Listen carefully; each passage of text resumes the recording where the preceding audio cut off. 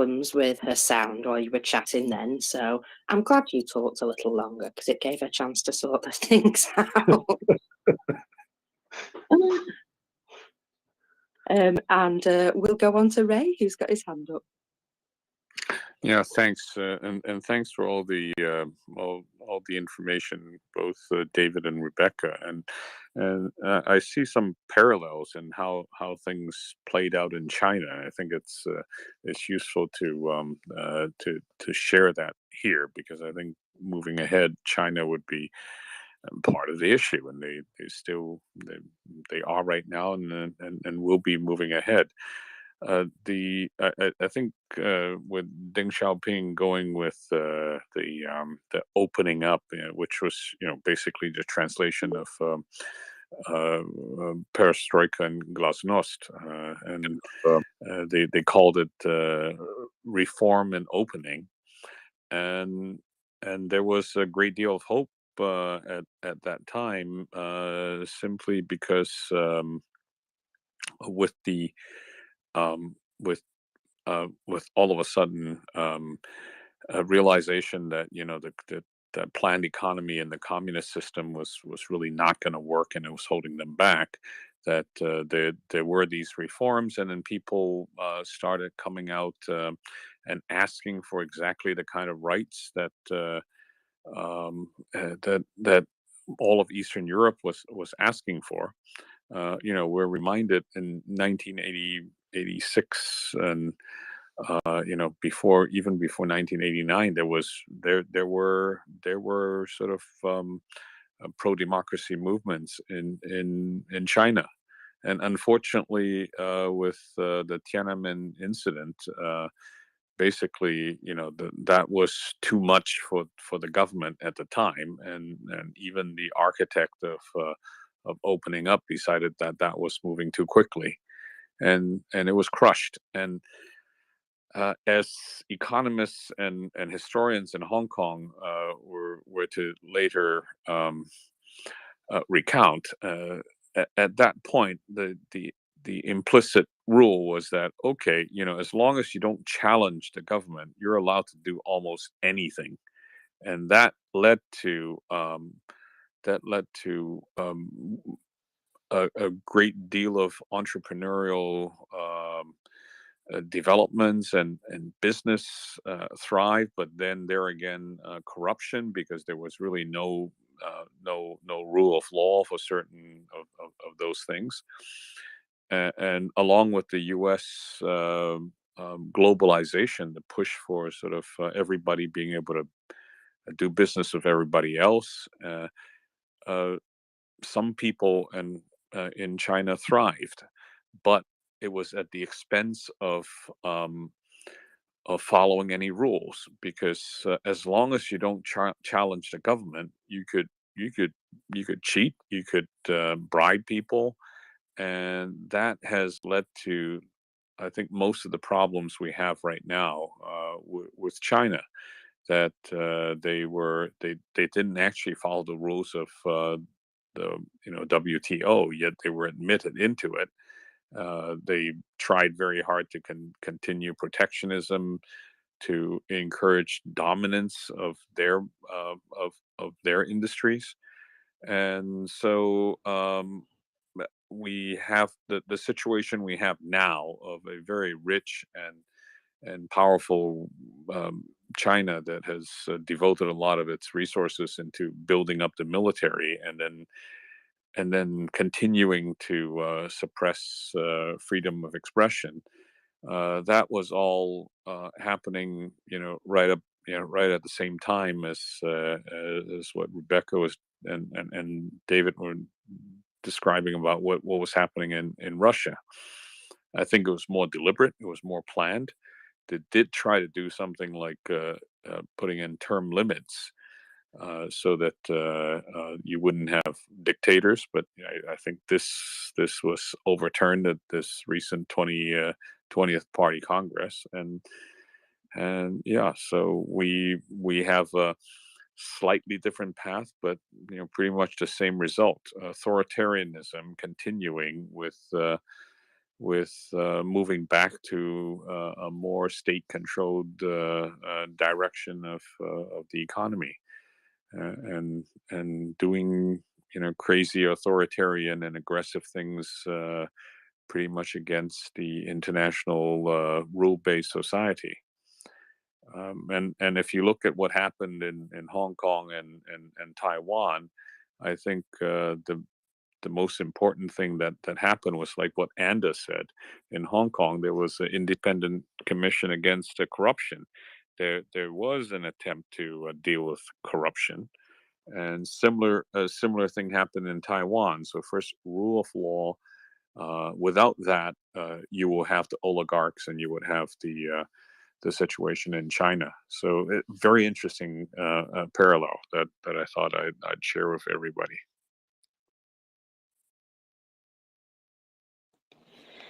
Thank you, Ray. Really, really interesting. Thank you very much for this. I think we have had here in the space Jingu some months back. Actually, I miss him. I miss him a lot.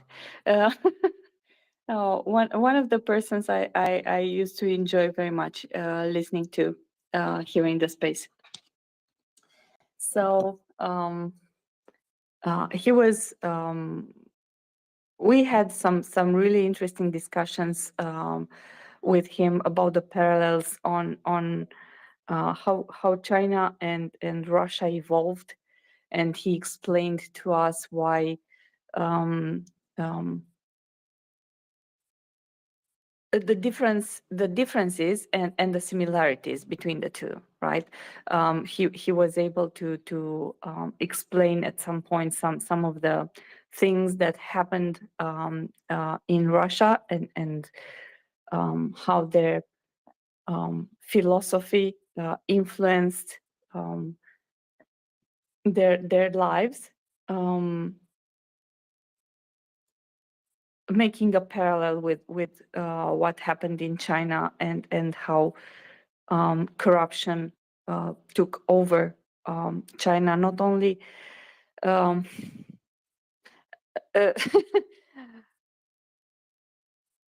not only the society but also the military, right?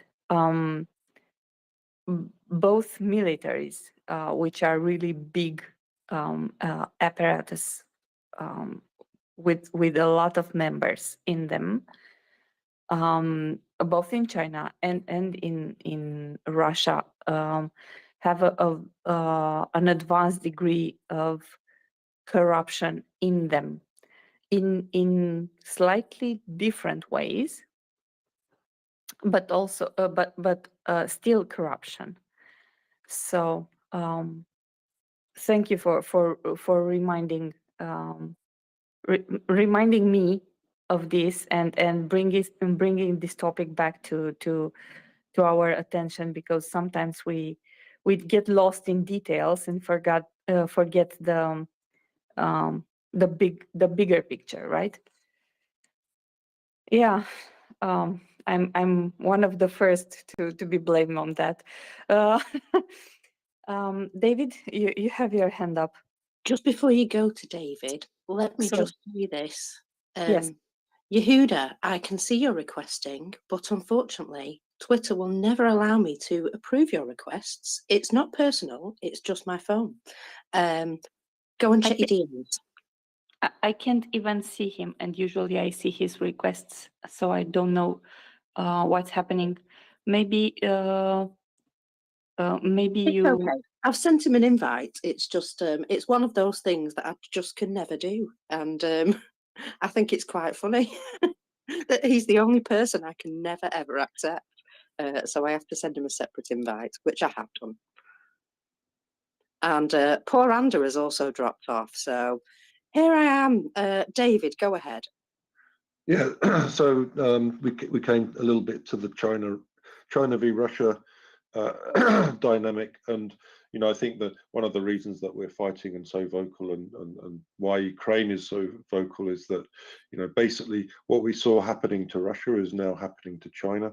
And so kind of we have in very recent memory the experience of seeing a communist system evolving into a free market democratic and a pluralistic system, and this is somehow stalled in China, which is one of the reasons why Ukraine has got to win, is because China's at the moment not heading in the right direction, and there are successful countries that have made that transition elsewhere. Hong Kong isn't a country, but Hong Kong being a case in point, Taiwan, Japan, and South Korea being two others.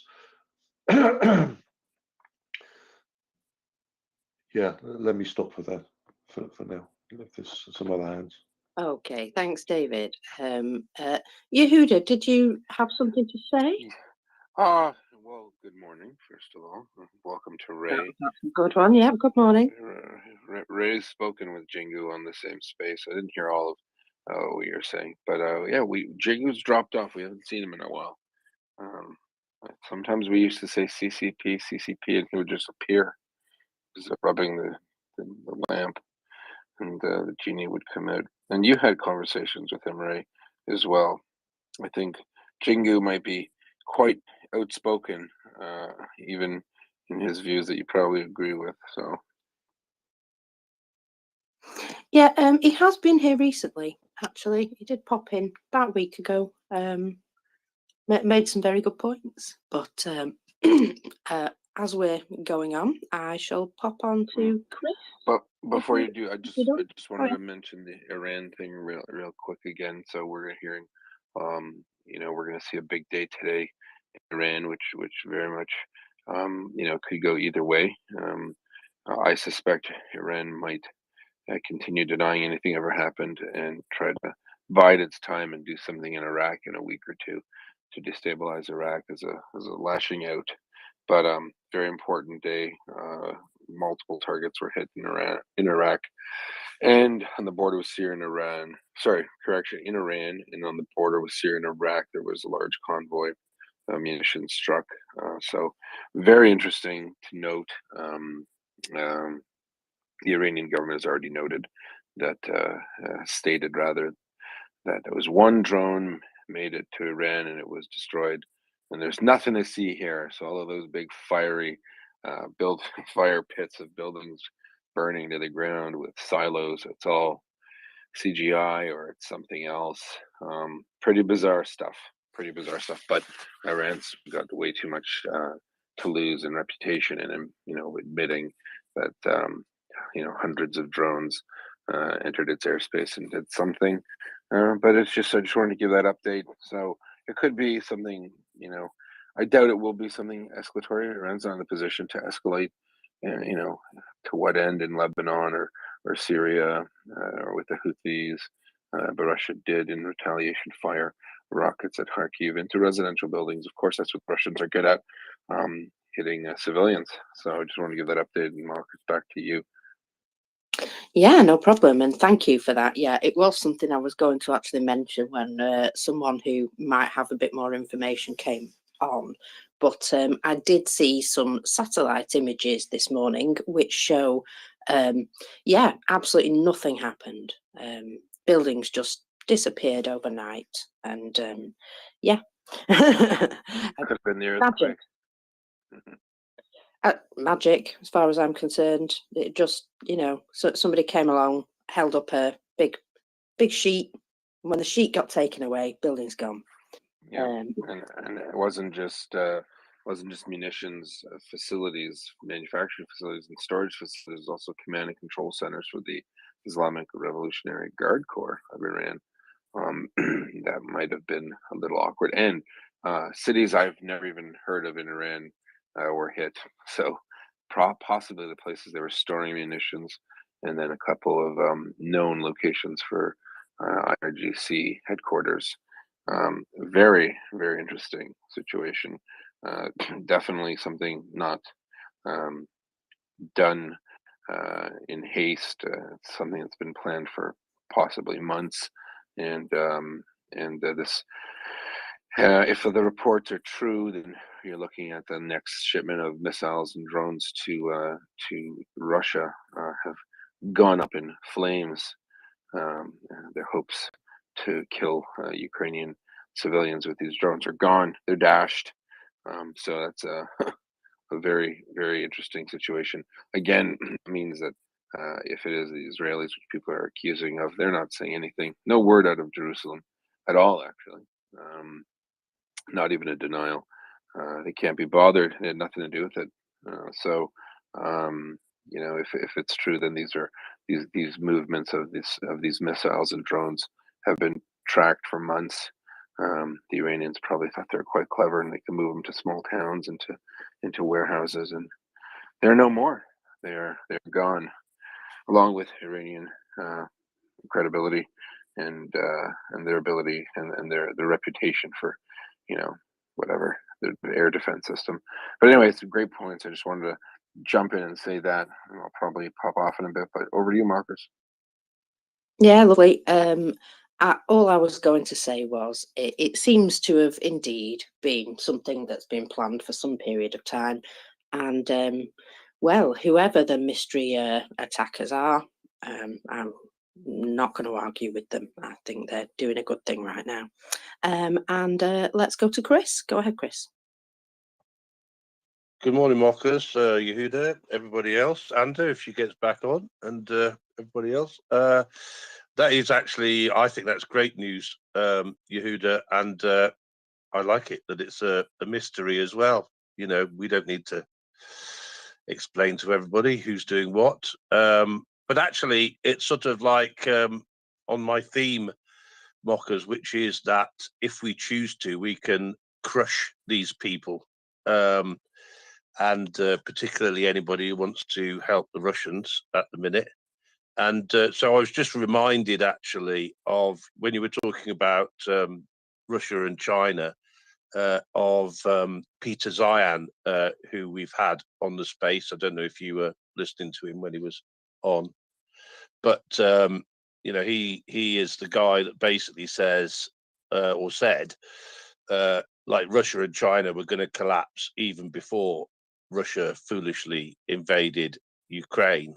One of the reasons for that being that both of them have had massive population crashes, and it's only just sort of like become clear how bad the Chinese population crash was or is.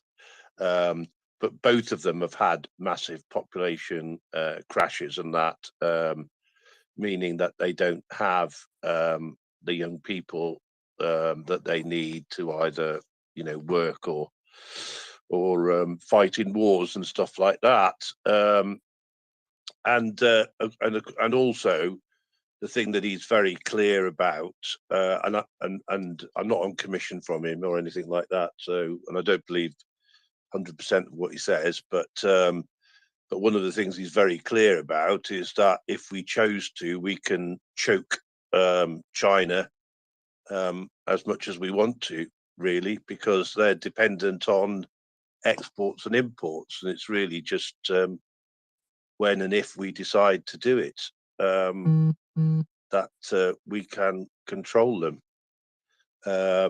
So that was just what I wanted to say about that. Really, there are other reasons why he believes that both Russia and China are going to collapse, but I'll leave those for another time.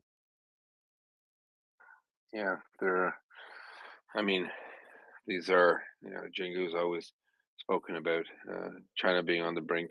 There are a lot of economic problems in China, but it is a huge regime with hundreds of thousands of bureaucrats who are all heavily invested in the maintenance of the regime. So, as much as I know he wishes it, I would sooner think that there would be internal change in China, a reformation of the current system before collapse. Really, but who knows? Anything could happen, right? Major economic turmoil often leads to revolutions and changes, whether we like it or not. But Mockers, I see that there's a lot of noise on Iranian and Middle Eastern Twitter about these attacks, and I might posit that maybe such a mystery that maybe it's Sarah McLaughlin's PMC. She calls it building a mystery, and maybe that's who bombed those Iranian facilities. That or Luxembourg. Who knows? You might be onto something there, Yehuda. Luxembourg. Yeah, you know what? Propaganda works both ways. I think we should just gaslight them, tell them it was Sarah McLaughlin. Well,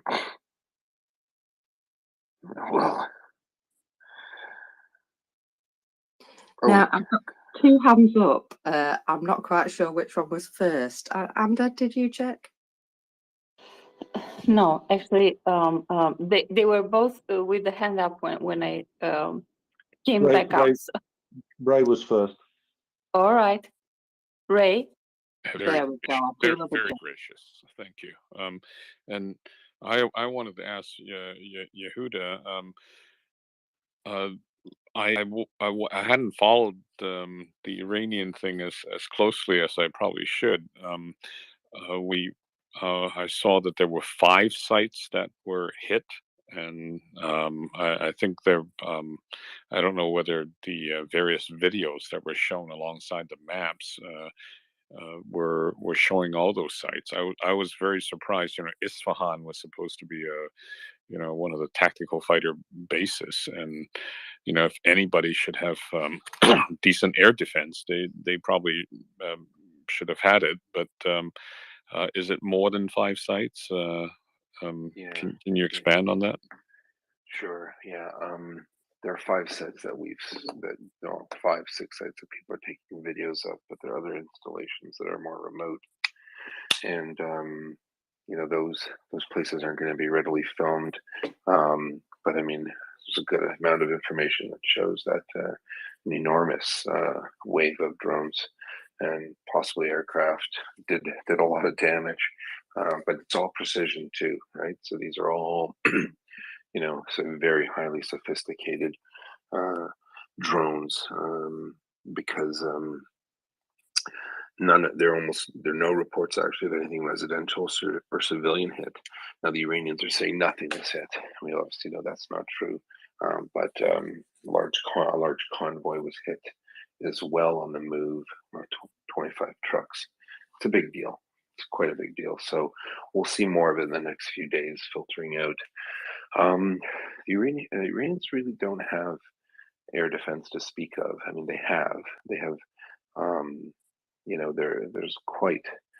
getting into too many details. There's quite an understanding that modern stealth jets aren't really picked up by these S-300s and S-400s.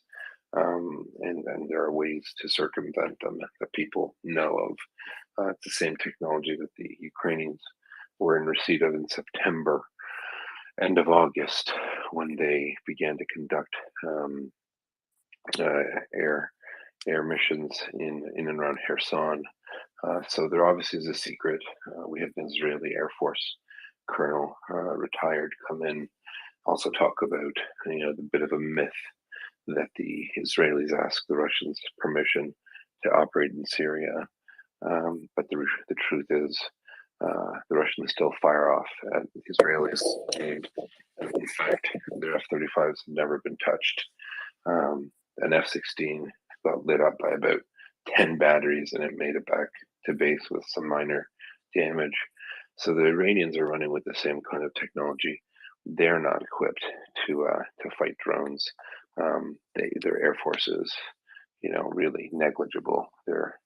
They don't have a very good air force because they're still using 50-year-old jets that they don't have parts for. The fact that their jets go up and go down is probably a miracle. So they did scramble jets. There were reports that civilian air traffic was closed momentarily, and that air raid sirens were going off in Tehran in some places. Definitely, they're not prepared. They would not be prepared for an American or Israeli air activity, let's say, at all. regardless of what they're saying. The only thing that protects them more is the distance that they are from Israel. However, I would argue with new Gulf allies, with other countries in the Arabian Peninsula, that issue has been mitigated, and the Saudis and Emiratis and all sorts of people have very good reason to make sure that Iran doesn't increase its military capabilities, so that it opens the door to cooperation with Israel. They know Israel is not their threat. They know Israel is no threat to any of their neighbors.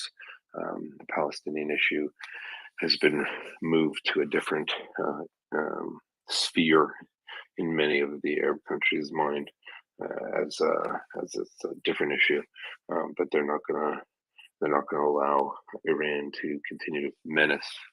I mean, Iran's biggest mistake was to turn so openly against Gulf countries, right? The attack on Saudi Arabia, the attack on Abu Dhabi, all of these were Iranian drones. So they've made a really, really bad strategic decision in the last 5-10 years. They've always been anti-Sunni states and anti-Gulf states, but they made a big mistake when they did that, because it drove those Gulf countries and Israel right together. Right? They realized that, hey, we can worry about the Palestinian issue with the Israelis on one track. We can protect our national sovereignty. Iran is not a friend of the Middle East. So Ryan, your mic's on. So when it comes to can you mute Ryan's mic? When it comes to their abilities to defend themselves, they've never really had to, Ray. They've never really had to worry about, or they've never believed it's an issue. Okay. They've never believed that anyone would dare do anything to their airspace. They're very confident that they have, the deterrence factor. They think that Israel is so afraid that they'll let Hezbollah attack them that they don't really have the ability. They've never built the defensive capabilities to withstand any type of drone attack. Iran's a huge country, so it's very easy to penetrate their airspace. It's very easy to evade their radars. It's well known. They don't practice these mobile drills where they move their air defense around. So they have certain ideas where they think the Israelis are going to go. They have certain areas and routes, airways, or whatever you call them, whatever they call it in the Air Force. But they have certain areas that are mapped out, routes that they suspect Israel would use to go to Natanz, for example, to destroy the Natanz facility. But I mean, they can enter Iran almost anywhere. It's quite a porous border. So, I mean, you could see really this could go on for a year before the Iranians try to find ways to stop it. And you know what? And it goes to show another point, Ray. It goes to show that the Israelis exercise extreme restraint. Iran vows publicly to destroy it. It conducts terrorist operations daily around the world, whether it's in Bulgaria on a bus with Israeli tourists, or in Thailand, or in here or in there attacking Israelis. They do it every day. They just fail most of the time. And occasionally they're sometimes successful, but not by much. So this strike shows that this was planned. They were being watched. All of the things they were making were being recorded. They had probably a lot of human intelligence. A lot of people in Iran hate the regime. They can't stand them. They'd be nothing more than they'd be more than happy to see the backside of the theocratic regime gone. So the Iranians are pretty much sitting ducks. They don't have the ability to withstand those drone attacks. What they did to Saudi Arabia, if people don't know, is they sent hundreds of drones to attack an oil installation and destroy half of it. So that therein began a huge uptick in air defense for the Arab states in the Gulf region, and with the help of Israel too. The technology that Israel developed fighting Hezbollah and Iranian proxies in Syria have been shared with Gulf countries, and they've been quite appreciative of that. And dare I say, they've probably said, if you'd like to hang out at this base, we'd be more than happy to host you. That's nice. We like you. You know, Saudi Arabia's not worried about Israel invading Saudi Arabia. And so, dumb move on Iran's part. I think Iran assumed, falsely, as a lot of people did, that the Israel Palestine issue would be something that would not make it possible for any Muslim country to cooperate with. That's just not true. In fact, that means that the most of the Arab world are so concerned and worried about Iranian aggression and imperialism, really religious imperialism, that they're willing to forego a 70-year-old conflict that has been in the forefront of many minds in the Arab world, and say, okay, that's one issue we can deal with. We have to assign and ascribe, fault and blame to certain sides as well. And the Palestinian Authority is not blameless in the lack of the promotion of peace.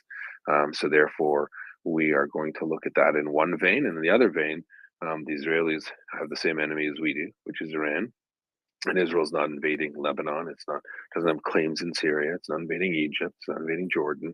So they clearly are being responsible. So if we're being attacked by Iran and Israel's being attacked by Iran, well, let's get together and join forces and make sure that we can cut them off. So super bad strategic policy decisions by Iran, totally delusional that they thought that certain terrorist groups within the Palestinian faction, the Hamas and Islamic Jihad and all these groups would that the whole Arab world would blindly side with them forever, was a huge miscalculation because it didn't work.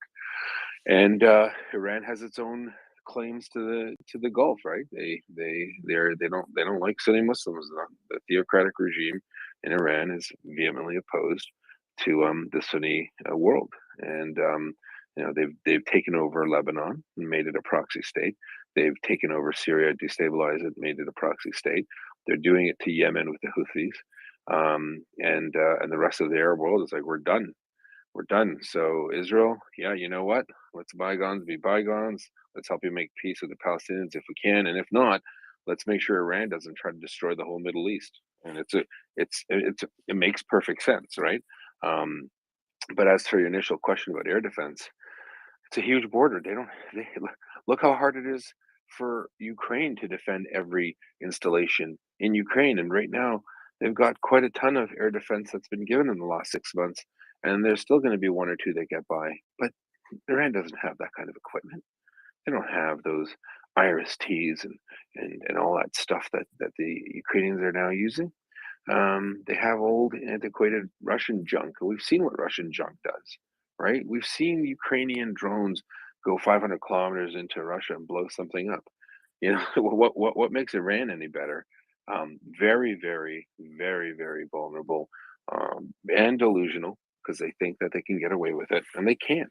And so you could see this if this was Israel, or if this was the Americans in Israel, or if this was this and this and this, and Sarah McLaughlin and her PMC, they could do this all day, every day for a year. The question is to what effect.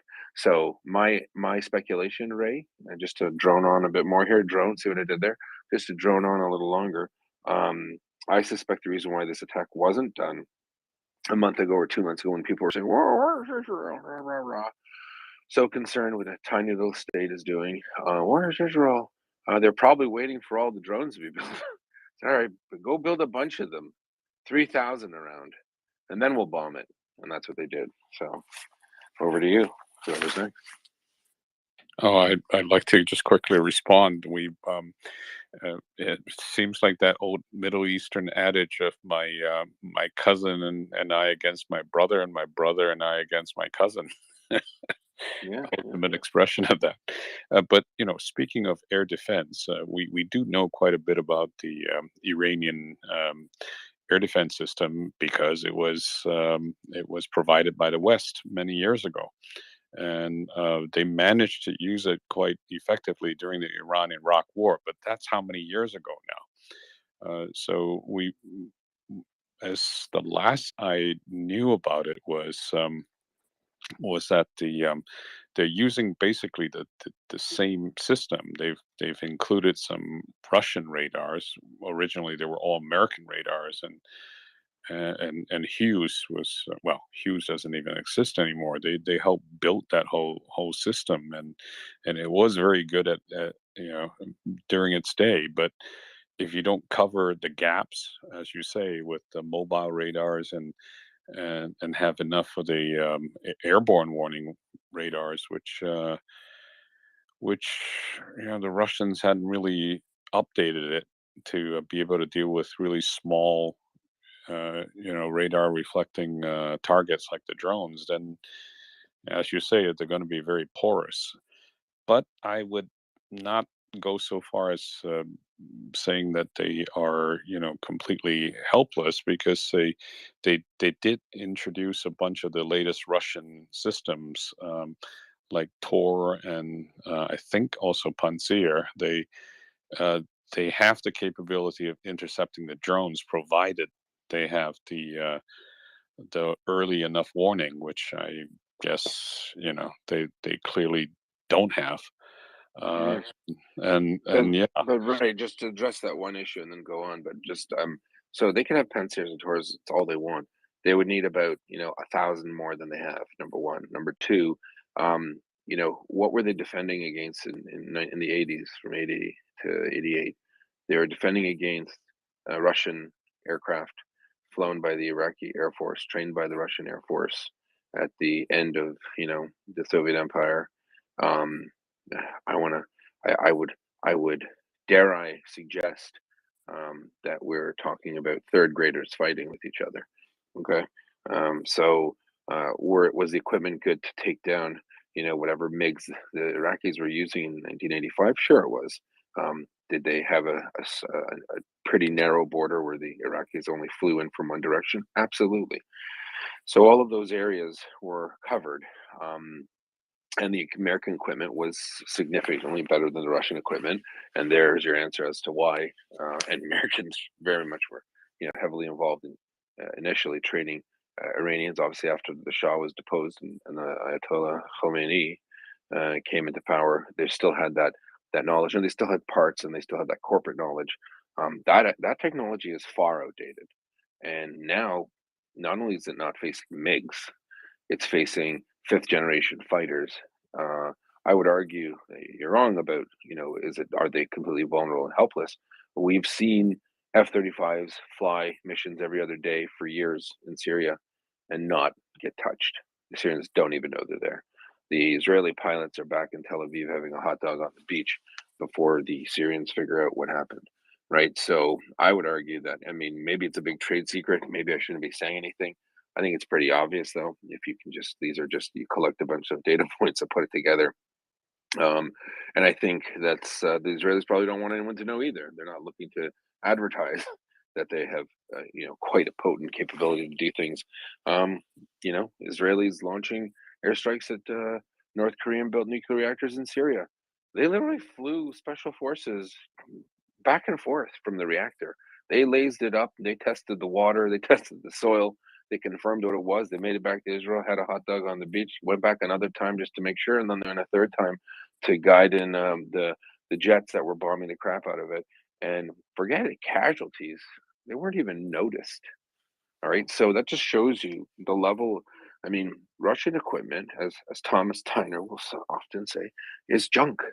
Not compare. You can't compare. You can. If you're using it to fight each other with the same stuff, sure, there's parity there. But the Iranians fought the Iraqis.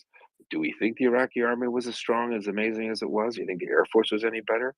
The Americans cut through Iraq's defenses in hours, right?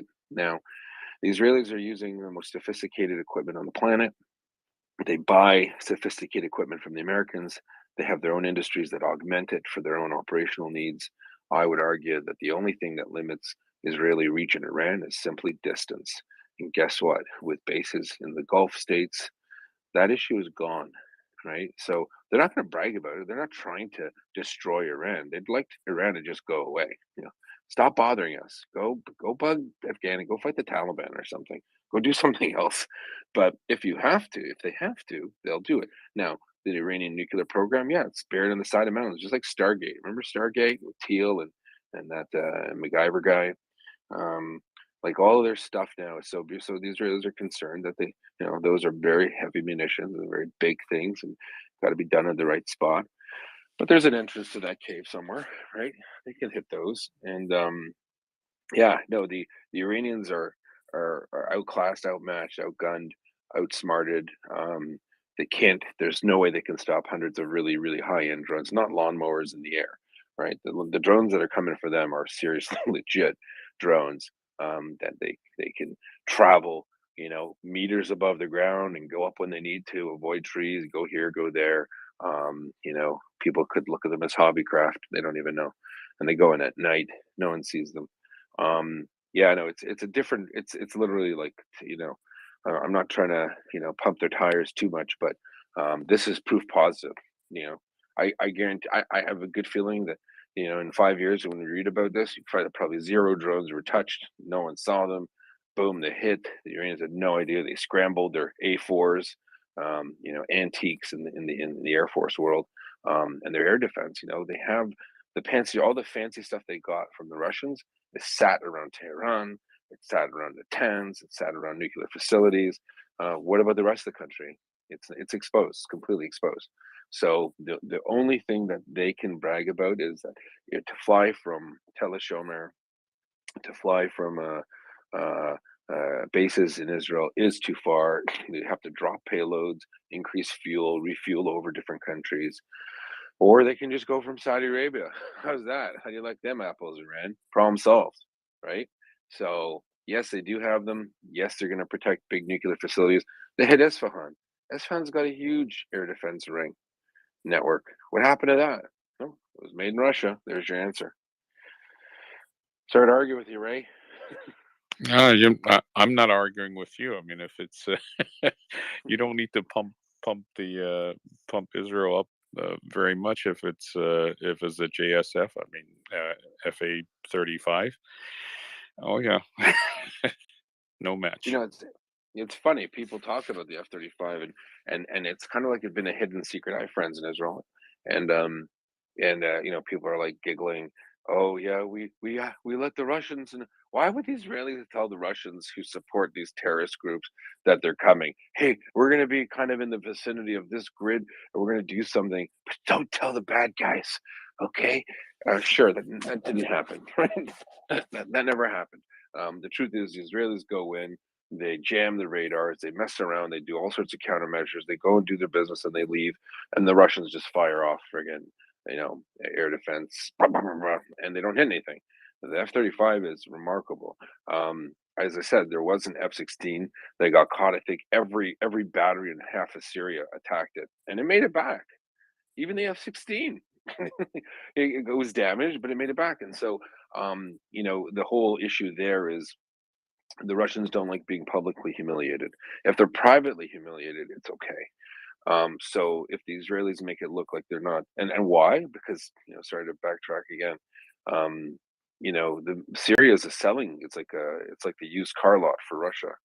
Look at our great things, what we can do. Come and buy them. We have these are really good. Look, even the Israelis ask us for permission. The Israelis, oh yeah, we ask permission. Okay, cool. The Israelis don't care. They're not about the ego. They have no shame. They want to do their job, finish the mission, and if playing pretend with Russia helps them, they're okay. Yeah, sure, Russia. Oh my gosh, those are great. I don't want you to shoot them at us, but yeah, no, I think they've established and proven ways to forgo or to evade Russian radars and Russian air defense capabilities, and we see it every day in the Middle East. You just don't hear about it too often. You have to look at the right places. So, hope that helps.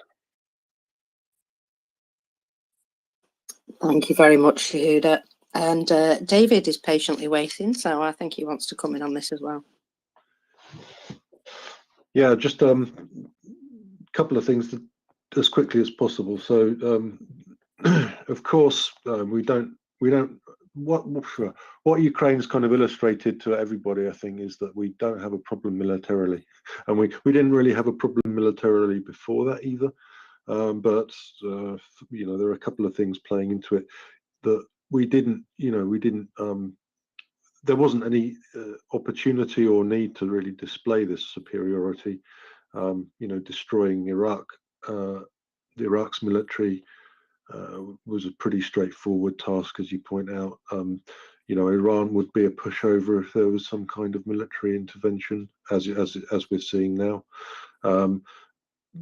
And yet, we managed to screw up Afghanistan despite being there and having got a lot of the way.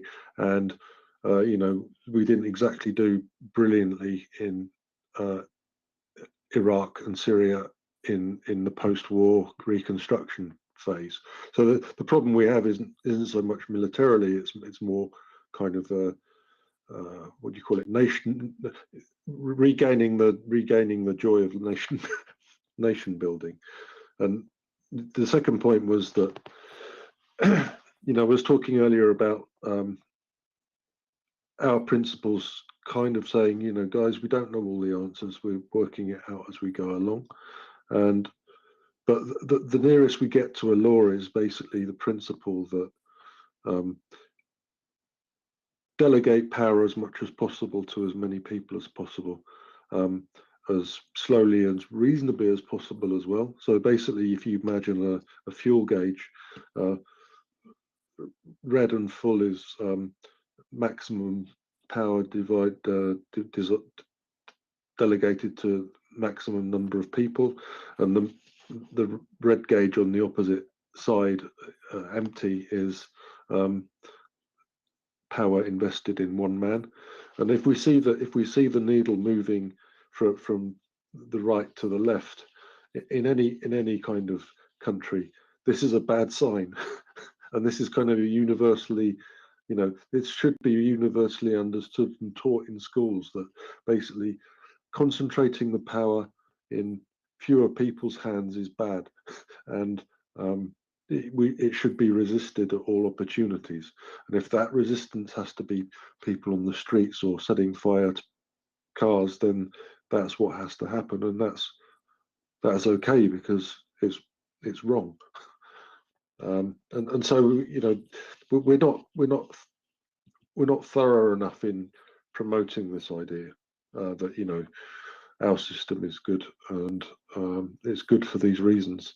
And like I say, China's going in the wrong direction now. It's very clear why it's going in the wrong direction. Power's being concentrated in the hands of one man more and more. Xi.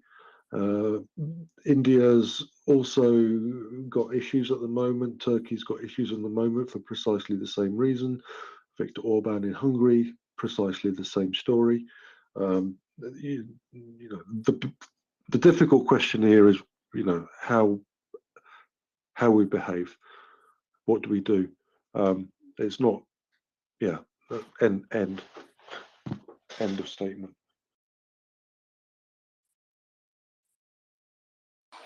Thanks very much, David. Ray, go ahead. Yeah, Yehuda, you just raised a very interesting and frightening point, and that is if the Israelis had access to bases in places where they didn't have before, then loitering, relatively short-range loitering munitions could be coming into play. That's just a frightening thought, because if you think about it, if you wanted to launch a strike directly from Israel, from what do they actually have? Unless, of course, they were air-launched Delilah 250 kilometers or so. But if all of a sudden the real enemies of Iran are allowing the use of their bases or just their airspace, that opens up some very, very frightening possibilities of using different types of drones to actually strike those targets.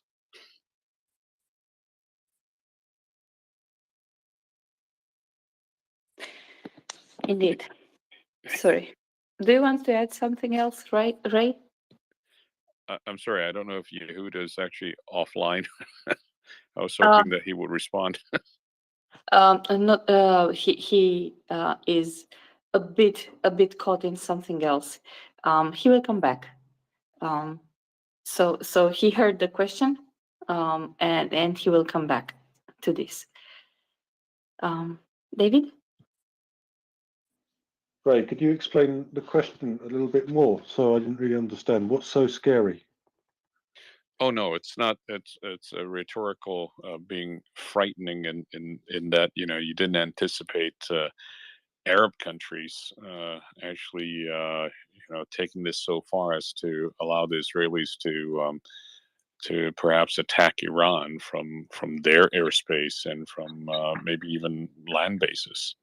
So the Iranians were talking about drones, and you'd expect if targets within Iran proper, especially Isfahan, which was actually a Tomcat a fighter base, being hit.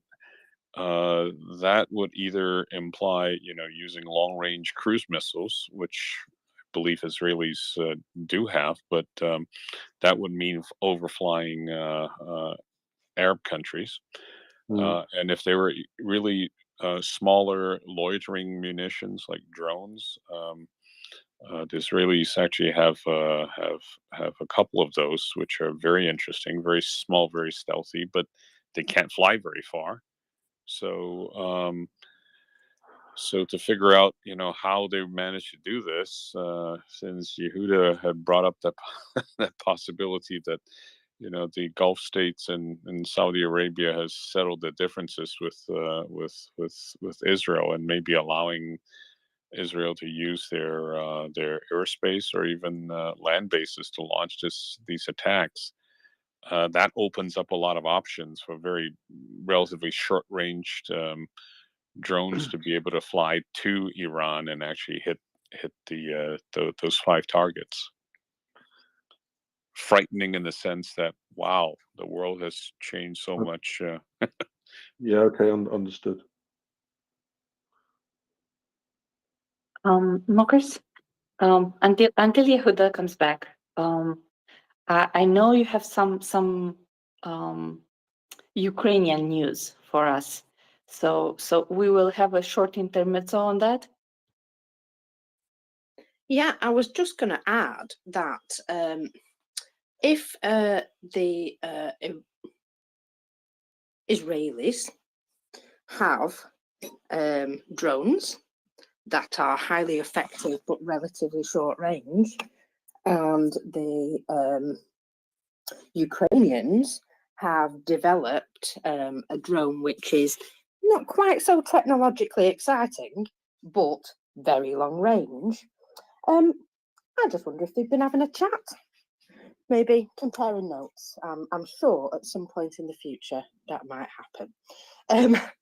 But enough of my wild speculation. I just think, Israel and Ukraine have been talking, and no matter what they might say they're not doing or doing very quietly in the background, they are chatting. So let's see. I'm sure at some point the truth will be out and we can all find out about it. However, in the meantime, the lovely British MOD have released the MOD report this morning. So let's have a little bit of that. So here is the MOD intelligence update on Ukraine for the 30th of January 23. Russian authorities are likely keeping open the option of another round of call-ups under the, in inverted commas, partial mobilization on the 22nd of January 23.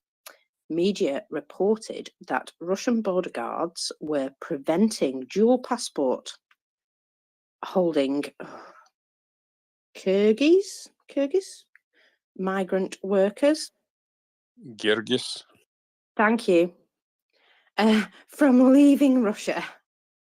telling the men that their names were on mobilization lists.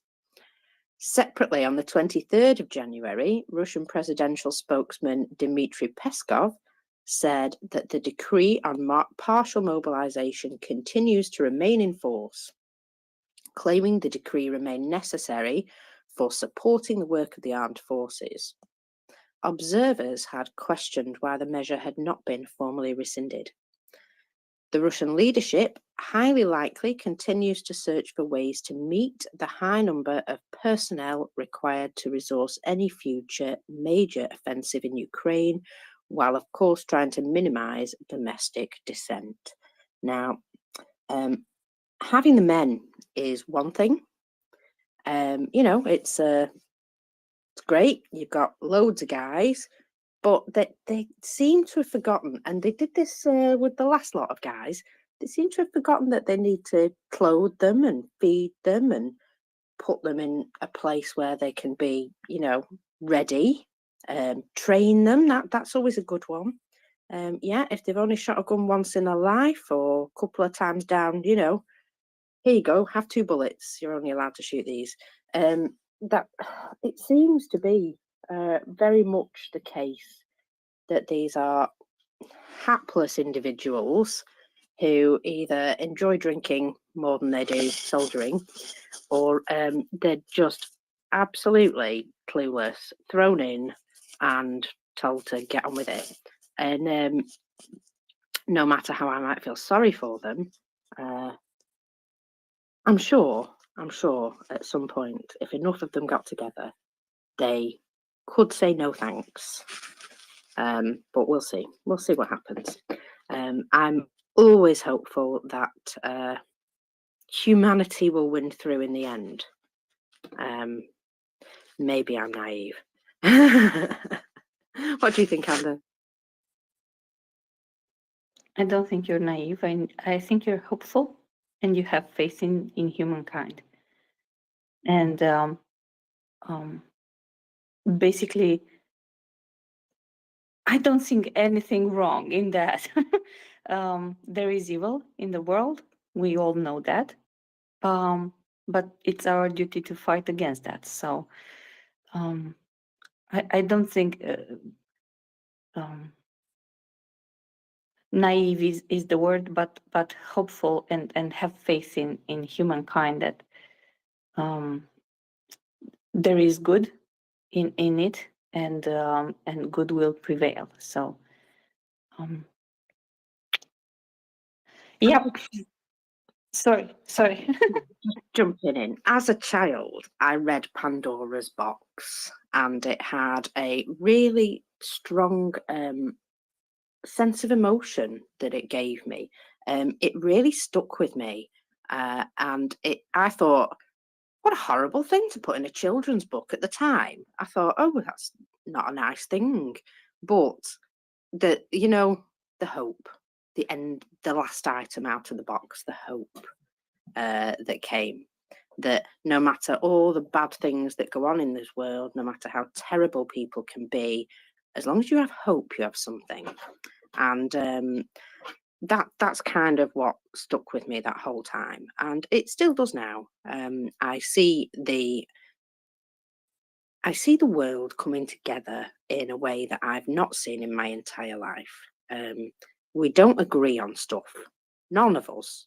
From families to countries, we don't agree on stuff, and yet we can find reasons to get along and work together. And damn, that's important to me, and restores my faith in humanity, most definitely. Now I'm a little bit underwhelmed with today's Russian losses. By the way, they've come out not so long ago. However, I'm thinking this means that the Russians are tired. I'll just run through the numbers. So 490 liquidated personnel, 4 tanks, 3 APCs and 1 artillery system, and 4 vehicles and fuel tanks. Now, it doesn't sound like an awful lot, does it? But you've got to remember that over the last 3 days, those numbers have been really high. It sounds to me like a division of Russian troops and all their associated equipment got completely wiped out over the last couple of days, and this was just the mopping up. So yeah, that to me sort of makes sense, that they've had 3 days of absolute high numbers, and then they've sort of mopped up whatever was left. And this suggests to me that the Russians made a big push, got absolutely spanked, and then decided to pull back a bit. So we'll see. Anyway, Anda, go ahead. So, God, I hate when this happens. I had a thought, and it went away with another thought. They married and eloped. All right, so there was one point that was made today about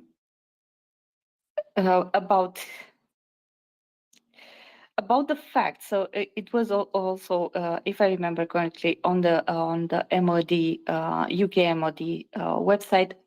No, I'm totally misleading you. It's on the Institute of War. It was mentioned on the Institute of War. So their assessment was,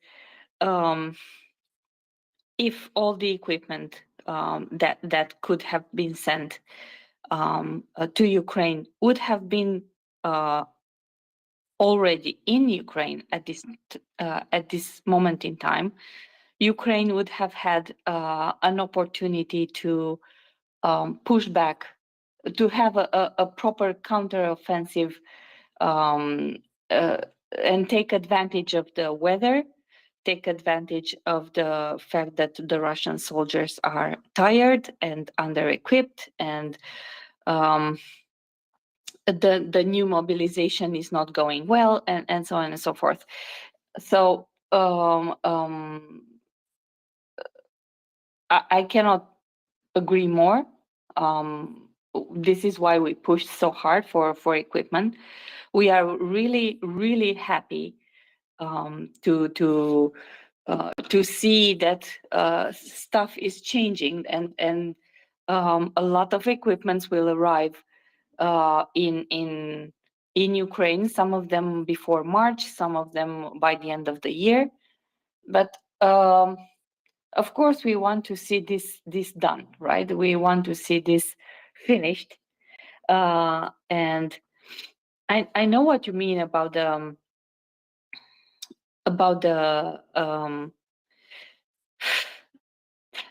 you know, there is a saying in Romanian that somehow is translated in English like, we were spoiled, right? The last week we were spoiled with big numbers, with big losses in Russian side, and we want more, but actually the numbers are not that low, and it's a good thing. Ukraine, even without the equipment that they need to win, is holding, it's holding, right? And the last message they sent, for example, regarding F-16s, were we have Suhois, and we are able to hold back. We are able to hold back the Russians, but if you give us F-16s, which are being discussed for the last year, basically, we can win. So they actually issued a number. They asked for 180 F-16s, basically 5 brigades. They say this is what they need to close the skies over Ukraine. I will go to Ray, and then I will tease you with some information, which actually the details of it I will let Mockers and Doman when he comes up to detail to give you details on those on those incoming equipment for Ukraine. So Ray. Yeah, just to put some context on those numbers, I think there were a few worrying moments when especially the Wagner group made some progress south of Bakhmut and also made a big push towards Volhladar, and I believe that was at great cost. I think that's been reflected in the numbers and also some of the videos that were that that have been made public. But they did make some gains, and some of them were quite dangerous. They now have the supply routes to Bakhmut, at least one of them under fire control. So it's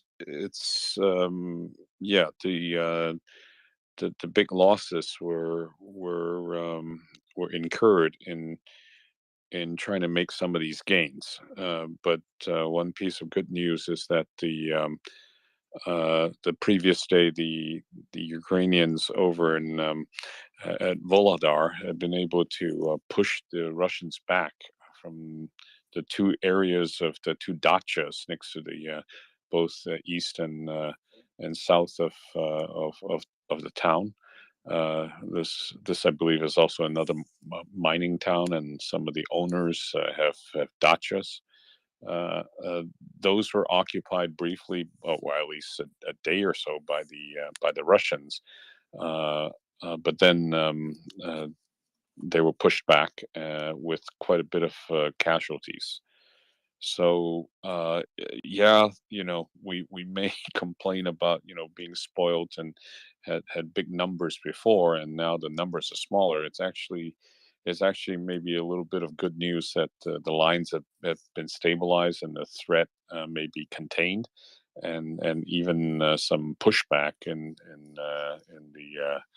the south. But there were some worrying moments.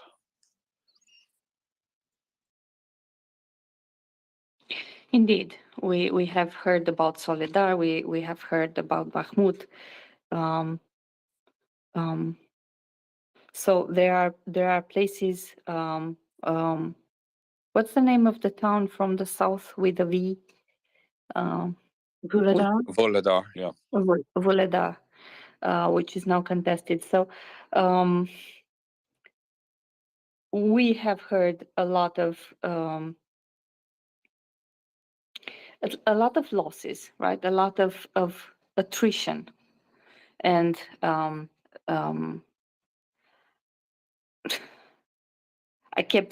I keep saying this, but I really wanted the tanks in Ukraine in order to finish and at least get Ukraine to the Crimean border, right?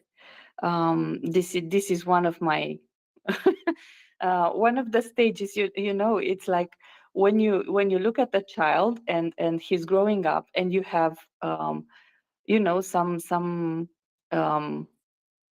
not deadlines, but how do you call them?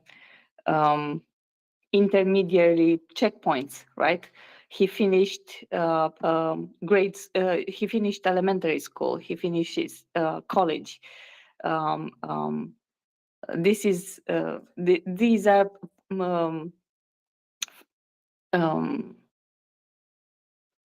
checkpoints until he is grown up, and he goes to university, and then he has his first job. So you have some checkpoints in life, and my checkpoint looking at Ukraine is seeing Ukrainian tanks at the border with Crimea, seeing Mariupol free,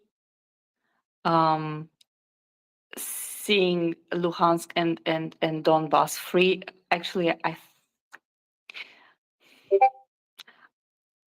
am no military expert, so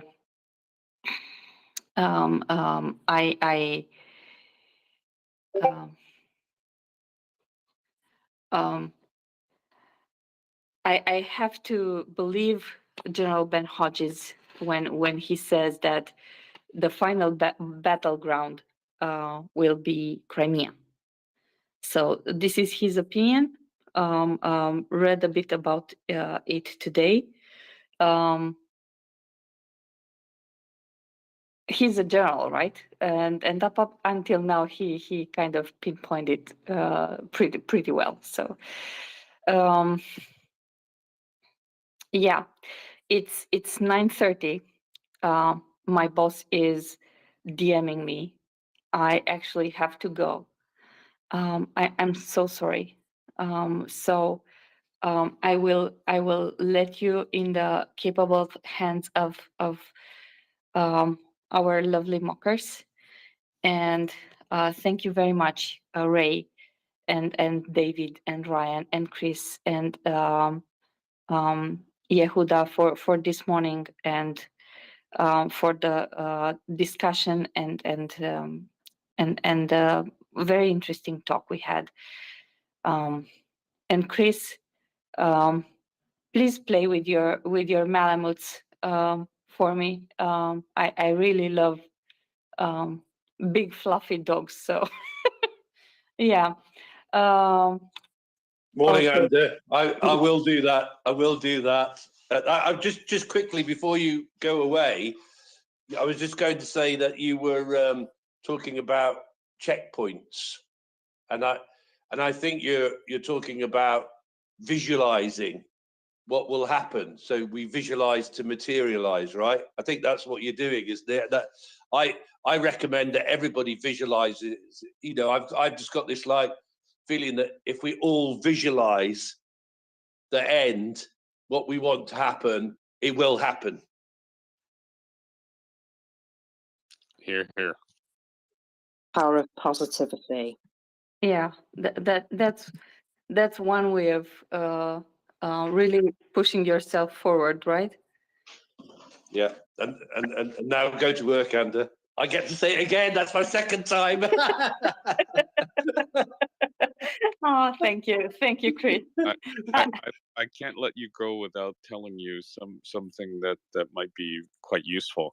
Yes, the NATO tanks are very important, and the crews are just beginning to train. It's going to take a few weeks, but let's not forget that there were hundreds of Russian tanks captured in the offensive in Kharkiv. They will probably be in action a lot earlier because repairing them and with parts that the Ukrainians probably already have, and some of the Eastern NATO allies have also been supplying.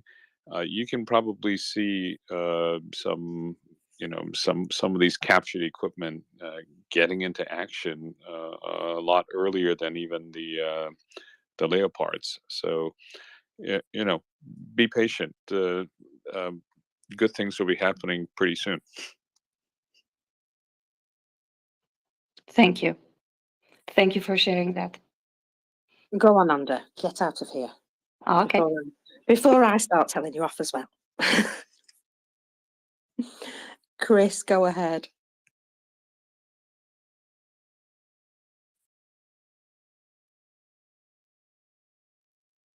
Chris, you've got your hand up. Do you not want to talk to me?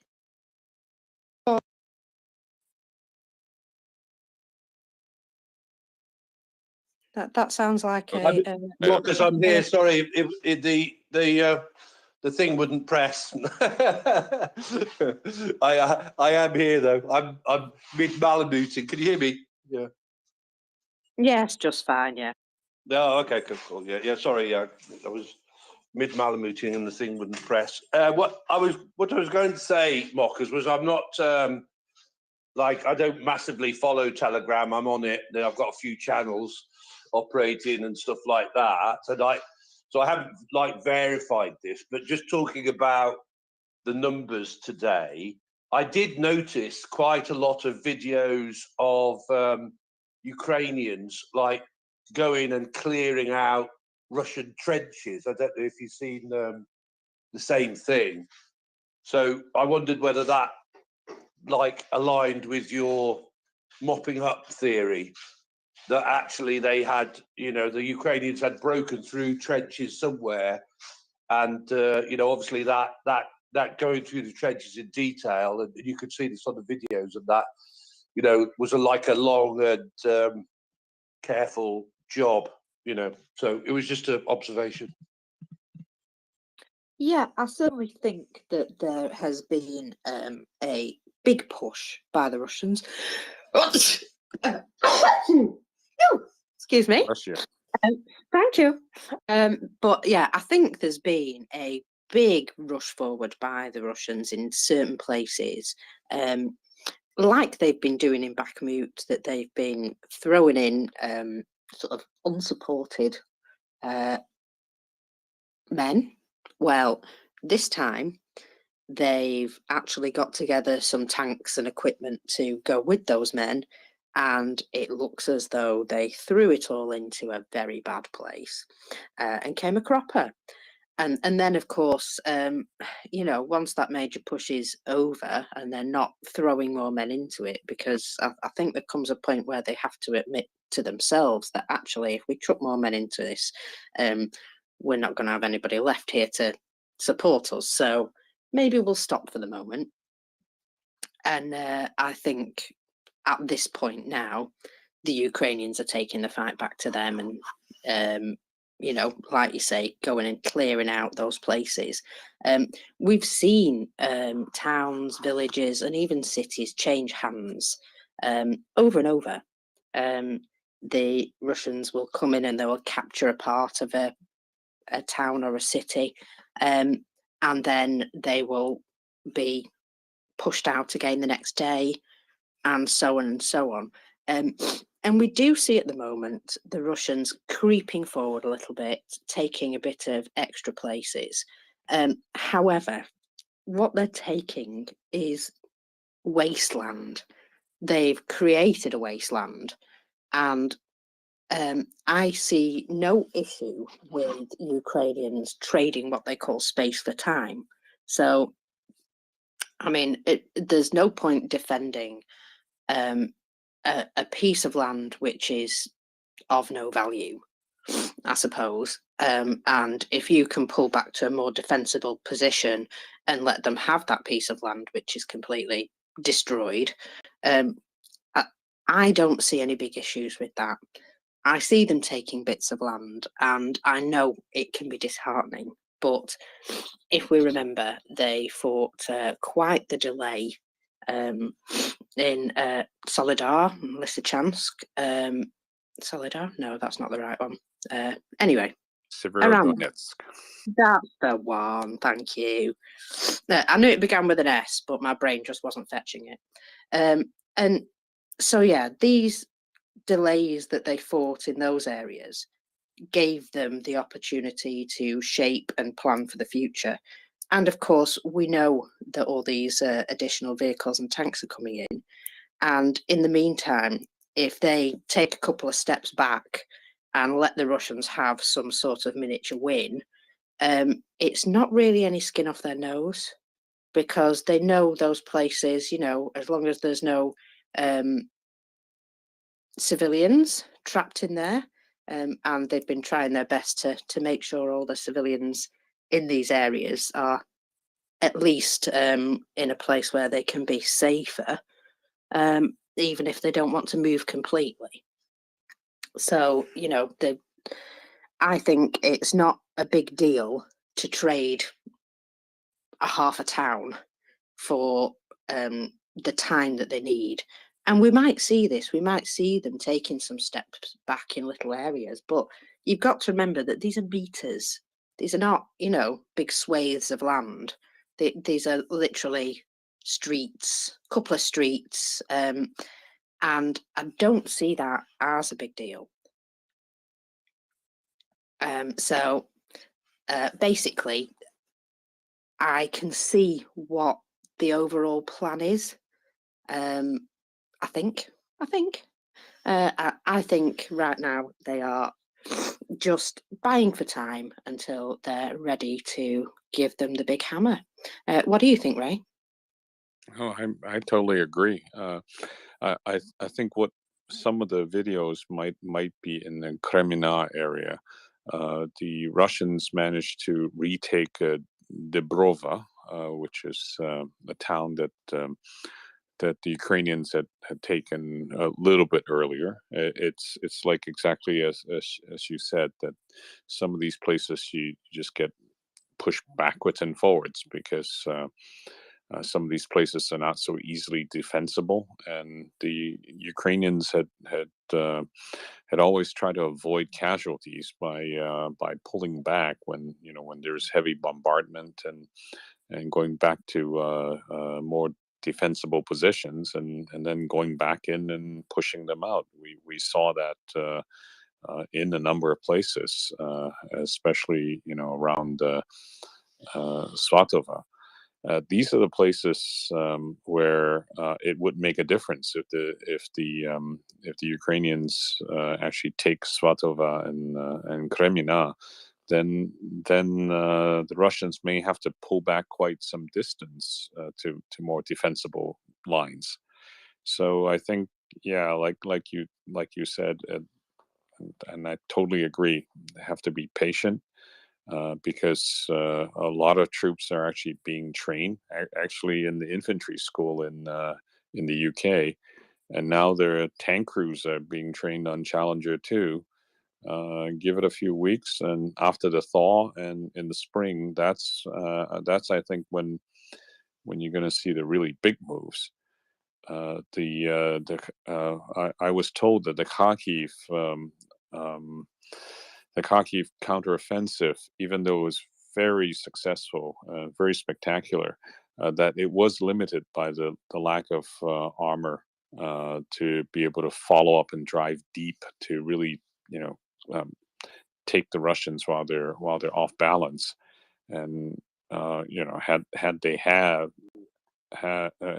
if they had more modern tanks, and the infantry fighting vehicles, uh, that success could have been even greater. So I think we can look forward to much better things when the Leopards and the Challengers, and of course the captured Russian tanks are repaired and put into action. And also like to bring up something that I don't think people noticed.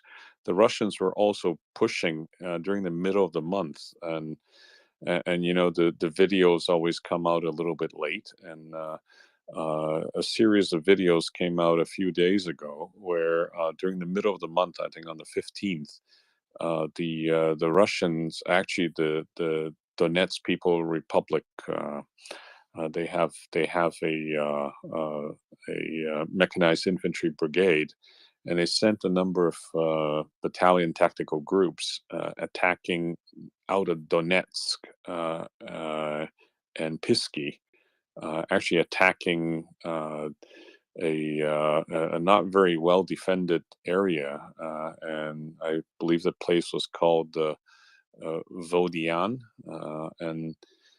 and they got completely beaten up. I think the equivalent of a total a battalion tactical group of infantry fighting vehicles and 4 tanks were destroyed, with a lot of the infantry.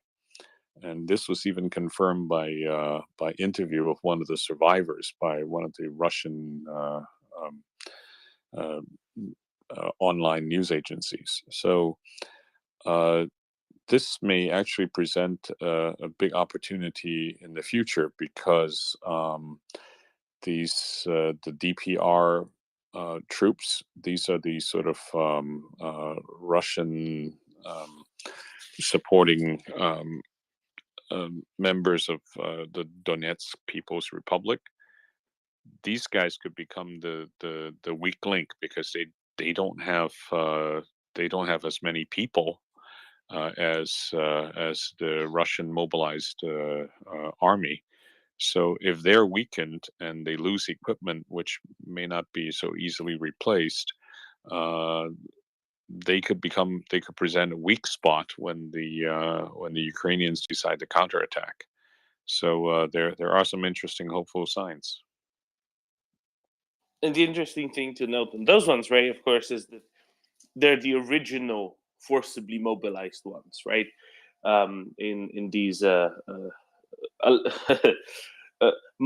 mafia and intelligence operation administered alleged people's republics, because that's the first place where there were reports of already last year in April, May, of intelligence officers literally hunting men down in the street. Any man that was seen in the street got hunted down and put into these battalion tactical groups. And that's the first ones that were being used by the Russians in these literal infantry suicide attacks, right? And that just extended to Russians from Russia later on, and that also illustrates what how the Russian establishment really treats people whom publicly in their propaganda they portray as the Russians whom they're saving, but really they're treating as, you know, the most colonial of colonial troops in a very 19th century way, as the really expendable ones, even before they started doing the same with any of the ones that they brought from Russia into Ukraine.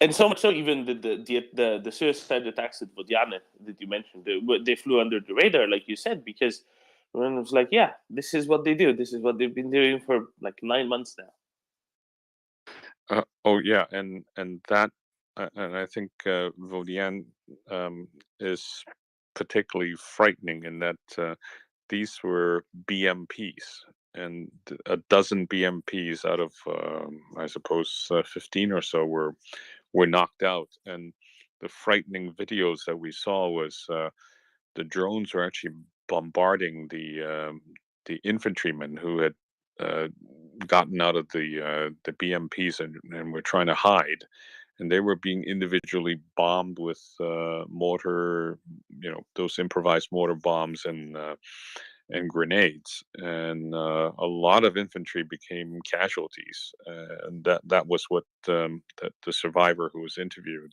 mentioned. So these losses are not going to be easy to replace by these mafiosi, impressed DPR troops. And let's also remember, right, that bit of the front line has been unchanged since 2015, right? Or in some parts, the Russians will have made, no, literally, and I'm talking literally, a quarter of a mile, half-mile progress over the course of the entirety of the last 11 months. So Ukrainians are still in their old defensive position they've been building out for years and years and years and years and years. So sending anybody against those is, especially at Avdiivka, for example, right? And Pisk is just next door. Is really obviously suicidal behavior. But they think, yeah, no, this is a good use of our impressed colonial troops, right?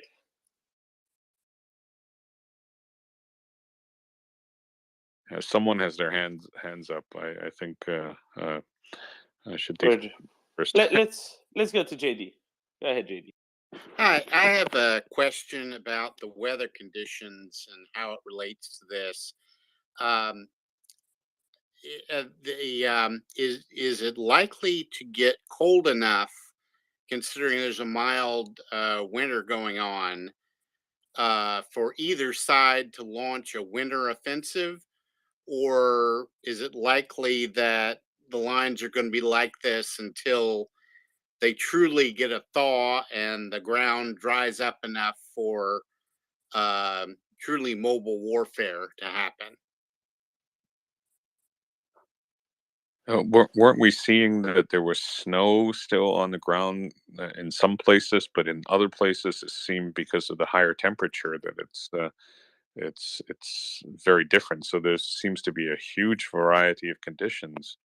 Um, you're seeing snow in, say, the Solidar and Bakhmut area, but not so much down in Volodar. Is it getting cold enough and for long enough for the ground to freeze? I've never been in that area of the world, so I don't know what the climate is like there and how long it does take the ground to freeze and how cold it has to get. So I'm hoping someone on the panel knows. Well, my impression is they're a particularly mild winter right now, uh, and and the sort of temperature was hovering around freezing in some places. But I thought I heard somewhere that uh, it wasn't going to get colder. So un- unless you have a storm or something, they're gonna start entering into that thawing and bad season that's hampered the initial invasion. So that's I don't know. They may have still 3 or 4 weeks before that happens in earnest. But this was a particularly mild winter. So I hope somebody else can add more information to that. I can a little bit. So the winter was very mild compared to historical standards thus far. It doesn't exclude the possibility of a week and a half, whatever, of it actually dropping into 10 degrees below freezing consistently, and that freezing the ground over. But like Ray said, in some places you have a dusting of snow on the surface. In other places it's a mud soup. And the dusting of snow basically says, well, it's -3 during the night, it's +1, +0, -1 during the day, and maybe in a shady area, in a shaded area, it doesn't get next to a forest or whatnot. It doesn't melt the little dusting of snow.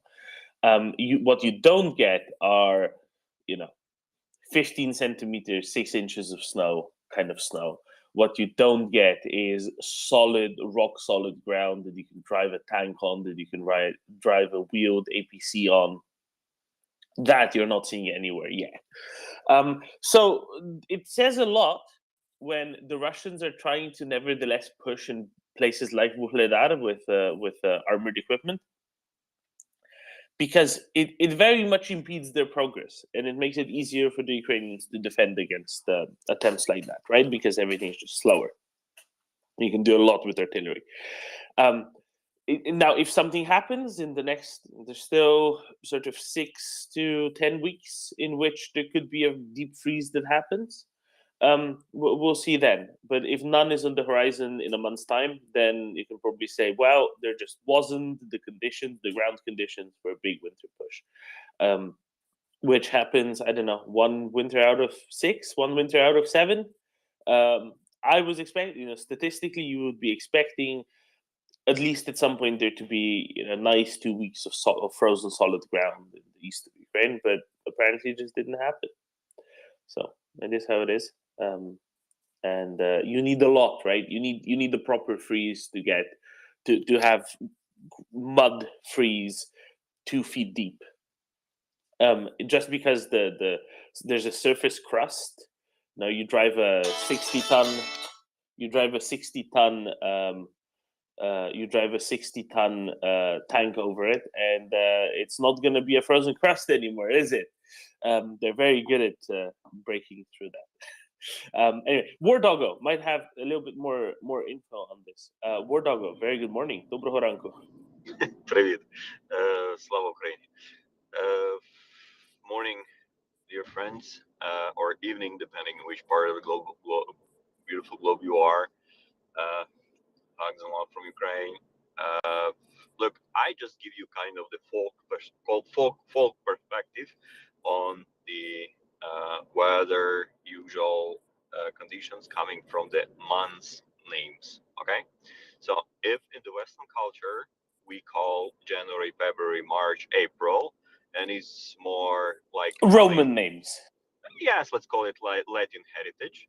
In the Slavic countries, Slavic heritage countries, like the names of the every month, they are connected with the nature.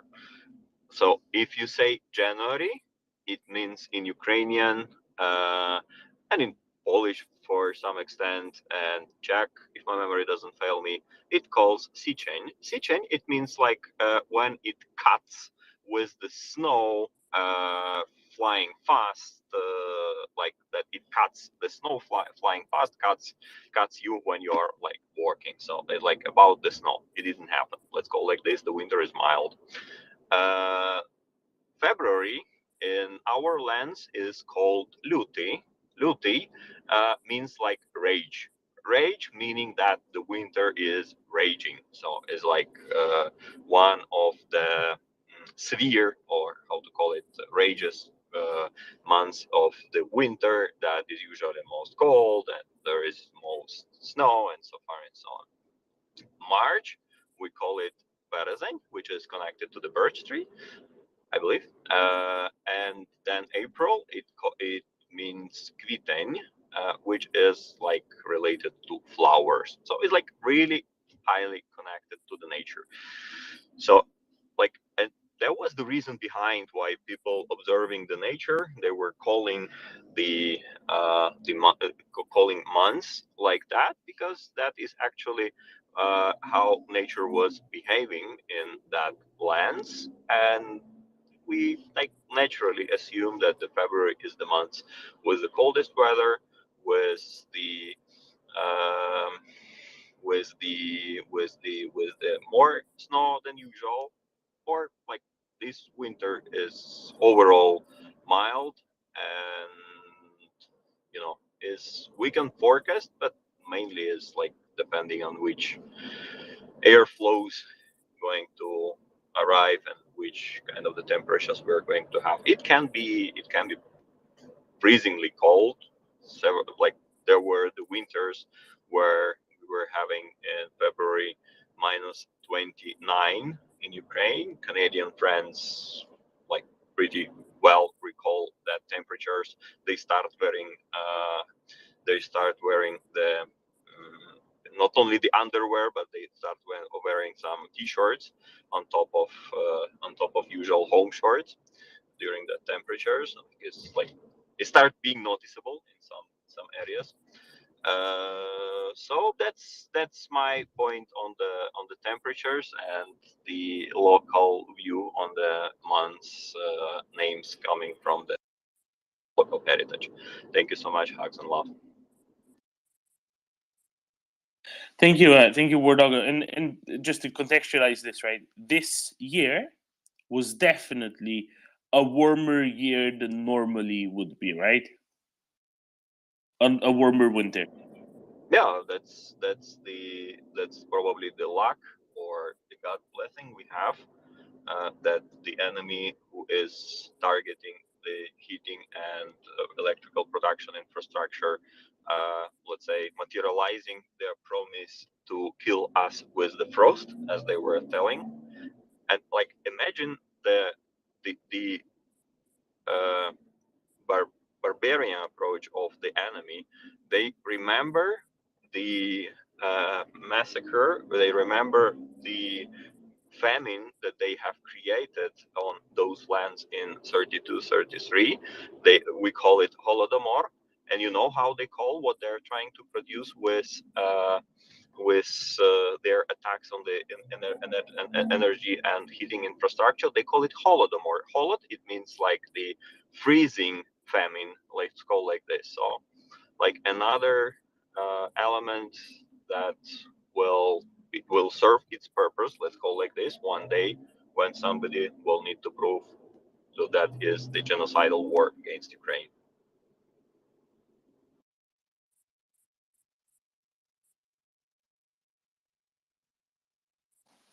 Thank you, War Doggo. Thank you for that. And exactly right. So cold and hunger are very similar words, and this is where you get where you get this from. All right. Thank you, Wardog. And this just shows, anybody who says, "Oh, but the Russians are just trying to do something else," and definitely not genocide a lot of Ukrainians. Well, show them this aspect of it, show them this aspect of their propaganda, show them hearkening back to genocide of the past. So just remember that. Well, go ahead. G'day, fellas. G'day, mockers and gentlemen. How are you guys? I've been Good out morning. doing my actual job all day, so I've missed all day. But this thing on the weather is something that I was interested in asking, but I've never got up to, or didn't put a hand up to talk to the military experts that were on before to see how realistic the conditions are getting. My read of so I agree 100% with what War Doggy said. I've lived and worked in Russia and been to that part of the Ukraine. And the one thing I have noticed that I wonder if the military experts have noticed is that, it's Ukraine's a fairly big country compared to a lot of European countries. And that if you look at the weather maps, the weather down in Soledar, Bakhmut, that area is significantly, 3 to 5 degrees Celsius on average warmer than it is up in Kremena to Svatova region. And I find it, so if we saw the weather that we're going to get through the end of the week this week in Kremena, if we see that for 2 more weeks up in that area, I suggest that it might start to be hard enough for someone to do an offensive. And I'll just note that I think they moved in most of the T-90 tanks into the units that were defending after the Kharkiv offensive. And I suspect that may be because either they were worried about a further advance in that area, or that perhaps is the place where they're going to try to combine what armor they can and have an offensive from the Russian side. As you would have noted that they had about 2 weeks ago, Chuck Ferrer covered a minor advance they tried to do north of Svatova, and that failed, of course, because nobody was brave enough to be the first one out of the trees. But so that testing, where they're combining their supposedly best arms and some of these BMPTs and things like that, their Terminators, might suggest to me, if they get 2 more weeks solid of cold weather below at 5, where the average temperature the average daily temperature, day and night, needs to be between 0 and 5 degrees Celsius or lower, and then you should be able to see enough ground freezing to support tanks with these large tanks. So down in Bakhmut Soledar, given the February, in fact, is the coldest and snowiest month of the year over there typically. If we get to the 3rd week of February and we don't see those conditions, it is less and less likely that it will be advantageous for either side to mount an advance. But it would look to me, from my non-expert viewing of things, that Russia will very likely, if they get conditions that they feel favorable, or they just feel they have to go, they will probably attempt to regain the initiative by making an advance somewhere, north or south, if they get that cold weather. And if they don't, or if Ukraine is able to withstand that initial attack, that will bode very well for an offensive later on in the spring, early summer, as and when it suits Ukraine to be able to make an advance after they've got everybody trained, everybody ready, all of the equipment mobilized, and with the losses that Russia has suffered already, that have already gone over to Ukraine's side, as you suggested, maybe they'll be able to have a hold off things well enough to wait for a summer offensive, or force Russia into making an attack before it would be optimal, which is ideal, because that will be, that could be punishing. There could be a lot of losses, but I mean, the reason why you're seeing 200 and 300 meters gained every day in Bakhmut Soledar area, and they're ready to cut the T105 0305, I believe, is these massive waves of human people that they're throwing at it, including all of the conscripts that they can get from Wagner, backed up by now VDV troops, which suggests that they got serious about taking some ground there, but they haven't really taken enough to be significant. And the price they've paid for it has been shocking. I mean, we saw our first excess 1,000-day losses.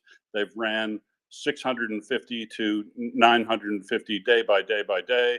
The entire last month they lost estimated 25,000 troops. So anybody who tells you that this is going well for Russia had better bring some data with you. And on my personal side, I'll tell you that in fighting the disinformation war, if you want some good news, my sense is, here's the good news. The good news is the stridency and the level of attacks on people who are towing the propaganda line for Russia, on those of us who are out there basically trying to counter disinformation, has really stepped up in the last week. It's really stepped up since the leopards were announced, and they're doing all kinds of weird stuff. There's these fake videos of the Ukrainians trying to conscript people, and there's fake videos of attacks which mirror the attacks that Ukraine has successfully done with Special Operations Force. But most important, so when you're looking at the garbage coming out of Russia, you got to look at what you see and look at what you don't see. And so what you see is highly strident attacks. They're bandying about the nuclear option again, for like the 9th iteration of that. If they're talking nukes, they're desperate, because Russia, mark my words, cut me later on this, Russia will not use nuclear weapons in this war. They will not. And even if they were attempt to do so, I can't guarantee you they'd function any better than the boats or planes or tanks or infantry or anything else that they've done. It's all one unified collapsing empire that they've been lying to each other for far too long. And so their vaunted BMPT. Here's what I saw. I saw the first battlefield kill, a real kill, right? Undeniable kill of one of those down by Bakhmut, and near Kreminna. And I also saw fake M1A1 Abrams on the battlefield. So their misinformation and disinformation campaign is throwing it all at the wall right now. They showed a tank from Iraq that was obviously easy to pick out that it was from Iraq. Nonsense. I'm sorry. Yeah. I will not stand for such misinformation. Are you telling me that Bakhmut in Ukraine isn't full of palm trees? Really? I know. Did you see that horizon? Did you see the horizon out behind that tank? It's like they're not even trying, Domin. Honestly, the rubbish that comes out of Russia in an attempt to take on NATO, and this is the entertaining thing about NATO. There's some really creative people out there, and if you've got people on their side attempting to steal, I mean, I'm a nobody, right? Sure, I like to spout my opinion, but I am nobody. What did I have? I don't know, 30 followers or something like that. I'm a nobody to them, and if they're wasting the kind of time on me that they're pretty desperate. And you'll notice that their mouthpieces in the West, the George Galloways, the Hinkles, these people, they're really stepping up their doomsday sort of language, because that's the thing they think can scare everybody back onto a position. We'll just threaten the nuclear weapons again. It'll work this time, but it won't work. And everybody will stay resolved. And, hopefully this winter carries on like it is, where it's really cold in Russia, in part, really, really record cold, like in Russia, across the center of that country. And those folks are sitting at home thinking this has got to be just as bad on the Ukrainians, and it isn't. The Ukraine, as you say, is suffering almost no winter, a bizarrely slow. So everything, all these little bits, all these tiny little bits, even though we don't have any good news, they're all adding up to look still pretty good for Ukraine from my perspective. And in the disinformation area, the attacks are becoming so strident, so obvious in their lies, and so just shrieky and whiny that in fact, they're trying to threaten us with lawsuits and publishing all these things that look official, that we're going to be considered war criminals and tried and stuff like that. And me, I just go back and say, please proceed, sir. Please proceed. Ignore the main battle tankies. Well, I mean, I've posted it. You've probably seen it. This lady from Australia published that little GIF of the T-72 reacting to the Leopard, where it screams, and the little TikTok thing that is living rent free in my head. It is absolutely hilarious. And the tanky's heads just about explodes when I hit him with that one. So what else did I miss? I don't know, Ray. What else did he miss? Oh, I think there's one that sort of should give heart to anybody fighting that information war. The 45th Artillery Brigade, which was defending the area, sort of helping to defend the area north of Soledar, published one very cruel a video clip of Wagner troops moving forward. It was obviously from a drone, and you knew, because it was an artillery unit, what was going to come next. And there was an artillery barrage, and airbursts were being used, and this area was just basically swept by shell bursts. And it seems like they were using, perhaps even precision rounds for individual Russian soldiers trying to crawl away.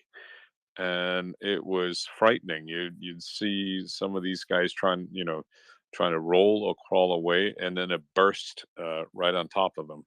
So it looks like a whole squad, if not a half a platoon, was just completely wiped out. And that's real, obviously, as opposed to these fakes that they're trying to foist on people.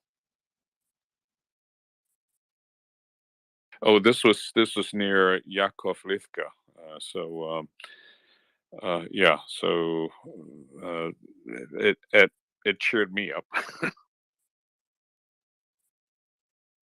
Yeah, and I mean, as we're waiting around, no news is good news, in fact, but it is hell waiting.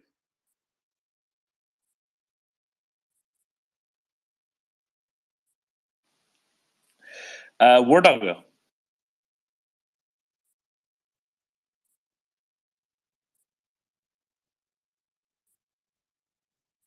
Did my connection drop? War Doggo. While we're waiting for him, I'll say good night. Thank you for having me, and Slavo Karini. Hello, Slava. Hello, Slava. See you, right? Cheers. Cheers, Ray. War Doggo, do we have your connection? If not,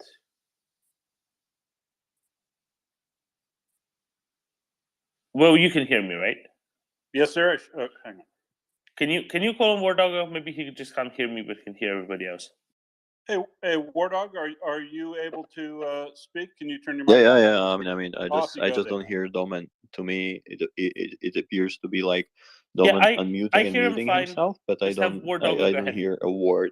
But I believe that it's just only my problem. Right. Thanks supposed to for proceed. thanks for the warm words related to NAFO. Yes, those guys, brain damaged dogs, they are doing the great thing on countering Russian propaganda. And like a part of jokes, a couple of days ago, I've been like one episode of Russian real life in Moscow area. Is not far east, is not like somewhere in Siberia. It's like Moscow area, is like Moscow region, like almost suburbs of Moscow. There was like one national TV channel that was showing like the life of the people in the village, and the lady, already retired lady, she was saying that like there is a big problem in their village to refill the gas tanks. Attention, like in the country who is producing and exporting the gas, they have a problem to refill the gas tanks, that the company, commercial company who are doing that business, they no longer want to replace the how to call it, gas, the tanks themselves, that because those that they have in the village, it was produced in somewhere like 1980s, and they got already like dangerous for the service, and the company doesn't want to invest in this changing those tanks, and for people it's totally unaffordable to even charge that tank. And the lady said something that I start like thinking, and I start recalculating. She said that her retirement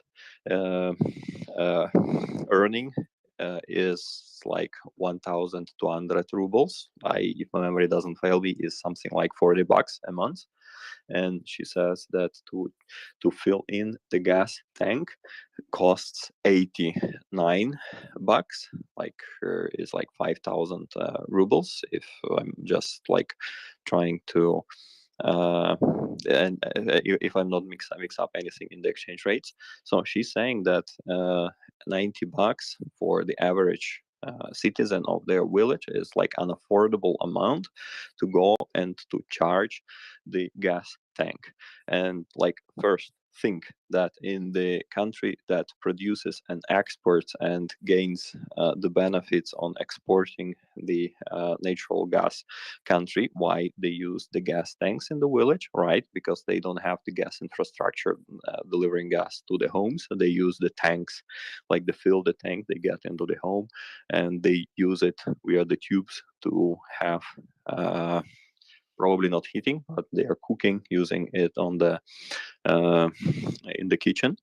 But something really made me think, like, we're speaking about the nuclear country where people cannot simply afford charging a gas tank for $90 a month, because they're earning, when they go retire, is $40 a month. Just think about it in the perspective of nuclear country, mighty navy, mighty artillery, and so far and so on. It's like really the episode that I was joking yesterday about the Admiral Gorshkov navy ship, that Gorshok in Russian, it means the pea pot. And when they were doing the propaganda show, making the rocket rocket exercise, Zircon, I think, they were saying like Admiral Gorshkov and the guy who is making this exercise, the commander. First, he has the badge on his uniform, like, half a meter through the uniform. It seems to be that for him not to forget that he's a commander on that warship. And during the exercise, they say, "Lid is opened," and I was like thinking, okay, peace pot opens the lid. This is the whole idea about Russian mighty, Russian military, and so far and so on. Peace pot opens the lids. Hugs and love from Ukraine. Thank you, Wardago. You're right, and sometimes they do have very, very kind of meaningful names, right? Do you want to tell people what Surove means? Like Surovikin?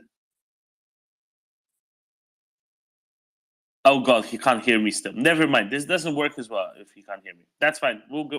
We'll move on. We'll do this another time with Wardago. Let's go to our socio-yonderly friend there. Go ahead.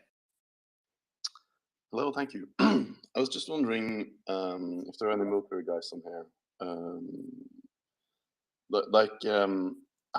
are there any uses for, or defensive uses for, like the Bradleys and the mortars and the stuff that might get into theater a bit earlier than the tanks?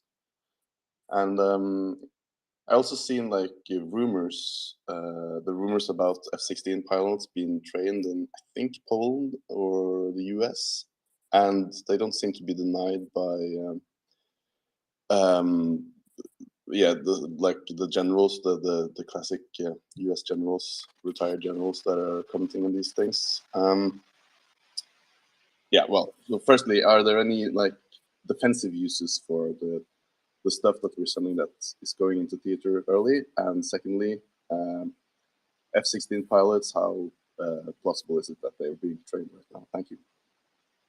Okay, so defensive uses for that, not, I mean, I'm sure there's some, but much less so than taking advantage of their ability to be mobile, stay mobile at all cost, and deliver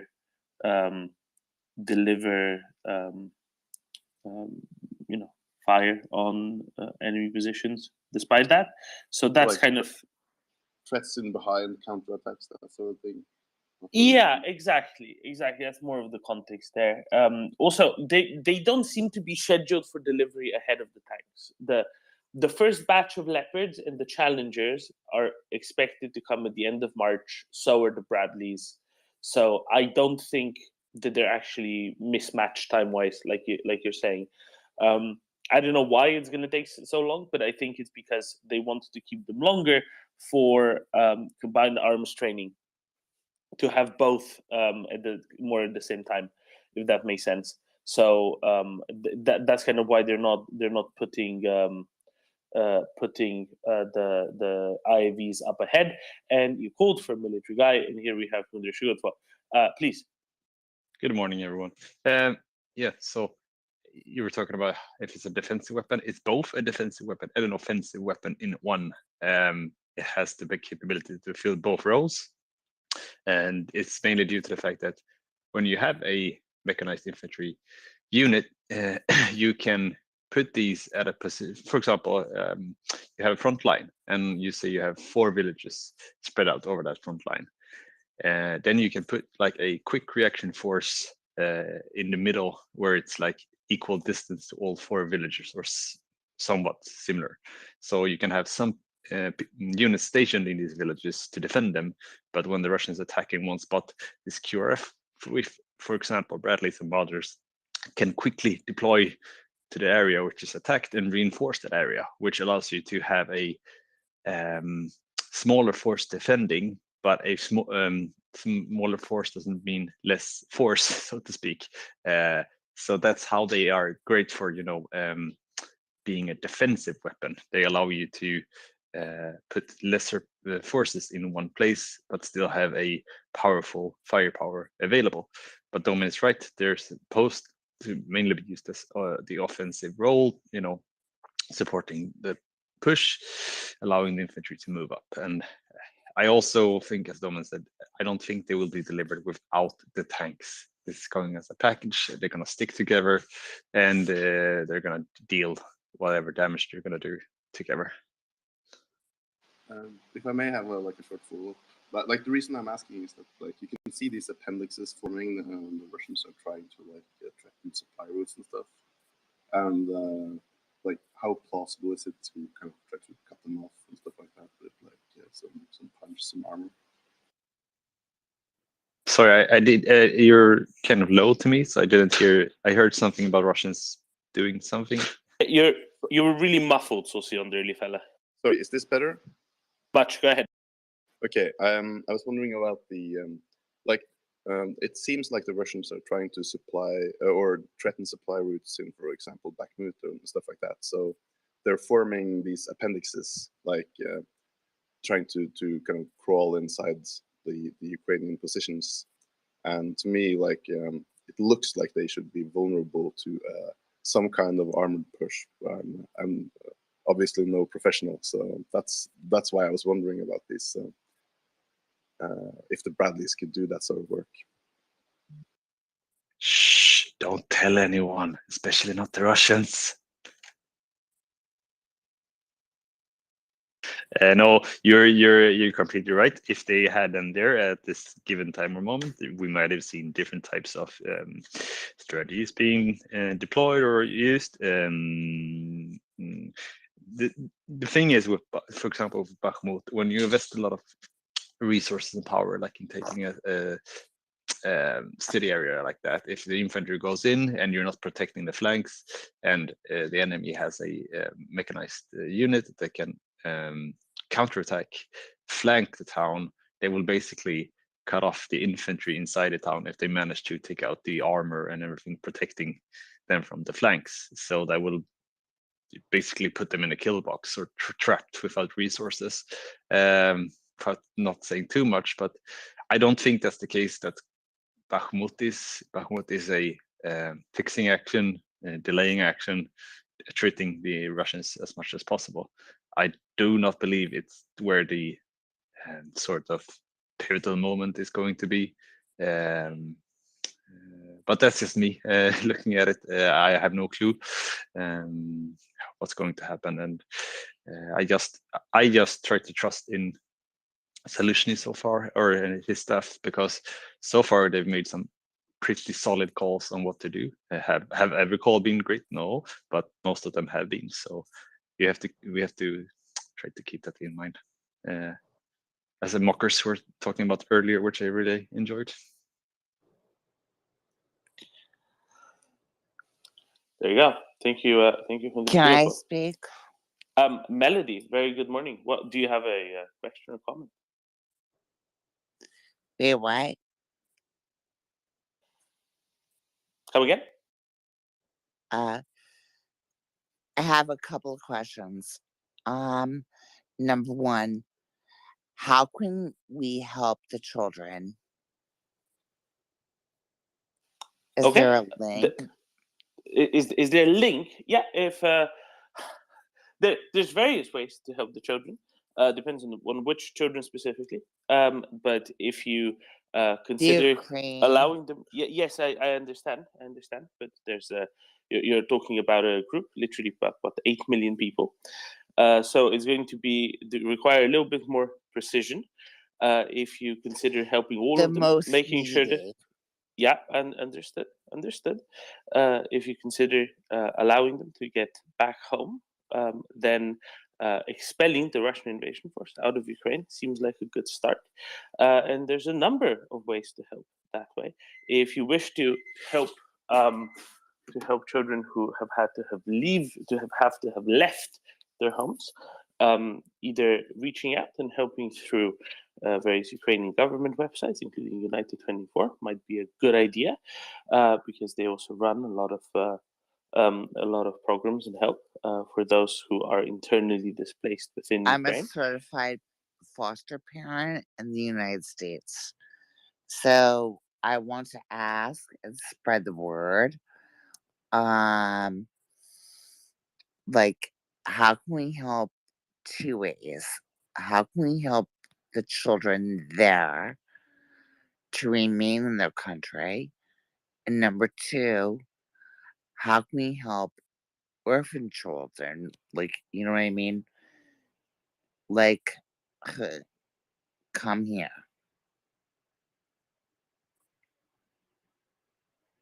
Okay.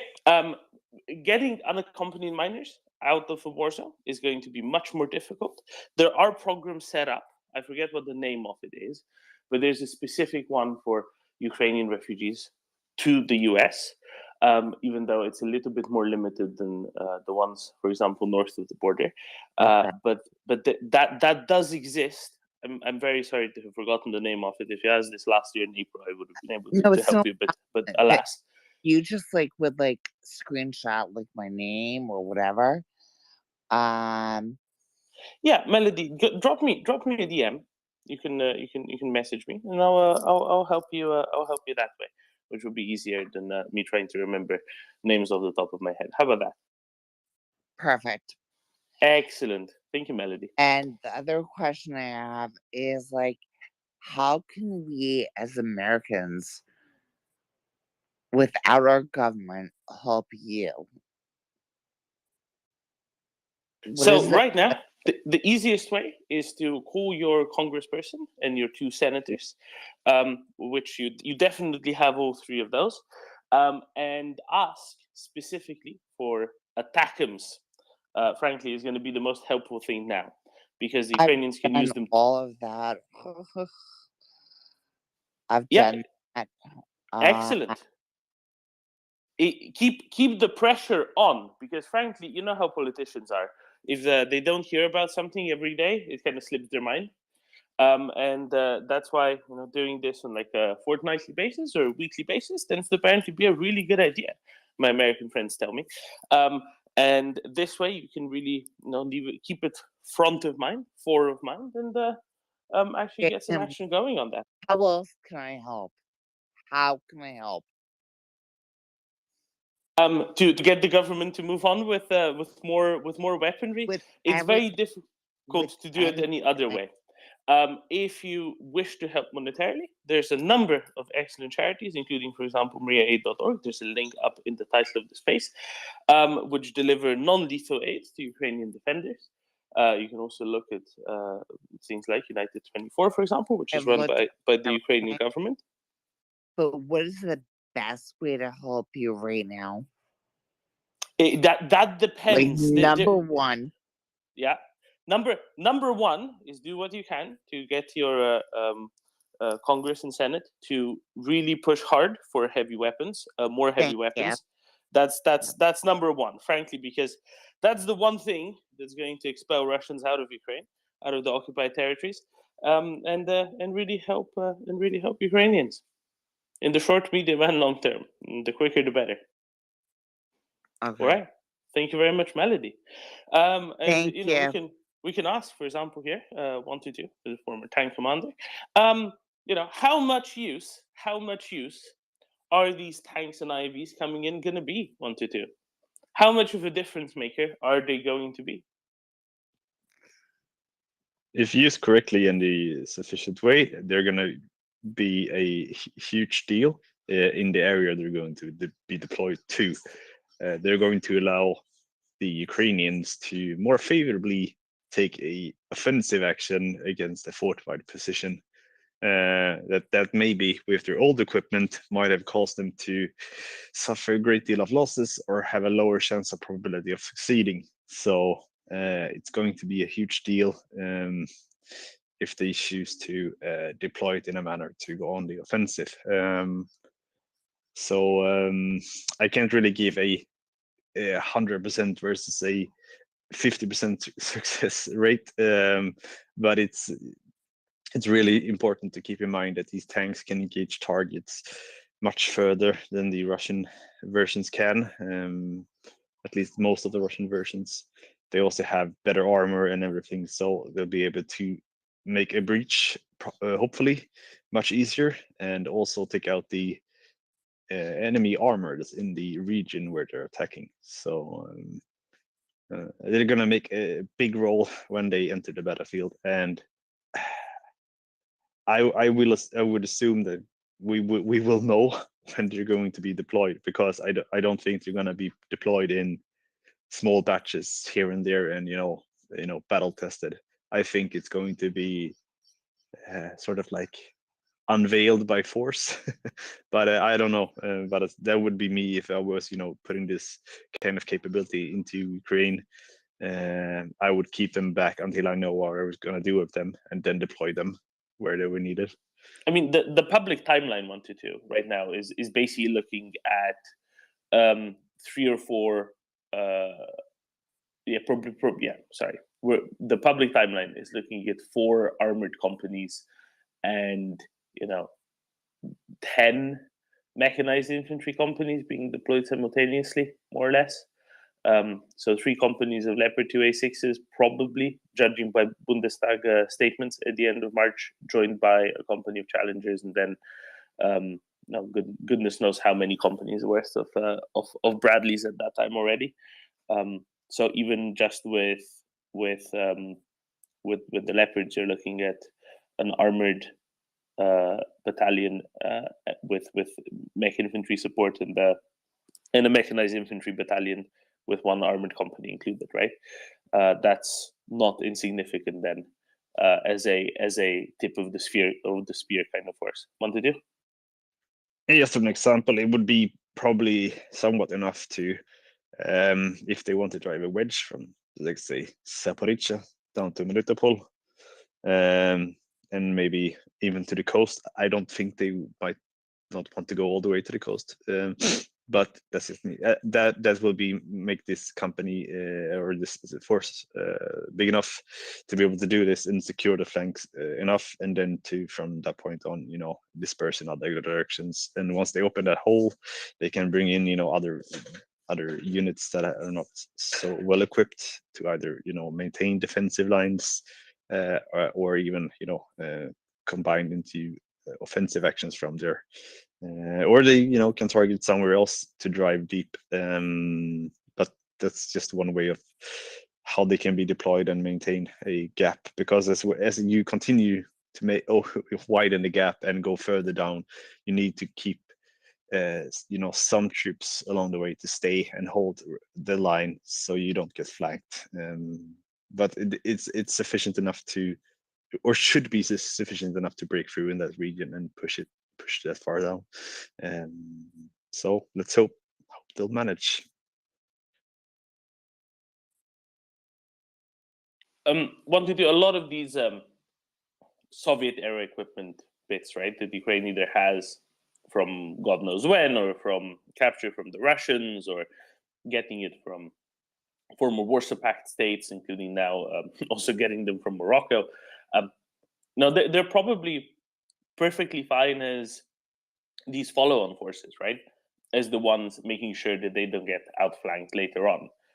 How big is the difference between using a Leopard Bradley battalion as the tip of the spear versus using a T-72 BMP-1?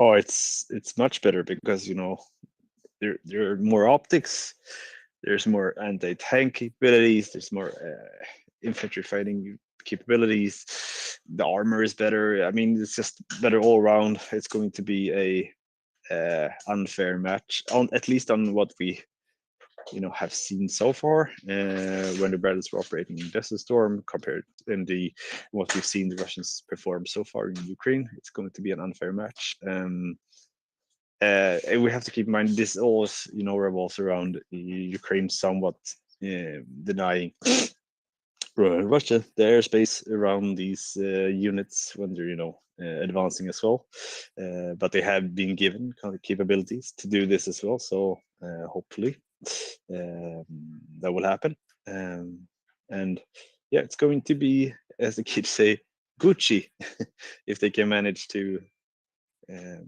combine this and do it well. I see. I'm not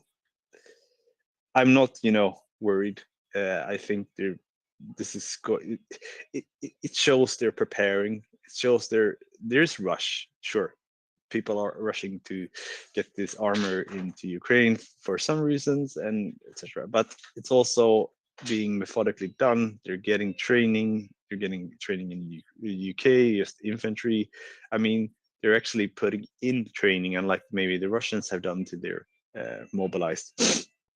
And that will make a huge deal in the short run and in the long-term run. So I'm optimistic, but I just to reiterate, some people have been DMing me over the past weeks. These things are not wonder weapons. I mean, the Bradley is still a Bradley. It's a piece of armor. The same with the Leopard. Can they be taken out? Yes, they can. But if you combine it into a big enough force and you deploy them properly and you use them the way they should be used alongside other capabilities, the risk of it being taken out is very low, because all those systems combined make a potent force. Just imagine having optics that can see at least 3 kilometers plus, at least in bad conditions, compared to optics that maybe allow you to see 1.5 kilometer, somewhat decent. I mean, that's an extra 1.5 kilometers that you gain on your opponent. So yeah, it's going to be interesting, at least.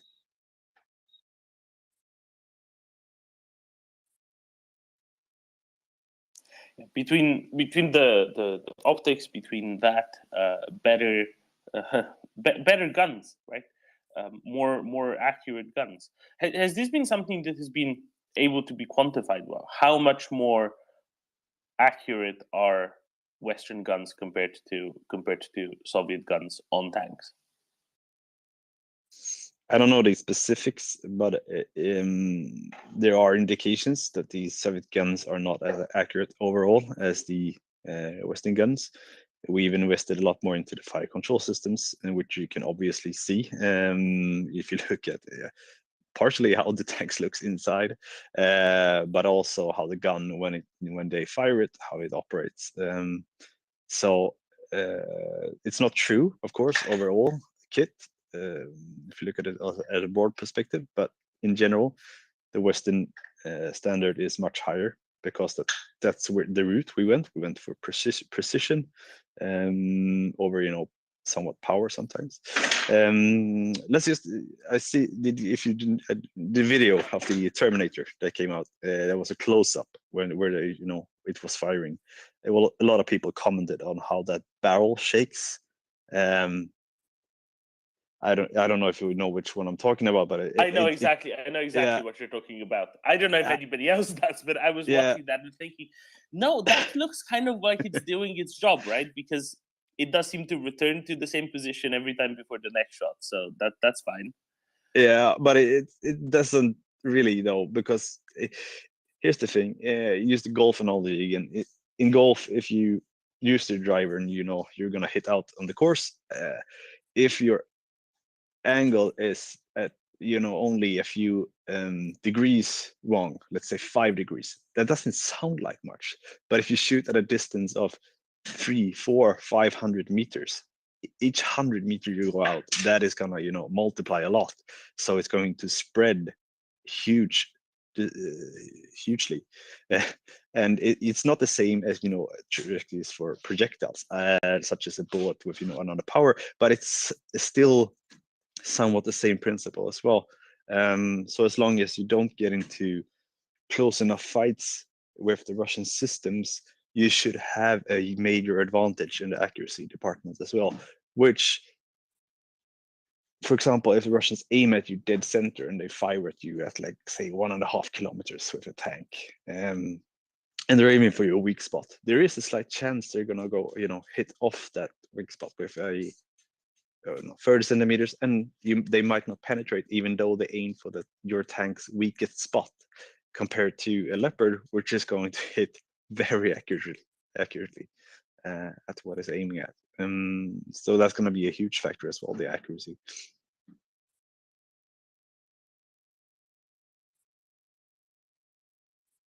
When you say fire control system, what is a fire control system? Because frankly, I've not figured that one out yet. So there's different types. It can be split into different things, but it's one part is identifying targets and queuing up targets, and then also firing. But it's also the system that controls the firing procedure, how the gun is prepared when it's fired, some minor details in the recoil handling, and it also sometimes it's responsible of putting the barrel back on its position where you before you fired, so to speak. If you were aiming at a target, afterwards it brings the barrel back to its position. It also has GPS connected to it as well, along with other things. So it's mainly it handles all the fire control procedures and gives you support to allow you to quickly engage, quickly re-engage, and keep the accuracy and on target. Thank you, 122. I will let your little one continue learning about how to assemble IKEA, because that's clearly what it is, right? And we'll go to Will, and then maybe by that time the Billy bookcase will be up and standing. Will, please. Thanks, Domin, and thanks, 122.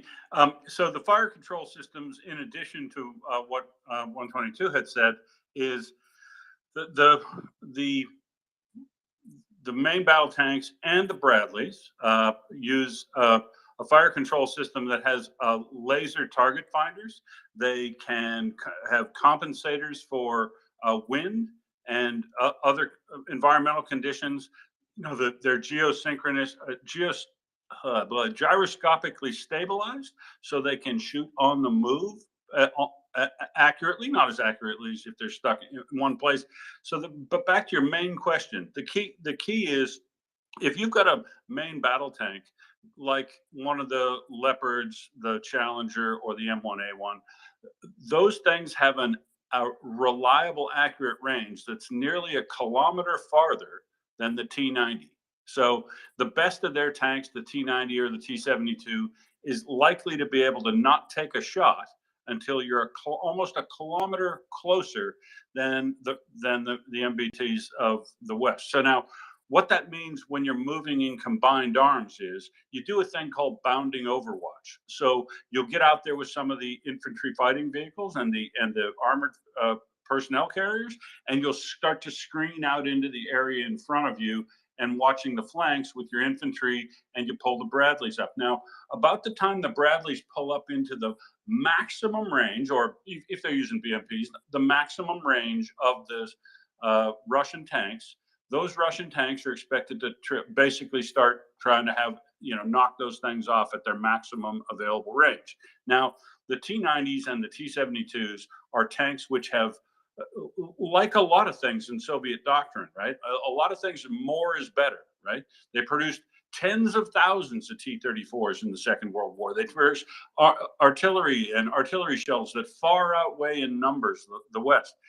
The key is there's a big difference between fire and accurate fire. So if you're capable of firing almost a kilometer farther than a T90, when you do bounding overwatch, you're likely to be able to bound up into a location where they take a shot at one of your forward troops at an ineffective range, and then you can fire your guns at them once they expose themselves at about 3/4 of your maximum range with all the additional computerized fire control. So they'll find a target, identify a target, make sure that the conditions are satisfactorily taken into account, and then fire a shell. And so that fire is likely to be far more effective, much like what we've seen in relation to the Grads or the Smerch in comparison to the Gimlers, right? You can cover a whole field with grad shells, but you can basically put a line of Gimlers straight down a road and knock it all out, as we saw in the bridge. I forget the name of it, at Kherson early when they were trying to isolate that area. So the key is, don't just look at the numbers of what people have got. Effective fire is more important than lots of fire. It is the Western doctrine, and that has proven extremely effective. The only comparison you would be able to make would be T-72s and Russian tanks in Iraq, where in the entire period where the United States was fighting the second Iraq war and the occupation, they lost 31 tanks. And my good friend Bruce, that I went to high school with in Montana before I immigrated, he was in the Army. He was a tank commander, and his direct information was when they were in Iraq at night. And remember, if given our druthers, we're going to fight almost all this war at night, not because the Western armor also has far more amount of night vision kit, and so they were killing tanks at ranges in Iraq where those tanks didn't even have an opportunity to fire back, and the amount of distress that provided to the drivers and the operators of those tanks, they were also relatively quickly fleeing those vehicles. And given the losses that Russia has sustained across its infantry, its artillery, and its armor, I would suspect, as we saw during the initial advance to Kiev, that once you start to scare the Russian troops on their side, I think they're going to break much earlier based on accurate, effective fire coming into on them than the more disciplined and more battle savvy and experienced Ukrainian defenders who will then turn on the counteroffensive.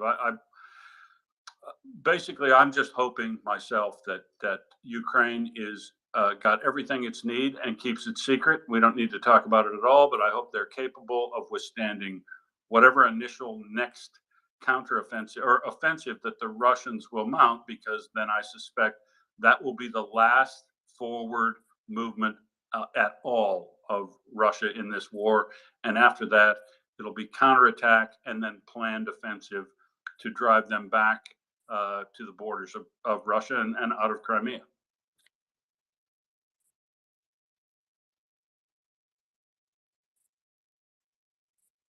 Thank you, Will. And this is the bit that is oft forgotten, right? By many who say, oh, but it's just, maybe a few hundred tanks. Yeah, it's a few hundred tanks, but it's a few hundred really good tanks. And it's a few hundred tanks being employed, hopefully, probably, almost certainly, properly, right? And that there makes a big difference in how the end result's going to look like. There's a big difference between sending tanks, and there's a big difference sending tanks and IAVs and moving deliberately, well-plannedly. This is why I also think there's no point in sending them before the end of March anyway, because what would they do with all the mud anyway, right? The way the ground has been looking like. Yesterday I was looking at I was watching this video somewhere close to Vuhledar, where there were 3 Ukrainian tanks in a row, kind of pushing each other, and they were just going through 60, 70 centimeters of fresh mud.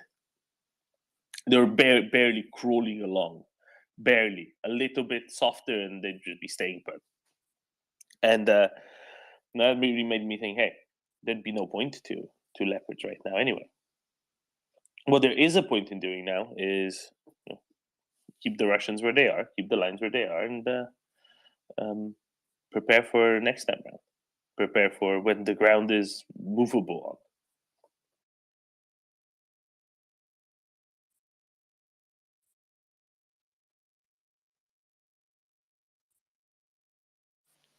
Maybe this is a question for both of you guys. Want to do well? Whomever wants to pick it up, subject to how the bookcase is going.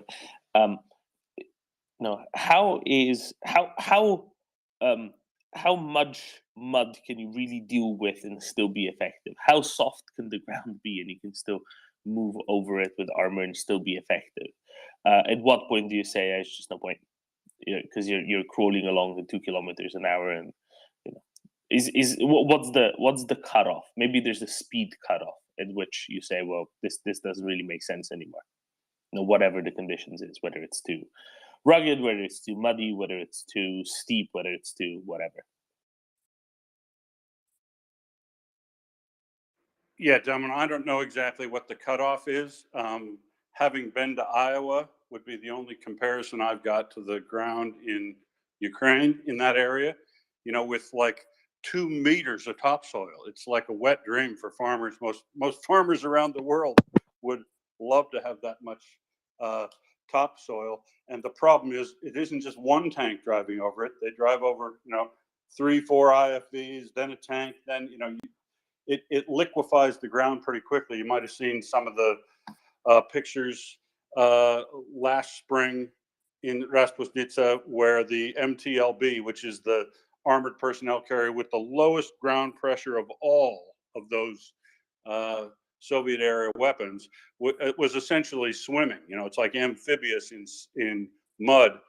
No wheeled vehicle at all could move through there. No main battle tank, and not even a Bradley could get through there. The ground pressure's just too high. And each and every vehicle that goes across an area, makes the ground softer for the one that follows. So, yeah, I basically, unless I would not plan an offensive unless there was 3 weeks of solid weather below 5 average, between 0 and 5 degrees Celsius, that it never minus 5 degrees Celsius. It can never get above that temperature for 3 weeks, and then I'd probably have a go. But or alternatively, dry out first. Yeah, or dry out. Yeah, and dry out, and so this is why we saw the Russians confined to the roads down in Kherson last spring, and it's basically why they didn't make any of the goals that they intended to in the early part of the year.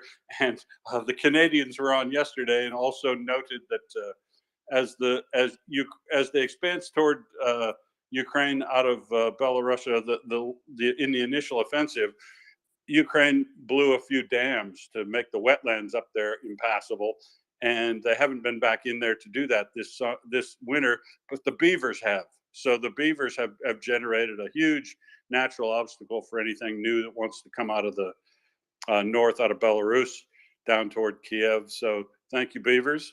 And I think the Canadians were going to start up a NAFO beaver brigade or something like that. I got it. But yes, so I don't think I think it would be good if Russia foolishly tried an offensive in the south to follow up their minuscule gains they've had near Bakhmut and Soledar. I hope that they're pressing on in that area, because then they won't capture anything strategic very quickly.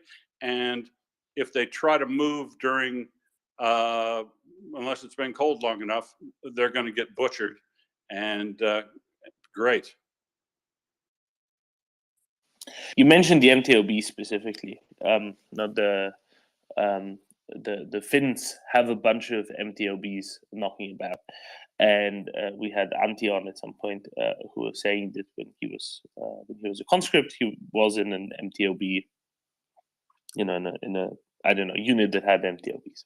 I forget what exactly it was, but on specifically on the amphibiousness, he noted that they're technically fully amphibious. They were also told that at no opportunity will they be testing this out, because even with Finnish maintenance, they still weren't saying, yeah, this is going to be fine. They were still circumspect and suspect about whether these things are actually going to do fine as amphibious vehicles. And this is in a context where Finland isn't exactly the driest place in the world where you could actually have utility for amphibiousness, what with all the lakes everywhere, and B, Finland having those various armored vehicles like the Patria Sisu, which are fully amphibious and do actually employ the amphibiousness of it kind of routinely as well. So if the Finns say that they don't even consider their maintained ones to be sufficiently reliably amphibious, but then they're probably really not. Right, and so when you're doing an offensive like that, if you don't have experienced troops and things start to go wrong a little bit, like they always do, that's when your advance stalls and you'll have problems. And I'll just note to you that not only was the vast majority of the VDV lost, a unit they were incapacitated. Basically, they weren't eliminated, but they were decimated enough that they were considered combat ineffective. This is in the initial phase of the war, and then you'll notice that the big place where Russia first suffered incredibly heavy losses when they were sucked into that very slow advance. But they did eventually take Severodonetsk and Lysychansk.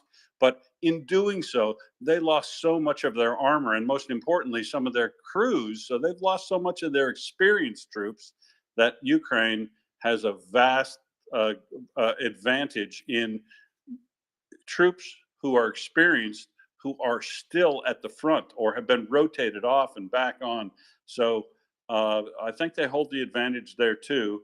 And yeah, I'm just waiting for Russia's next mistake, which I hope comes soon, but not too soon.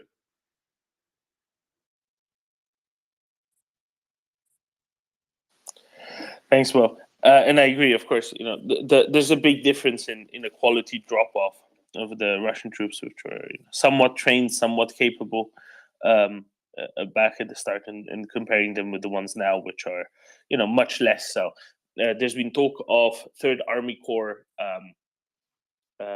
being supplemented with those who have now been trained in Belarus over the last couple of months. I'm just thinking, goodness, really?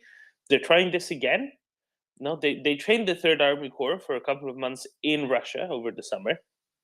They got very much decimated both in eastern Kharkiv and on the right bank in Kherson. And what now? They've trained some guys in Belarus for 2 months, and they're gonna add them to it to reinforce the Third Army Corps. Do they really think it's gonna go any differently? Yeah, do they really think it's gonna go any differently the second time round, but with Belarus instead of Russian training and worse equipment? Yeah, it beggars belief, frankly, but that's what we hope to see: more insanity and mistakes on part of Russia in prosecuting its advances, and suffering huge losses so that they won't be able to make any other lands. That's why I say I believe personally the next offensive by Russia will signal the formal culmination of them in this war, and then it's just a matter of how long it takes and how strong Ukraine can push on them to drive them out. But hopefully, it's only this one more summer period, and we don't have to go through another winter, because all of the other everything Russia's trying, it seems to fail at. Right? We're gonna take it in 3 days. Fail. We're going to consolidate our supply lines and hold there. Fail. We're going to we're going to advance in the Donbass through the cities. Got sucked into a 3D war and got destroyed. Much of their armor got destroyed. Going to have a ground offensive with basically nothing but artillery support in Soledar and Bakhmut.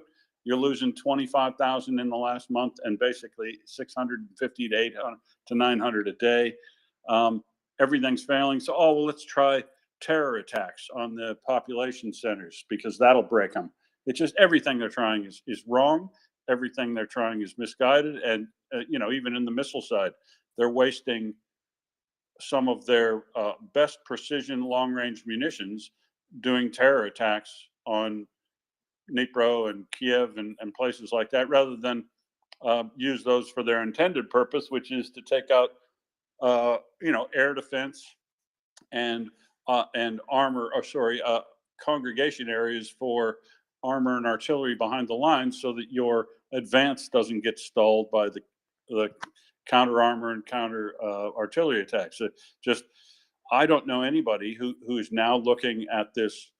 What was the vaunted Soviet army when way back in '82 when I was in the army. I don't know anybody who's looking at this these days and going, "Wow."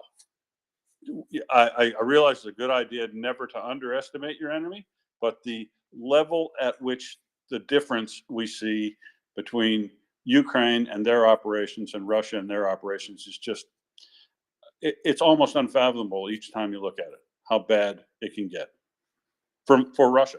Just mistake after mistake.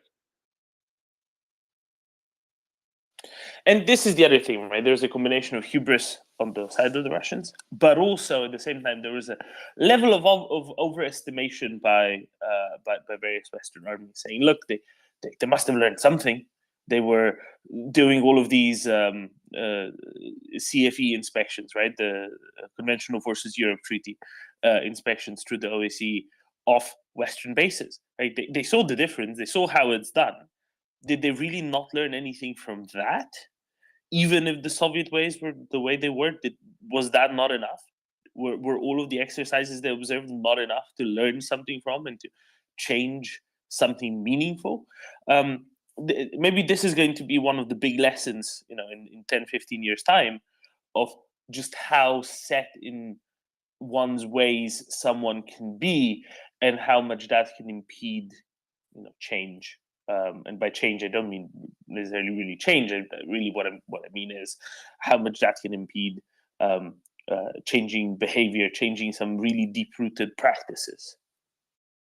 Yeah, look, the overestimation by the West of the combat effectiveness capability of the Soviet, and then maybe not the Soviet army, but as it devolves in after the breakup of the Soviet Union to today, where the amount of corruption and the amount of failure to maintain capability to carry out Soviet doctrine in combined arms and things like that, and even the crazy stuff that we never saw. Russia never developed air superiority at all during this entire campaign, and that is the first thing they should have been able to establish, given their air superiority in weapon systems in the field and the vast amount of surface-to-air missiles that they've got.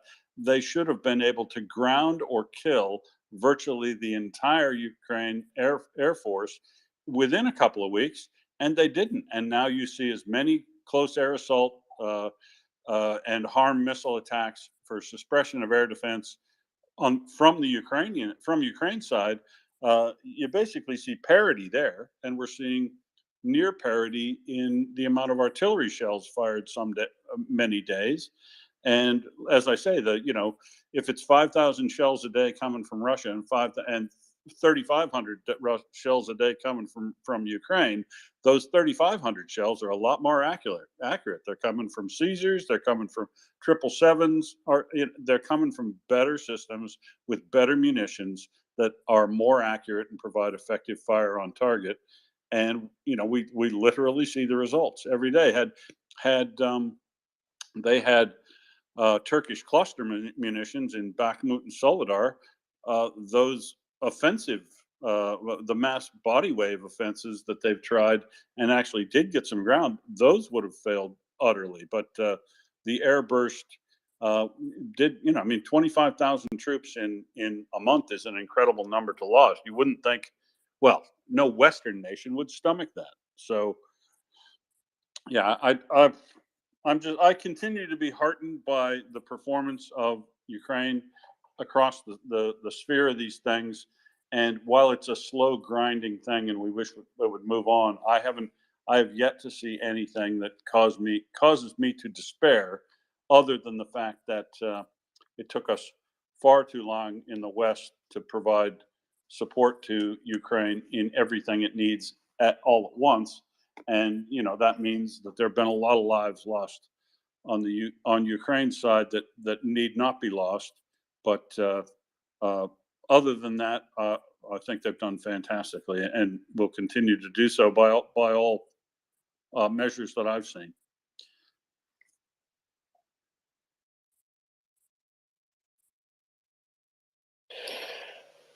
Quite right. And I don't know if the Russians are still doing this, but one of the things that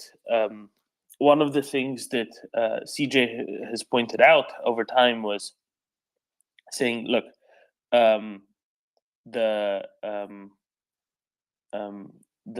Russians are often sent out into say with a towed howitzer and said, well, these are your artillery shells, you need to use them up, don't come back before you're done, right?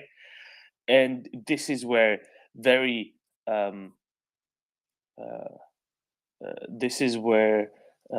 very wasteful usage of shells on their side comes in as well, right? They're told, well, shoot in this general direction, shoot in this general area, and good luck with that. Don't come back until you're done. You're not going to get good effects from that. Right? You're not going to get good consequences off of that. Chris. Good morning, Doman. How are you? I'm all right, Chris. How are you? Well, I'm good, thanks. I'm good. I was just listening to the lady earlier on, Doman, that was like, how do we save the children? And I think you were basically saying, well, I think one of the things you were saying anyway was, well, the way to save the children, first of all, is to push the Russians out as quickly as possible, correct? Yeah, absolutely. Yeah. Right? the least, it's going to be the best for literally everyone in Ukraine, including children, including those internally displaced, including those at home, including those who have left already. If Russians leave tomorrow, that is a much better outcome than if they leave the day after tomorrow. Yeah. So I mean, obviously, like, firstly, don't let the Russians progress any further in Ukraine, and secondly, push them out. So I was just wanting to draw a line, Doman, between that and, you know, the latest campaign, you know, free the Falcons, release the Vipers, and of course free the Atacams as well, I guess, right? And you know, I was just wanted to remind people of the, you know, the power that was exerted by MriyaReport with hashtag free the leopards, and with various people donning leopard gear, hopefully fake leopard gear, I hope, leopard skin, you know. And now we have a couple of bits of things to promote in terms of free the Falcons, yeah? So the ladies can get their feather boas and their snakeskin, fake snakeskin, again, I hope, on. And also we have the elves produced a wonderful piece of nose art, I believe it's called. Yeah, yes, it is. Chris, before we go into that, can I tell you a little joke? Since you said, you know, fake, hopefully, as long as I understand it. Hopefully, I think you will. I think it will. It's a very silly one. Yeah. You know, you said hopefully fake leopard, right? No. Yeah. Let's set the scene. It is winter. Two friends meet. One is and one has just turned an animal rights campaigner. Not the sort of animal rights campaigner we all were, you know, asking to free the leopards. A different kind of animal rights campaigner, say. Yeah. That coat, what is it? Polyester. And how many polyesters had to give their life for that? Well, I did get that one too. Somewhere in my head, I've got a joke about leopards myself, but I can't recall it right at this moment. But yeah, you're absolutely right. No, I guess I was just wanted to make sure that we kept the animal rights people on side, you know, which I am one, but but I, you know, I think I just wanted to perhaps remind that lady and other people that, you know, simple things are hugely powerful. And so the use of the, you know, the current hashtags that we're focusing on, free the Falcons, and I'm also adding free the Attackums because we want them as well.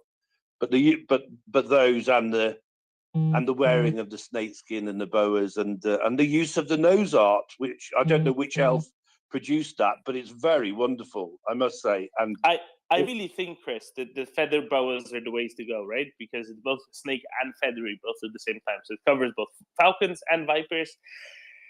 And they're clearly not made from actual animals, which is a good start, right? As opposed to snakeskin boots or whatnot, which is going to be, I don't know, iffy on the internet. No one's going to complain over a feather boa because it's not an actual animal. That's true. No. I totally agree with you. Yeah. So, you know, and me personally, I'm also adding the Free the Leopards hashtag in there because we know that has such amazing reach as well. So I think it's useful to link back to that. Anyway, so I just wanted to, you know, seems like a simple thing, but as we know, it's hugely powerful and it gets action. I completely agree, Chris. Completely agree. And I think that we're going to get movement on those bits as well. And I think sooner rather than later. With that, you know, you spoke of planes. Who joins us? Colonel Jeff. Very good morning. Morning, Doman. How you doing?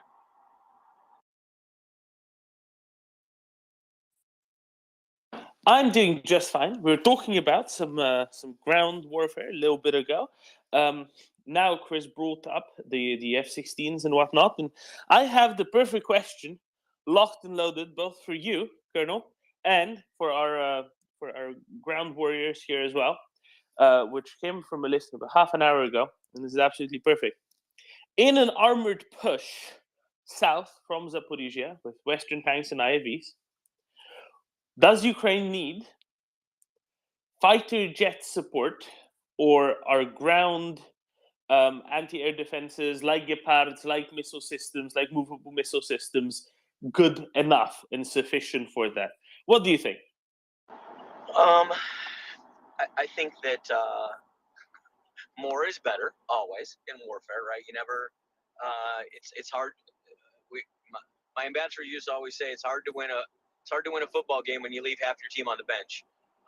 So if they have it, they should take it. And I agree with it. I would tell you that what air would provide, right? If you had air support and if you had air superiority, and you could set up combat air patrols, which is basically like fighter aircraft up in the air, kind of doing circles, waiting for a call for close air support. It gives your ground forces better freedom of maneuver, right? They don't have to dig trenches. They don't have to worry about enemy air coming in and trying to target them. They don't, and as soon as artillery or something starts raining down on friendly forces, you've usually got what's called a JTAC, or a Joint Terminal Air Controller, with the ground forces, and he immediately gets on the radio and says, "Hey, we have inbound artillery coming inbound, request immediate support. We've pinned down the artillery coming from this location.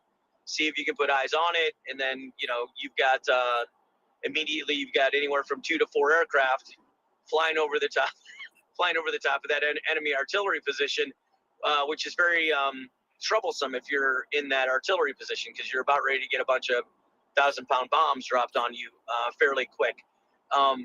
Getting to that point, though, right? Getting to the point where Ukraine would have air superiority, where they could set up combat air patrol at 20,000 feet, is going to take a significant measure, right? You're going to have to be able to roll back the enemy air defense systems, those S-300s, S-400s, early warning radars, target tracking radars. All that has to be rolled back to the point where you have dominance in the airspace over Ukraine. And I hope that makes sense. I'm trying to not talk too, lofty in Air Force terms, but hopefully that came across.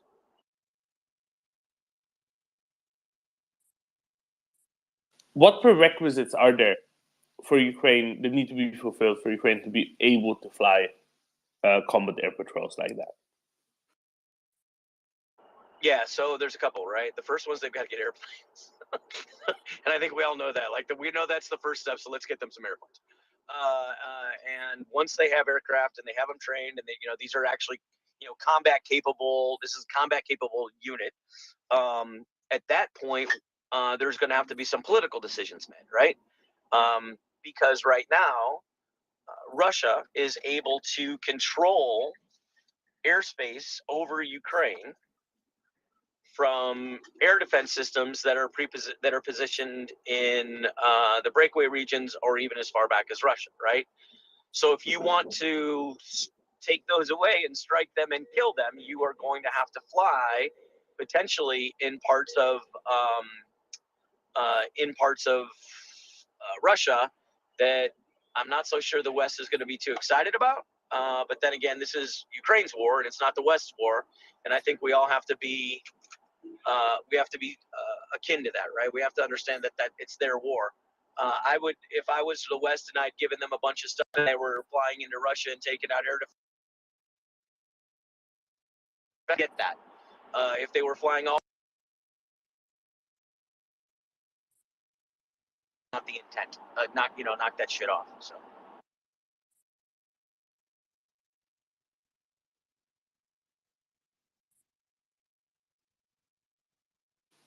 Thank you, Colonel. So a lot of this is really about expanding, or rather pushing that line from it being kind of close to the front line to being maybe 15, 20, 30 kilometers onto the Russian side of the front line, right? That's really where the initial first benefits come from. Sure, yeah, and what you're going to do is, you're going to build an entire operation around what we call a seed or suppression of enemy air defenses, indeed destruction of enemy air defenses.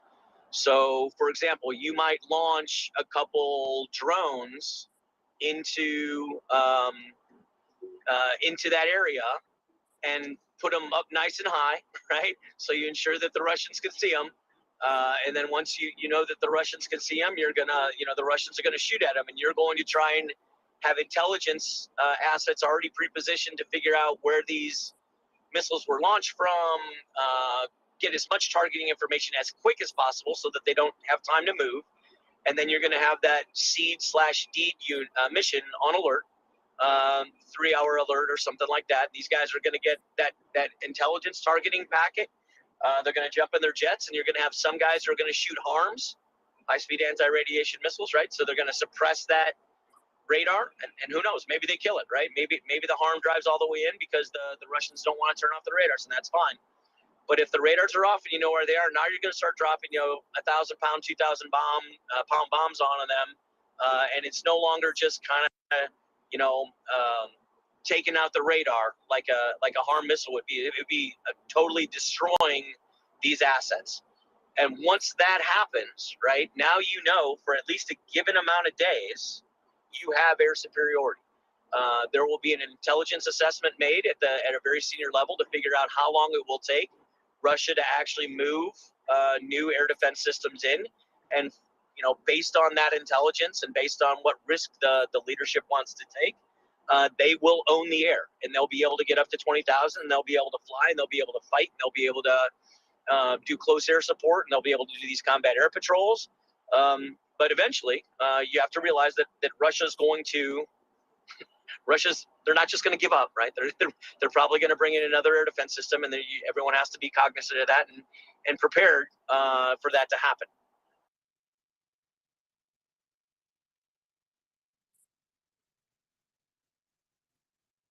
I will note one little thing here. While Russia has a lot of air defense systems, I have a hunch that they don't have a steady supply of trained operators. And I think this is why they were using the S-300s in a ground-to-ground role in the first place. Launching a missile in a general direction when the target is stationary is a couple of orders of magnitude easier than launching it at something moving very fast and probably maneuvering, right? So the only reasoning really behind it, yes, they have a lot of those missiles, but to some level, they must also be just short on people who know how to operate it, or they'd be using them to restrict airspace more rather than using them in the ground-to-ground role. Right, just a thought to that as well. There's a cap on how many they can actually use. Yeah, I agree with you in the sense that they're probably limited on something. I don't know what the limitation is. To be fair, from what I recall of the S-300 and the S-400, these are pretty automated systems, right? So it's not as though I don't know how, other than the logistics and actually finding a target. But once the acquisition system finds the target and hands it over to the target tracker, at that point it pretty much does its thing. Right? There's not a lot of fine. It's not like the old Russian designed SA-6 where the operator has to kind of almost fly the missile all the way in and keep the target illuminated and all these kind of crazy things. But I agree with you in the sense that they're limited, and I also think that part of the intelligence assessment that Ukraine has to make is going to be, Russia doesn't have a bunch of missile systems that are literally sitting around doing nothing. For example, are they willing to take risk in the Kaliningrad air defense bubbles or the Moscow or name the city, St. Petersburg? Are they willing to actually take a risk and pull some of these assets away from where they're actually operating? There's people who argue that what what Putin's doing in Moscow right now with putting air defense systems on buildings is for show. It very well may be. But at the end of the day, if it's not for show and he truly is scared that Moscow is going to get hit, how much risk is he willing to take in pulling away air defense systems from other places where he has a requirement?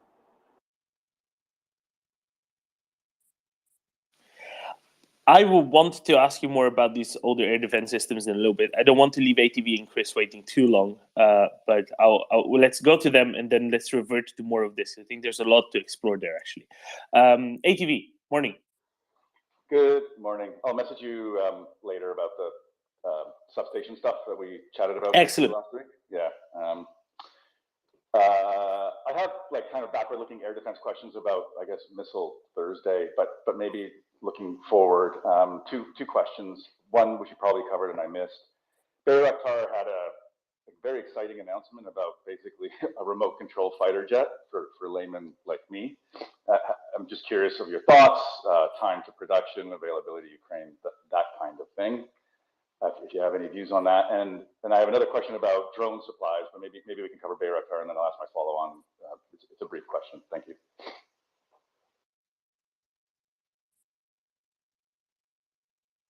Is that for you or for me, Doman? I think it's for you. It's to do with air in combat, so I think that you're much better suited than I am. Okay, so so this is a great question, and it's not. I mean, the capability to actually make a fighter jet a unmanned flying asset is already been proven, right? The United States Air Force has been for decades flying the QF-4 and the QF-16. I know it's kind of funny, but these were designed as drones where we would go fly them off the coast of Florida and there'd be nobody in them, and then we'd let a young lieutenant or captain do an intercept on it, and then he'd shoot them down, and then they become a reef somewhere in the Gulf of Mexico. So yeah, this is not a hard capability. Now, those were never designed to operate their weapon systems, their defense systems. They're never designed to fly formation. A lot of things that you would do in combat, these things wouldn't do. I think, I'm not trying to beat a dead horse here, but I wrote an article where there could be a lease program a couple weeks ago, and there's a second article coming out on that that's not out yet, about the Valkyries, the Freebirds, or the whatever, or the Avengers, whatever gun for hire term you want to use. And look, I realize that the opportunity for a leased Air Force for Ukraine's probably not going to happen. You have enough political will coming out of Washington now where I think F-16s are probably going to come out, which is good. But that whole concept and that whole discussion in that article was discussed around what we would call high-end warfare, right? Where there's air defense systems, you need expensive assets to be able to fly. The second article that's coming out talks about what we would call low-end warfare, right? Low-end air warfare, which a perfect example of this would be Afghanistan. When the United States went into Afghanistan in 2001, they didn't really have a lot of air defense systems. The air was extremely permissive. You could fly pretty much anything you wanted in there without the chance of it actually getting targeted and destroyed, which was great because the West owned the air, right? There are many conflicts that are going on around the world. A good number in the islands in Asia. There's a good number that are taking place in Africa. They don't get the press, and that's fine, right? We can't. There's only so much bandwidth that a brain can consume. But many of these places don't have air assets, right? And if you were an entrepreneuring venture capitalist that had, about 50 million, you could buy some very, very decent drones that could be operated via satellite or via Starlink Wi-Fi, that could be operationalized and weaponized. And you could lease out a UAV Air Force, right, to this nation. Your UAV operators could fly back in whatever country you're in. That the United States, for example, the model that they use for the MQ-1 or the MQ-9, these guys fly from Creech Air Force Base near Las Vegas, and they never see the air asset that they're flying over Iraq or Afghanistan or wherever we were flying those at the time, right? So that the model works. It doesn't necessarily have to be an Air Force, and you could also get quadcopters that are being used and weaponize those. Now, there's a greater cost because your operators are going to be forward deployed in that situation. They're probably going to be a little bit closer to the contact line or the forward line of troops. But the value for the country that would be hiring this is, number one, they don't have to organize, train, and equip. They don't have to maintain the capability. They don't have to spin up the capability and spin down the capability, right? So technically, this operational unit, this gun for hire unit of UAVs would always be trained. They'd always be ready, and they'd be going from one war to the next war, very, very capable. So I think this is coming. I think that this is the next big thing in air warfare. And it, to be fair, it infuriates, right? A lot of senior U.S. and Western general officers that are airmen. And the reason it frustrates them is because up until now, they have controlled the airspace, right? You're not welcome in their airspace, right? Because they own it, and they're the what we call the air operational commander, or the air component commander. Air was a very expensive endeavor to fly in combat, so there were very few that were willing to take on an air component commander and bring their assets in.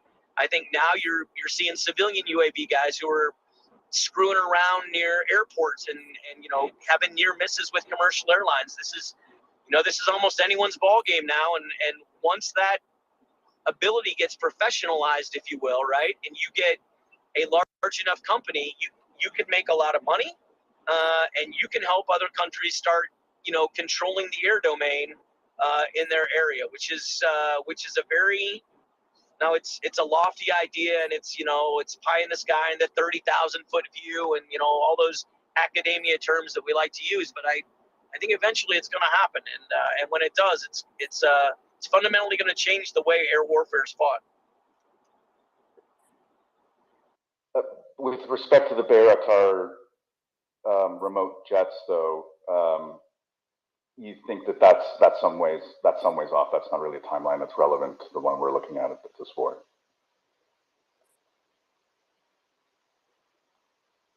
QF4 and the Q.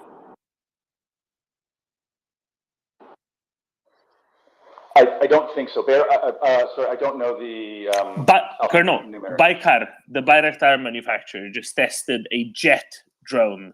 That's, I think, what ATV is referring to. Okay, I'm sorry. I guess I was using an example of ones that we did. So here's the dilemma that you have when you talk about a drone or a jet drone that is unmanned that could do some things, right?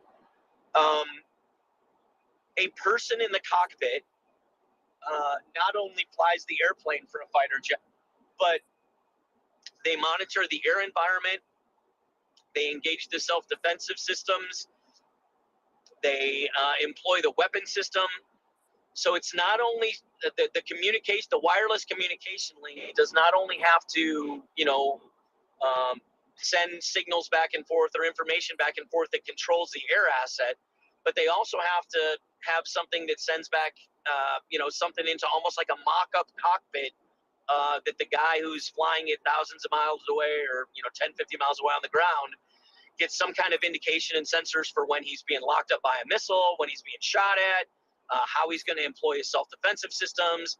What's the, almost like a synthetic look out the HUD, out the heads-up display, so that when he wants to engage his weapons, what's that going to look like? And now you start talking about some pretty significant amount of bandwidth in signal processing or go to automation to make that happen. So it's interesting. I'd love to be able to read more about it. When you bring up the Bakhtari thing, this was one of the arguments in my second paper that's coming out about this, in that a lot of my friends argue that General Atomics, who makes the MQ-1 Predator and the MQ-9 Reaper, they would never sell weaponized drones to a private company to be able to do this stuff. And I said, well, I don't dismiss that, right? I think the U.S. government would step in and not let them do that. But I'm not so sure that the Turkish government and Bakhtari would have too many problems if there was a buyer on the market that said, dude, I want I want 5 weaponized UAVs, or I want 5 weaponized now unmanned jet drones or jet aircraft. I think that Bakhtari's not going. There's parity. My point is, we're getting to the point where there's parity in this technology, and there's actors out there that want to build up their defense industries. Turkey is long wanted to have their own defense industry. They've had challenges with the U.S. one. They've had challenges with the European one, and I think that they're sick of that, and they want to do their own thing. And I'm not an Erdogan fan, and I'm not an Erdogan defender. I'm just pointing out that he's had challenges, and there's reasons that he's had challenges from the Western perspectives, and there's reasons that he would want to have his own air defense industry. And Colonel, I actually believe it's a Motor Sich engine from Zaporizhia that is used in there. Maybe it's somebody else's, but I think it might be Motor Sich. I might be wrong. Either way, ATV, does that kind of cover things? And shall we go on to Karin? Yeah, thanks. I didn't want to monopolize. I have other questions, but I can always come back. Thank you very much, gentlemen. Thank you very much, Colonel. Appreciate it. Thank you very much, ATV. If you hang about, we'll just revert back to you in a little bit. Karin? Hi, guys. Good morning. I have a question about refueling in the air. I've seen an awful lot of F-16 training in Europe, and they are all of them are training refueling in the air. And I saw some place well, they were telling that it cut down the maintenance crew. Can you speak to that? Sure. Yeah. The F-16 is somewhat limited on gas, right? It's not like an F-15, or it's not a big truck with a lot of fuel that can stay up in there for a very long time. And for one of the largest consumption phases of flight of fuel is actually taking off and getting to altitude, right? So if you have an airborne tanker that takes off and has hundreds of thousands of gallons of gas, if a 4-ship of F-16 takes off and they burn a quarter to a half of their gas just to get up into the air, and now they're there and they can refuel while they're in the air, it extends the amount of time that they can stay up significantly, right? It's far easier to get jet fuel in the air on a tanker because it has a bigger wing line. It's designed to it's greater lift capacities. It doesn't have to, turn on its afterburners to take off or anything like that. So yeah, and the longer you can keep the jet up, right, the longer you can give that capability to the air component commander. And more importantly, the ground maintainers have now a longer window or a wider window in how often they have to turn aircraft. So instead of having to turn aircraft every 2 hours, they can now turn aircraft every 4 hours. Basically, halving the amount of work that they'd have to perform without tankers. And I don't know if that makes a lot of sense. Hopefully it does. It does. It does. I was just trying to calculate if Ukraine maintenance crew could be easier for Ukraine to use the F-16s when they get them, if they use this method. If you get my thought. Yeah. So there's a couple dilemmas, right, with that. Now, frankly, I would love to see them have tankers, right? But I don't think that the West is going to give them aircraft tanking capability. And I would also say that I don't think that the West is going to have tankers up and available for them to come use. So whether it's the United States or whoever has tanking assets, I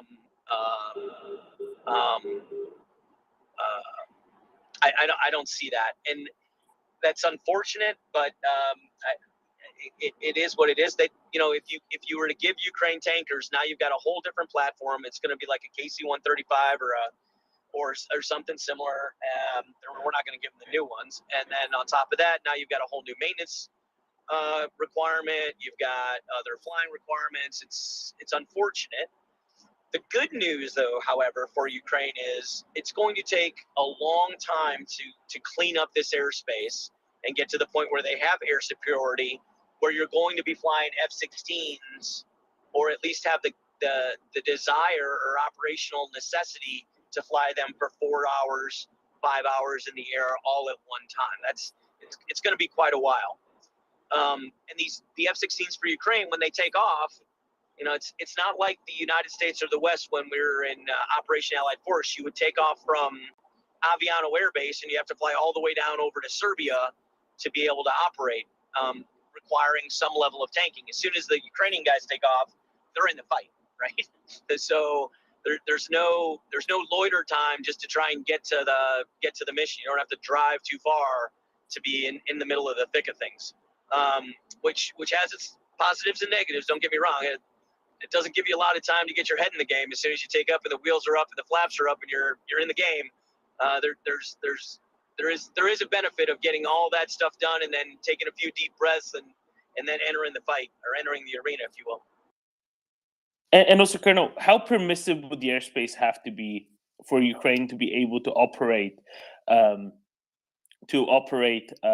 tanking over Ukraine when Russians have, you know, these like R-37 air-to-air missiles with many hundreds of kilometers range, well beyond visual range, and the tanker being a relatively slow giant thing stuck up there in the sky as well?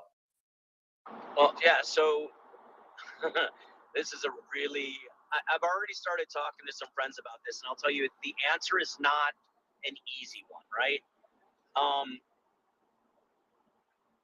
If this was holistically going to be a Ukrainian effort, in other words, Ukrainian tankers, Ukrainian blah, blah, blah, that means that these tankers have to fly over Ukrainian airspace. And the West would have to have some level of intelligence assurances that these are not going to get hit. They're not going to get targeted, right? Because what we call there's a term for such assets. We call them HAVA, or high value airborne assets. Tankers, AWACS, rivet joint, compass call, back in the day, ABCCC, Airborne Command and Control Communications Platform, right? So these platforms are very, very unique. We have very few of them, and we do not put them in places where they can get screwed with. And you know, and by the way, this is why Russia built the R-37. It's like, God, we can't get to these things, and we know how valuable they are to the United States. We want to be able to target these things. That's why they built a long-range missile. So that's one scenario. The other scenario is, and I don't see this. I don't see the political will allowing this to happen. Is that you basically put Western tankers up over Poland, and then let the Ukrainians come out, refuel, and then go back in the fight. And then if, you know, one of these assets were to get shot down over Poland, you've now got a larger discussion about what's going on with these assets. Again, I don't see the political will to make that happen. I don't think probably a lot of listeners see that either. But there, other than these two options, or maybe a hybrid of the two, there's not a lot of other ones out there. And it's just difficult, right? If there would be tanking provided by others, be it Brits, Americans, whomever, over say Poland or over Romania, that'd be a different story. But then you get into the set of problems that we discussed earlier already. If it's over Ukraine with these very long-range missiles that Russians can launch from Belarusian airspace, then it doesn't probably work. Not easily. It's a difficult thing. And Colonel, as you said, Ukrainians, whenever they take off, they're in the fight 2 minutes later, right? So it's not like they need that added range necessarily in the same way as usual combat air patrol does, right? That's kind of maybe a big difference here between the two cases as well. Yeah, exactly. And you have in the West, the people who are really probably best qualified to perform some of this type of training is actually naval aviators. And that's because the Navy actually trains to the notion of a carrier fleet coming under attack, right? So as soon as you're launched off the carrier, you're in the fight, right? And to be fair, I've done this training because I was on a carrier. It's very intimidating, and it's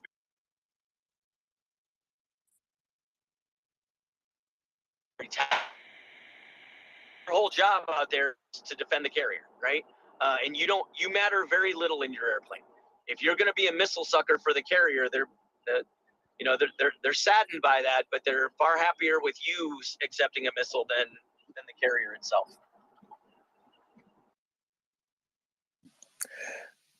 Absolutely. Thank you, Colonel. Will, please.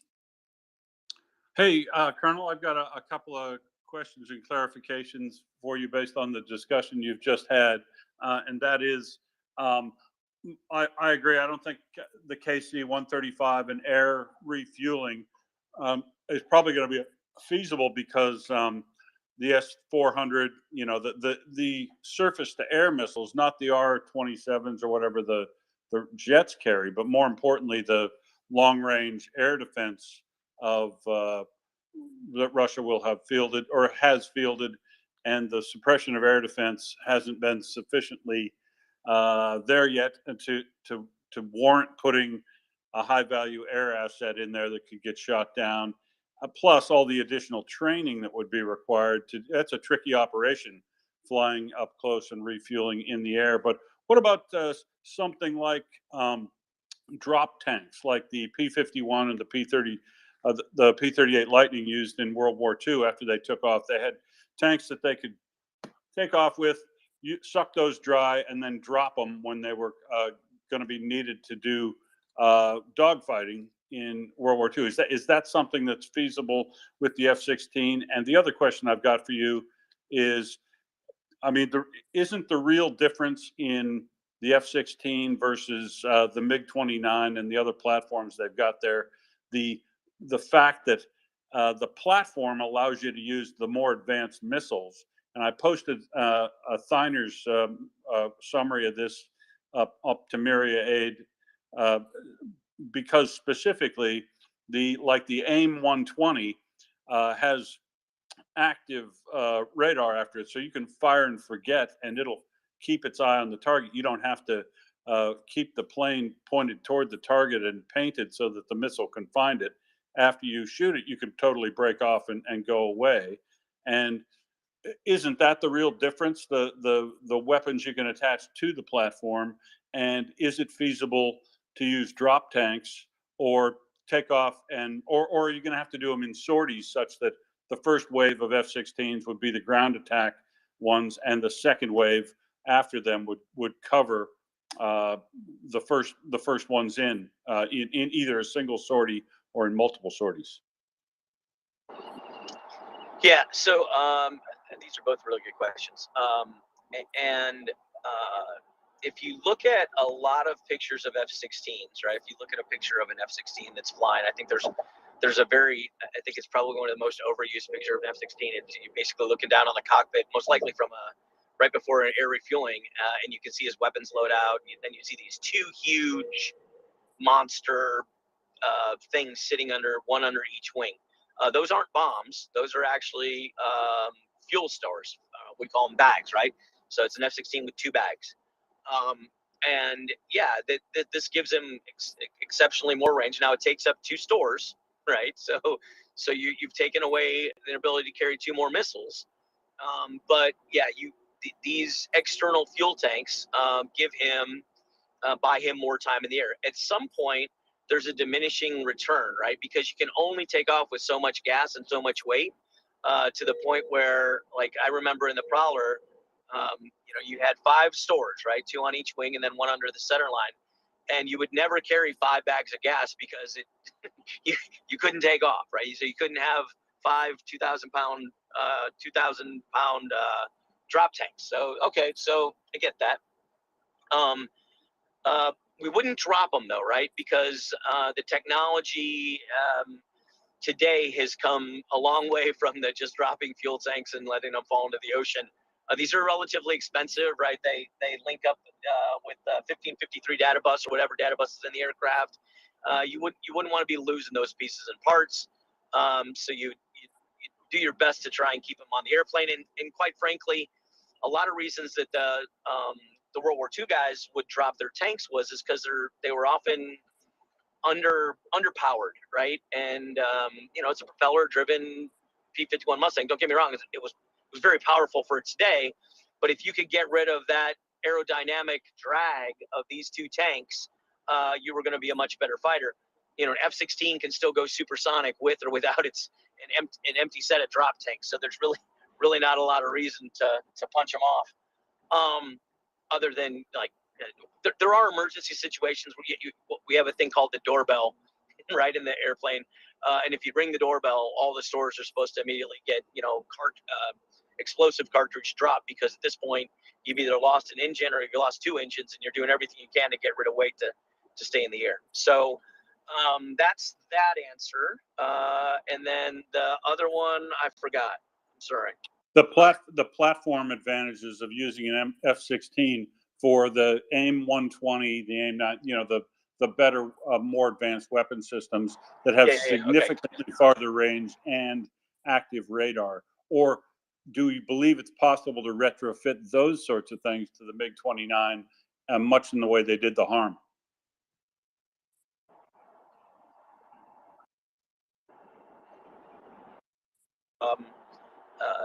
You're right. Western jets would be able to fire an AMRAAM. Ironically, there's a European made there with the Eurofighter. They have a thing called a Meteor missile, which is even, which according to unclassified reports has even better range. I don't know much about the Meteor, but the MiG-29s, they can carry the AA-10 Charlie and the AA-10 Delta. I don't know what the R numbers are for those, but those are the NATO designators, and these are also fire and forget weapons, right? So they have an active homing capability or active radar in their nose. So that's good. I think that trying to get an AG or an AIM 120 mounted onto a MiG-29 is going to be really, really hard.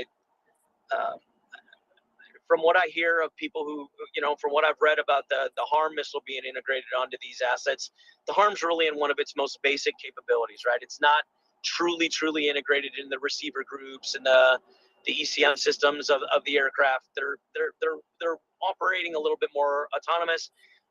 You've created a situation where you have a launch rack that fits and mounts on the airplane, and you also have enough ability to send signaling to the missile and commands that enable it to launch off the rail or to safe itself. And these are the main ones, right?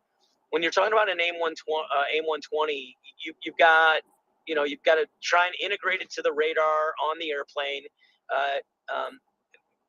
at least for the launch, right? Because the missile has to know what you're trying to shoot at, right? Yes, it can go active and it can be fire forget, but at some point it has to at least have that initial targeting package to where it says, okay, I see this on my radar. Do you see it?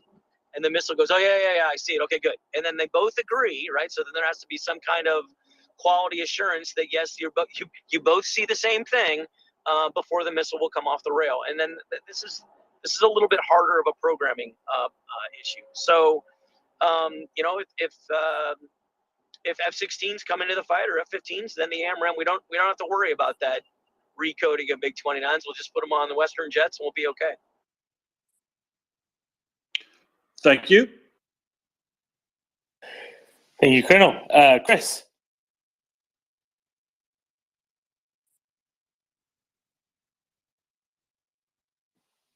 Chris. Yep. Sorry. Just actually, I was doing toast. Yeah, actually, that's perfect timing for me anyway, Doman. Okay. Yeah. Just realised. Can you hear me? Okay. Yeah, all good. Yeah. Actually, no, that was perfect timing. I'm glad I delayed there because ATV actually asked pretty well the question that I wanted to ask Colonel Jeff, right? But so now I'll just take it slightly further because it's sort of something I've been exercising grey matter on. Is that so? What I was like wondering about was like how many missiles, can we hag off of the Russian jets? And from what I hear, I think, that we've certainly solved that for, quite a few types of missiles, American and British missiles.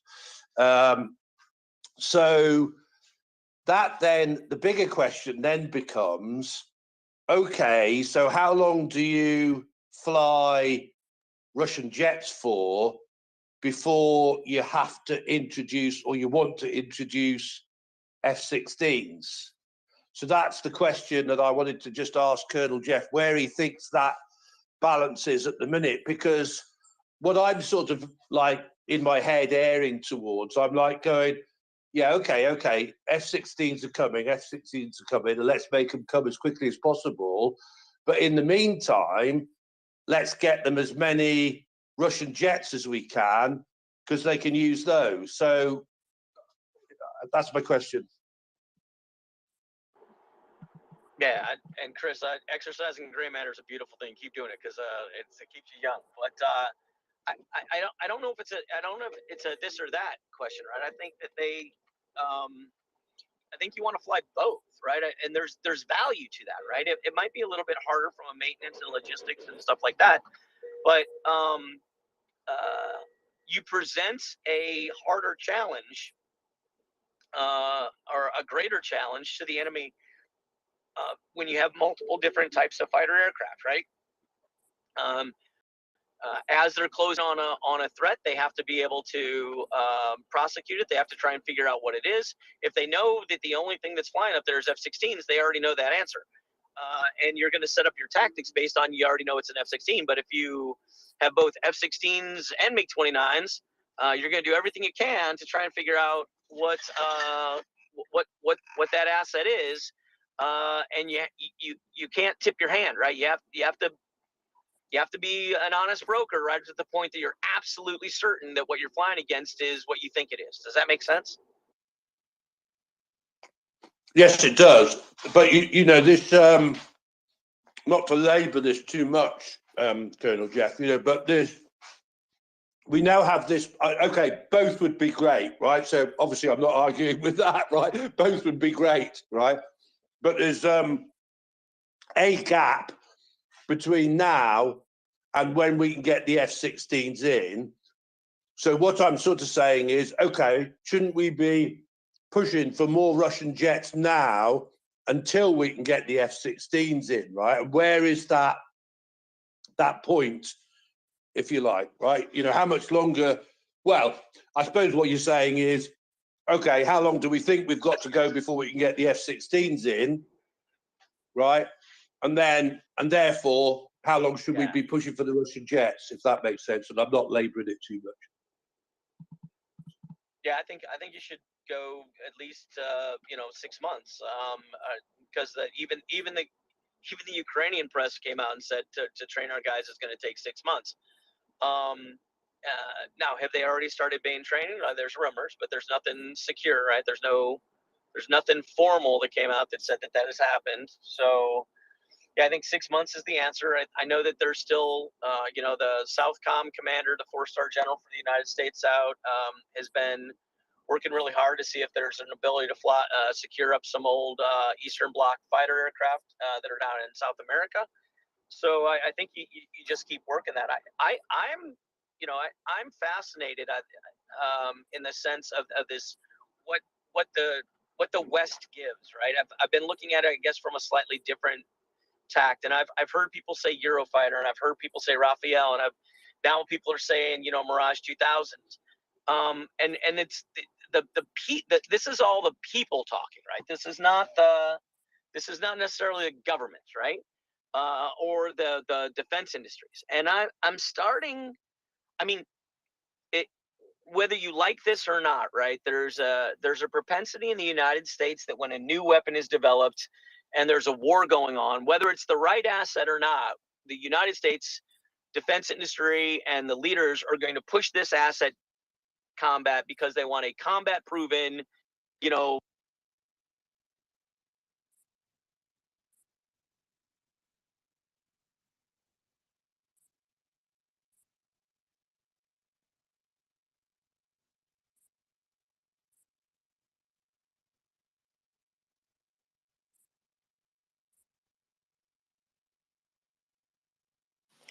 I think we've had Yep.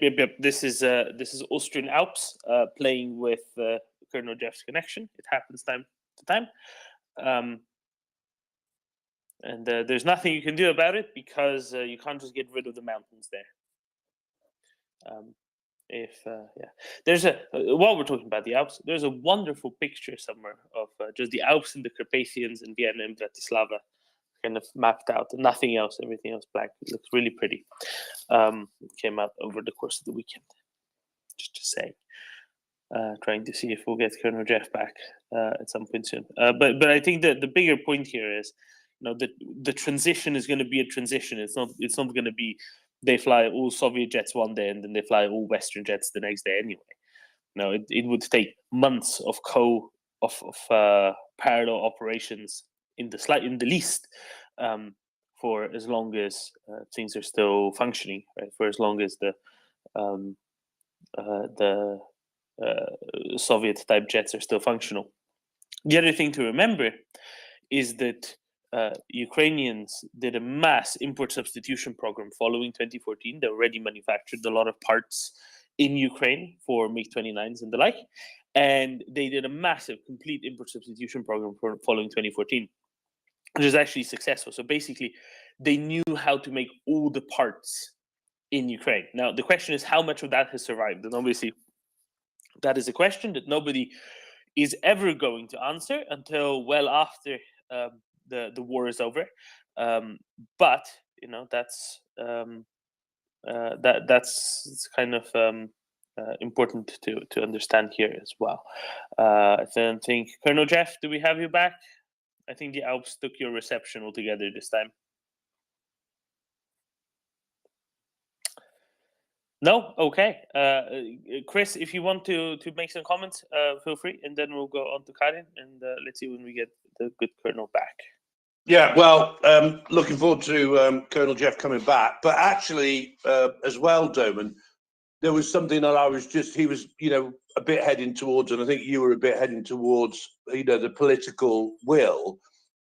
And it just seems to me, I mean, just from things that I'm hearing, particularly from Republicans in America, or some Republicans in America, if you like, that there's this bit of the feeling of, look, let's get this done.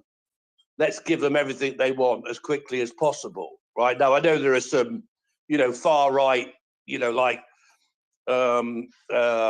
views, if you like, against that, but I won't even consider those. But, to me, I just have this sort of feeling, if you like, that there's this view, right, okay, let's stop messing about, let's get this done. I don't know what you think. I think this is important, right? Just if you look at the Tallinn Pledge, Chris, as well, I think this is the other one that you should consider. The one, if you don't remember it, it was a couple of weeks ago, just before Ramstein, it came out a day or two before, with Britain, Poland, the Baltic states, the Netherlands, a couple of other countries in the north of Europe signing it.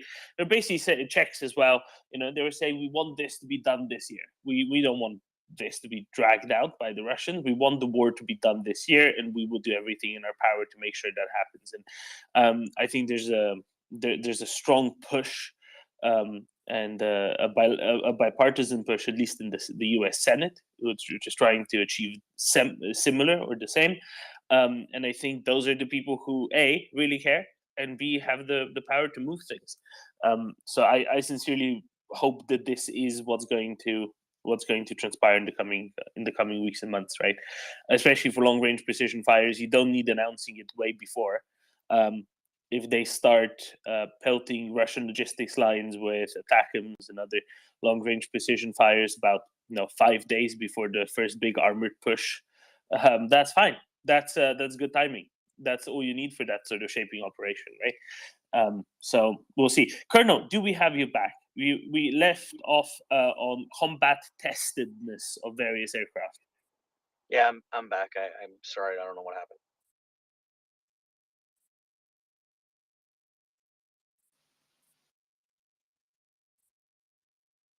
Yeah, that happens to me about once a day, Colonel. Hey, Dom and I have to drop off. I would like to thank you again very much for the space and for answering those questions, Colonel. It's excellent to have your expertise around. Thank you, Will. Talk to you tomorrow. So, Colonel, if you want to pick up where you left off, feel free. Otherwise, we can go on with some more hands. Yeah, I think the point that I was trying to get at is you would expect the European nations, if they truly want to defend or build up their defense industries, that they would want to get the combat proven tag on their air assets, right? So, you know, I would hope that there's discussions going on, you know, Airbus, BAE, and some others out there that are saying, you know, to their capitals and to the politicians saying, dude, let's get our asset into the war. Let's get it combat proven. We'll be able to compete in the in selling, you know, fighter aircraft and in that and have the combat proven thing that the United States seems to always have on their jets. It's all I was getting at. Thank you, Colonel. And this is where the drive for, say, the Mirages, the Rafales, the Gripens, whatever, is coming from as well, and rightly so. And it would also, frankly, benefit U.S. plane development, right? Because without competition, without friendly competition from friendly nations, I mean, the motivation just drops a little bit when you know that you're definitely so far ahead and the best. Karin, go ahead. Thank you. My question is about jet fuel. Colonel, do you know if the Russian aircraft's engines are more sensitive to air fuel than the European or American? Do you understand my question? Can they chuck anything on them? Yeah. So the Russian jet engines. I mean, if there's one place where Russia does where their technology outpaces the United States, it's in engines and rockets, right? But I think it's hopefully starting to fix some of that, at least in the rocket world. Their engines can run. They're more powerful. They can run on more of a contaminated fuel, so it doesn't need to be that pure.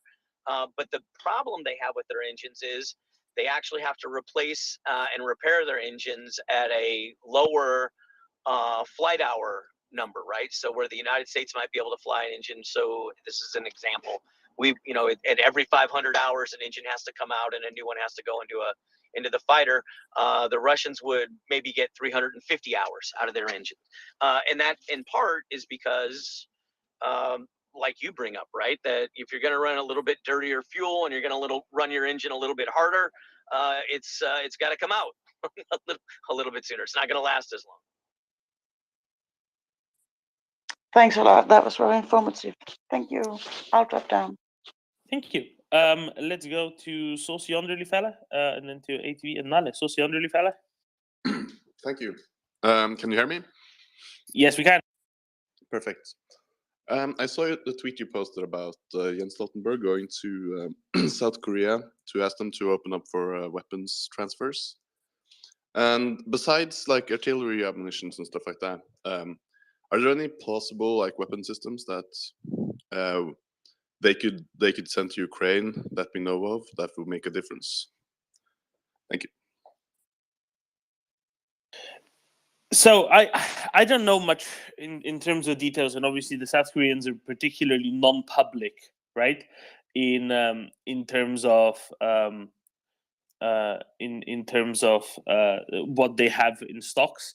But I think that the biggest question, the biggest utility would be just volume of stuff, especially ammunition, of which they produce just ungodly amounts compared to other, countries of let's say the extended West, right? Of the extended free world, and I think that's where you get the greatest utility from that, at least possibly. That makes sense? Yeah, it makes sense and obviously useful. But still, like I seem to I think I've read somewhere that they produced like a lot of artillery at some point, and that it wouldn't be that. They produce a lot of artillery for sure. The question is how much of that is useful and how much of that they're willing to move, right? What I'm kind of getting at is, look, they have a crazy northern neighbor you might have heard of, and that's why they have an army which is way bigger than you'd normally expect from a country in that stage of economic as well as societal development. But that's why they won't be willing to send capital assets that they have as a part of their military. What they might be willing to do is, and quite plausibly, quite likely, is expand production, right? And if they expand production, which is easy to do when you're making a lot, but are only working 1 or 2 shifts, right? You can easily expand by 20, 30, 40% without too much issue, much more easily than somebody in Germany expanding by 700%, right? To pump out more artillery shells and whatnot. That's really where it lies. That's kind of what I meant by things like that. Self-propelled howitzers take a long time to make, right? Artillery shells less so. So the lead times are shorter as well. True enough. Thank you. Thank you, Socionely fella. I for one am quite excited about it. I don't know exactly what it means. To be clear, I don't know exactly what the context of those discussions is, because all I read was that one, little article that's linked in there. Because it could mean, let's put it this way, it could mean several different things. It could be in several different contexts, right? And that's especially because it has previously been reported that countries like the US and I think the Czech Republic have been buying stuff from South Korea previously and then sending it to Ukraine.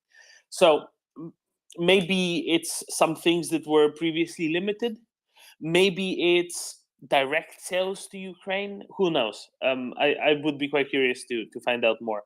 But I guess we'll have to wait and see. ATV, go ahead. Hi, is the Colonel still offline from the Alps? I think he's offline for now. Okay, then I have an AD question. Just looking back, and apologies for picking a scab. But Missile Thursday, I was traveling, didn't get to hear much about it. I was just curious, roughly how much was fired, how the AD worked, if they were still using those, I think KH 22 missiles or whatever that they had trouble with at Dnipro. If you just had like a kind of a 1-minute overview of that, I'd appreciate it. Just out of curiosity. Thank you. Let me see how good the Twitter search works. Okay, here we go. 85% were shot down. 47 were shot down out of the 55 launched.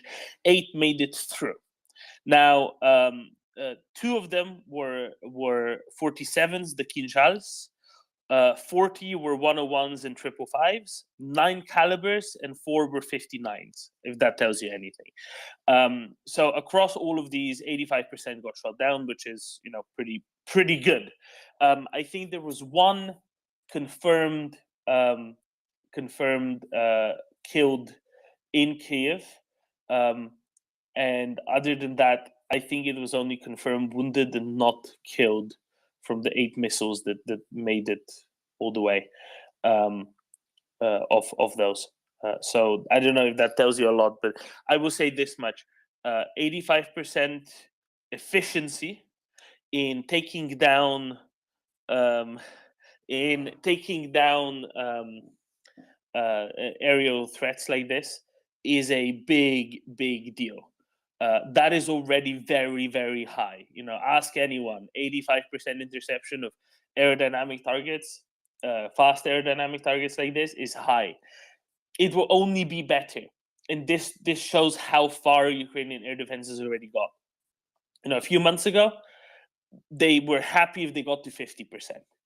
Now we're talking about having closed, let's say 2/3 or more of that gap between where they were and where they want to be, which is obviously 100, but that's almost unachievable with saturation attacks like this and different types of missiles and whatnot. But more will be done, more is being done, and it will only be getting better, right? SAMPTs are apparently on the way. The other components are also, more NASAMS will be coming in, Patriots will be coming in. Another IRIS-T battery will be coming in the next couple months, I think. I forget exactly when it's scheduled to be delivered. So it will only be getting improved. That's great to hear. It seemed like the Russians found a hole a little bit with the Dnipro attack the previous week. So it's fantastic to hear that AD's back up and performing fantastically. Thank you. Thank you, ATV. Nale, morning. Well, afternoon for you already. Goodness. Go ahead. Yes, I'm all fed and feeling good and drowsy. So I'll probably fall off a ladder later this day. But I wanted to ask you, Domen, have you heard the latest utterances from Erdogan? I have indeed, Nale, I have heard the latest out of Erdogan, unless it was during the course of today, because the last I heard was from last night. Yeah, last night. So what's your take on it? Because my take is just that he keeps playing his word games and dangling it in front of us and not doing anything. So thanks, Turkey, once more. Well, the thing is that now there is consideration of putting Finland in front of Sweden, right? Which would be also, frankly, good for Sweden. But that's a bigger discussion. And until we have more, we have a Norwegian, a Sweden, and a Swedish Finn. Well, that's kind of enough, I guess, on the panel. And I was going to say, do we have more Swedes and Finns up? Maybe we should leave it until then. But it's certainly a thing here, right? It's certainly an option. It's certainly a thing that might be happening. I don't know how to put it otherwise, Nale. I wonder what the response from both the Finnish and Swedish governments is going to be, especially in the context of the upcoming Finnish election, because I think it will be very difficult. Here we go. Here comes the Swedes. It will be very difficult for either the Finnish government or the Finnish opposition to figure out what the correct attitude to this is. And I think that's going to be a complicating factor. If the election was next year or the year after, it wouldn't be, because the election is in a few months, it might actually be. And I wonder how that's going to go. Nale, I want to go to Daniel first, because Daniel was already flagging it to me yesterday that he wanted to talk about this today, and I was hoping he'd come up. Daniel, go ahead. Yeah, I don't have that much, but actually just like a minute ago, I saw a headline saying that Minister is officially saying that the line is that we are joining together and that Turkey is not going to divide this application. And I think it was yesterday or very recently at least that Stoltenberg was saying the same thing. I think that was when they started to flag that way maybe Finland would go it alone and so on. So the official is that no, we're not listening to Turkey in this. And it's just another way for Erdogan to sort of divide and conquer, I think. There was a really interesting article about the Swedish application and Turkey as a problem for it in Svenska Dagbladet yesterday, where they looked at sort of the different factors that affected the actions both from the previous Swedish government and their baggage and the new Swedish government and their naivete and their baggage. And there's been things not handled in the most, I wouldn't say professional way, or maybe I am actually, but I mean, the new government in Sweden was definitely not experienced in doing this, and definitely not experienced in doing it with Turkey. They had a quote that I think was quite interesting. They said that you can't, it was some experienced diplomat that had said that you can't be cuddly with Turkey because then they will take everything. I think that sort of summarized it. Yeah, somebody previously said, you need to be you need to be an experienced buyer to go buy a carpet at the bazaar, something like that, right? You need to get practiced, well versed on the smaller ticket items before you go and buy a giant carpet, because otherwise you're going to overspend rather. Yeah, and one of the critiques that they have was that especially this current government they have shown that they are too eager. They have publicly stated that this is the most important thing for us security-wise and so on. And they have been running really fast to fulfill all the demands from Turkey. And they have even, in some areas, almost gone a little bit longer than was demanded from them. And that shows that we are really eager. And then you give Erdogan another option to demand more or whatever it is that he wants to achieve. And especially before the election, if and I really don't believe that, but if that was his only goal to win the election, and that's the only reason why he's stalling, then there would be no use to show any progress, to say anything before the election, because that would be useless. And I think that he might even have even more motive to do it if he has the possibility. If you show him that he can get something more, he will try to do that. So they haven't really played hardball. They have been nice Swedes, which is typically like Swedish. I think in Sweden that would have worked. Show that you want to fulfill and you want to be a friend and so on. But that's not really how it's played. And I don't say that in a derogative way to Erdogan. I mean, you can think of what you want about him, but that's the way it's played in this game and with these countries. So exactly, right? You don't offer a finger because they'll take the arm, and maybe the best, somewhere in between the two of those might be a sensible way to go. Sort of, show progress, steady progress, but slow progress, timed to kind of, be all done by late April, early May, and then that coincides well, and it. If the read is that what Erdogan wants is a victory lap in Turkish domestic papers, then that's probably the way to have gone about it. Goodness. Another listener is telling me that in Finland, the youth wing of the Left Alliance is organizing an Erdogan caricature competition. So maybe in Finland there won't be much of a choice soon anyway. Whether what happens there? Would it be better if they burned the caricatures or posed them publicly? I don't know which is the preferred method under the circumstances. Nale, please. Yeah, but the leftist youth group, that just shows how terribly bad they are at reading a situation, I think. But again, that group doesn't want to be in NATO anyway, so it's a perfect way to sabotage everything and get your way across to everybody. But I don't know.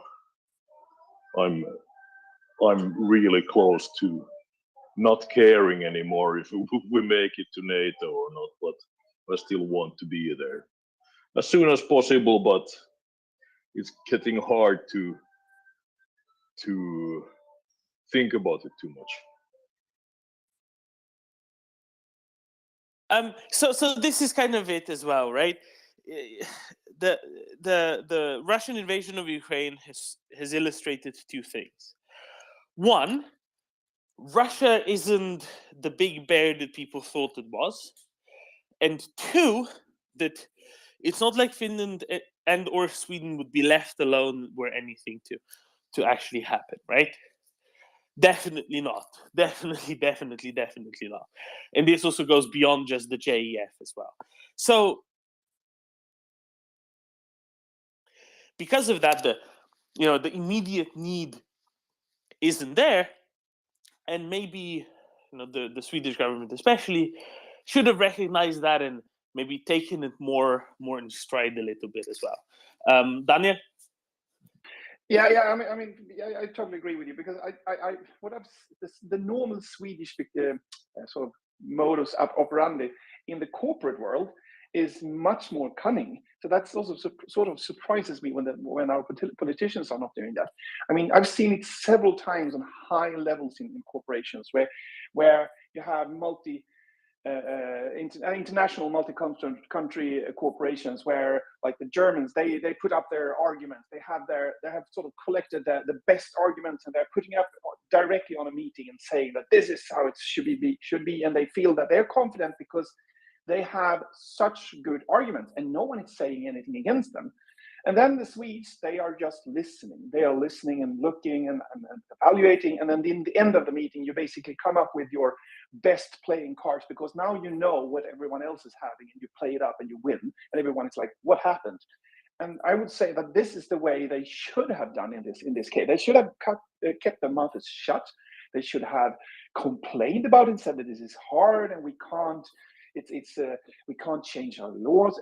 Actually, when it comes to the demands on changing our laws, that was something that were already starting to do. So that was quite easy. But you should have said that, we don't really want to go towards Turkey because we will have to look at our freedom and so on. And then in the end, when you have basically a fait accompli, you would get a public statement from Turkey saying that if Sweden does this and this, then you have it. And then you basically put up your cards and say that, oh, we've done it. And then Turkey wouldn't have anything to say. And that's really strange that they didn't do that way, because politicians in Sweden seems to never do it.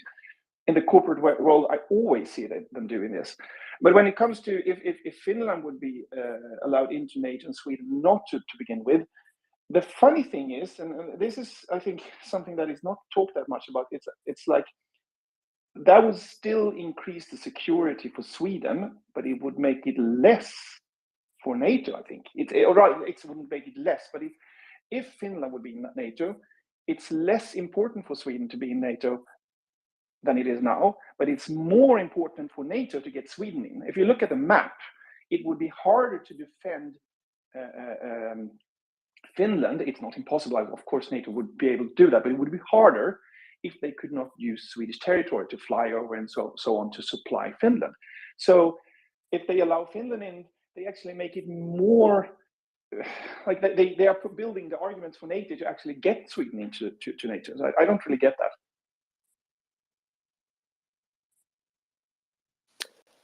Nalle?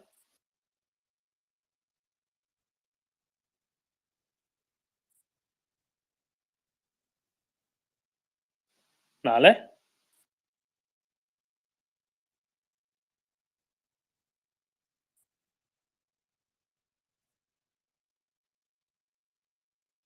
Okay, maybe Nalle is indisposed.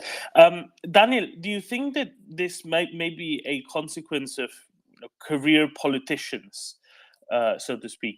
And maybe do you reckon that politicians with a longer track record in high office would help with that, right? If you look at the Prime Minister of Sweden, Kristersson, before that he was only ever quite a low-ranking minister, right? And when he was in the previous center-right government.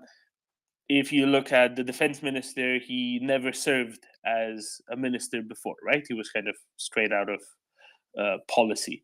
Do you reckon that would have helped? Yes, to some extent, yes. I think actually the defense minister came from academia. Yeah, am I wrong? No, That's what I meant by policy, yeah. right? And he was in like the NATO academia type thing in Rome for a bit, and he did a PhD in King's College London, right? He was the guy thinking about strategic thinking and policy advising and so on. But not there's a difference in the policy and the execution of policy. That's kind of what I was getting at. Absolutely. I think that is one factor, but I would like to add two other factors. One is what kind of interest do they have? Because some politicians always they are either more interested in foreign policy or in domestic policy. And I think that most politicians in Sweden and also this Prime Minister and all the other ministers are mostly interested in domestic policy, and then sort of when this kind of crisis comes, they're like, do I really have to take this? They realize they have to, but it's not really their ball game. It's not really what they want to do, and I think that's what you see with Schulz also, because he doesn't want to do this. He doesn't like it, but he's not. He wants to do the garbage bin schedule, right? He wants to do the placing of a road spur into the environment kind of discussions. Yes. The really micromanagey long discussion seeking of consensus for 6 years, and by then everybody's forgotten where we started anyway. Or whatever. So yeah, but I think so that is the other factor. But then you have, and if you look at Swedish prime ministers, we have had basically two since the war that has been really, really interested in this, and it's Olof Palme and then Carl Bildt. And Carl Bildt is still he's very engaged in this, so it's very obvious that this is what he likes. But the third factor, I think, is also the age you have around you. and which one you trust and what kind of experience they have. If you're politicians that have been there for long and also been in governing position for long, you build up a sort of stable with aides and people that can help you, that has experience, someone that has been on the embassy in Moscow for 20 years or something, that you trust immensely, and he knows these kind of situations. He's been there even if you haven't been there, and you can have a direct dialogue. You maybe have had that dialogue with him before, so you already knows a little bit about this and actually understands how you should approach and what kind of questions you should ask your aides. If you're totally new, even if you have good aides, you might not trust them, and you might not know what you need to use them for. And I think that is the third factor.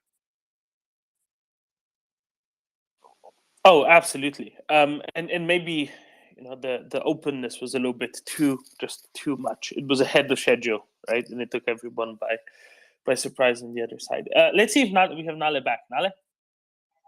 Yes, I am back. I wanted to maybe expand a little bit on this theme of Erdogan, because I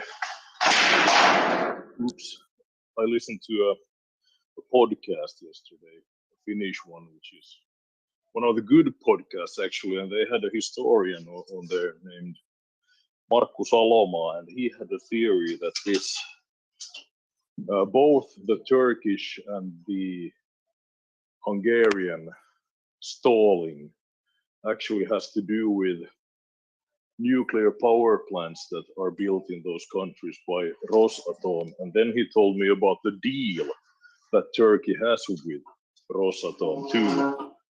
So, and that was a very strange deal, that they would finance, build, and operate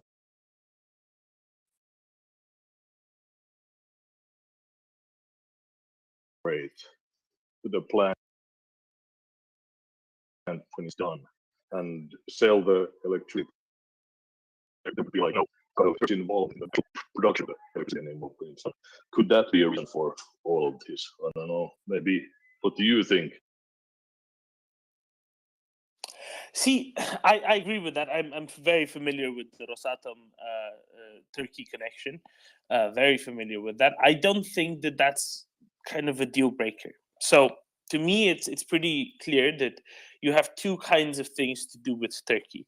You have those that benefit the Turkish economy somehow, or at least can be shown to be actions by the Turkish government under Erdogan to the Turkish domestic public to be benefiting the Turkish economy and benefiting the standard of living of its citizenry, right? And helping Russia evade sanctions, allowing Russia or setting up this financing deal with Rosatom and building the nuclear power plant in Turkey. All of those things fall under a category of things that are things that Turkey does in order to kind of gain economic benefits from. And on the other hand, whenever it came to questions of security policy, right, outside of this, because quite clearly, I think Turkey realizes the problem that you kind of pointed out, Nale, which is even if Finland and Sweden don't get into NATO, even this year or next year or the year after, it doesn't actually change the security situation in Europe markedly, for very practical reasons, right? And that's kind of why I don't think they see it as a priority. On the other hand, you know, they look at the world of security priorities very differently. But also when it comes to support for Ukraine, they did. You know, you can't say they did little. Right? There are many hundreds of MRAPs, the TRLG, whatever the missile launching systems are called, and some, let's call it other stuff in there. And now, you know, they're at least in talks, clearly, judging by the flag behind the Polish defense minister's address, of participating in the whole Leopard coalition thing, right, with the Turkish flag there next to the Polish flag behind them. And a number of others, of course, but the Turkish one was let's call it the interesting one in its presence. So it's kind of a very different position to let's say Finland and Estonia and Poland and Sweden and Norway, whose interests on all of this are really perfectly aligned, but that's also a factor of geography, right? Whereas, and membership of the EU, of course, whereas the Turkish ones, they just see their interests differently, and they see their primary interests in winning the next election. So whatever it is, it's a little bit more complicated than that, and because of that, no, I don't think that the Rosatom nuclear plant is a really big factor in any of this either way. I don't think that Finland and Sweden are being held out because of the Rosatom nuclear plant being constructed in Turkey, possibly eventually, or not. I just don't think it has any influence on it whatsoever. So I think that's it's a good thing to note, but it's not relevant for this particular thing, because I think that Erdogan just separates it mentally completely. One thing, another thing.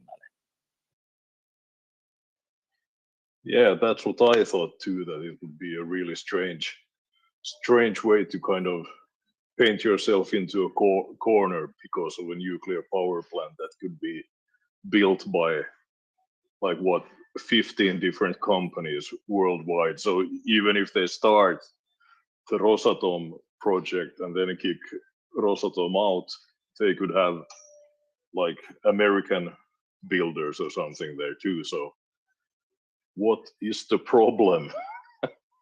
But then again, it's the financing. It's a financing thing. Nale, if you want to go and buy a new car, have you noticed how in the last 10, 15 years, car dealerships have turned from places where you buy cars to places where you get loans? Yes, I have noticed, and that's why I have an old car. Well, there you go. But you see how, most European car brands at this point, I don't know how the situation is in the US, but especially most European ones, they made the money. They made their money not in the car sales bit, but in the financing bit, right? It's the bank that is Volkswagen. It's the bank that is Citroën. It's the bank that is, whatever, that really makes the money for the company. So in that context, it's kind of the same with Rosatom, right? Rosatom gives these financing conditions backed by the Russian government or various Russian banks, which are kind of state connected anyway. It doesn't really matter whom, right? There's Russian backed money that finances the whole thing. For Russia, this is a question of strategic purpose. Much in the same way as Russia made Europe dependent on natural gas, it makes other countries further away dependent on continued Russian supply of nuclear materials, of maintenance, of whatnot. And they're basically the only ones who really have been going out the last couple of decades and saying, hey, South Africa, wouldn't you like a nuclear power plant? Don't worry, we're going to finance the whole thing and you'll have a nice nuclear power plant. Wouldn't you like that? And they did this with a bunch of other countries, right? Also Egypt, Turkey, whatever. And this all had a long-term strategic purpose of making others dependent on Russian energy supplies, just instead of those being, say, natural gas by pipeline to Germany, those being to do with nuclear energy.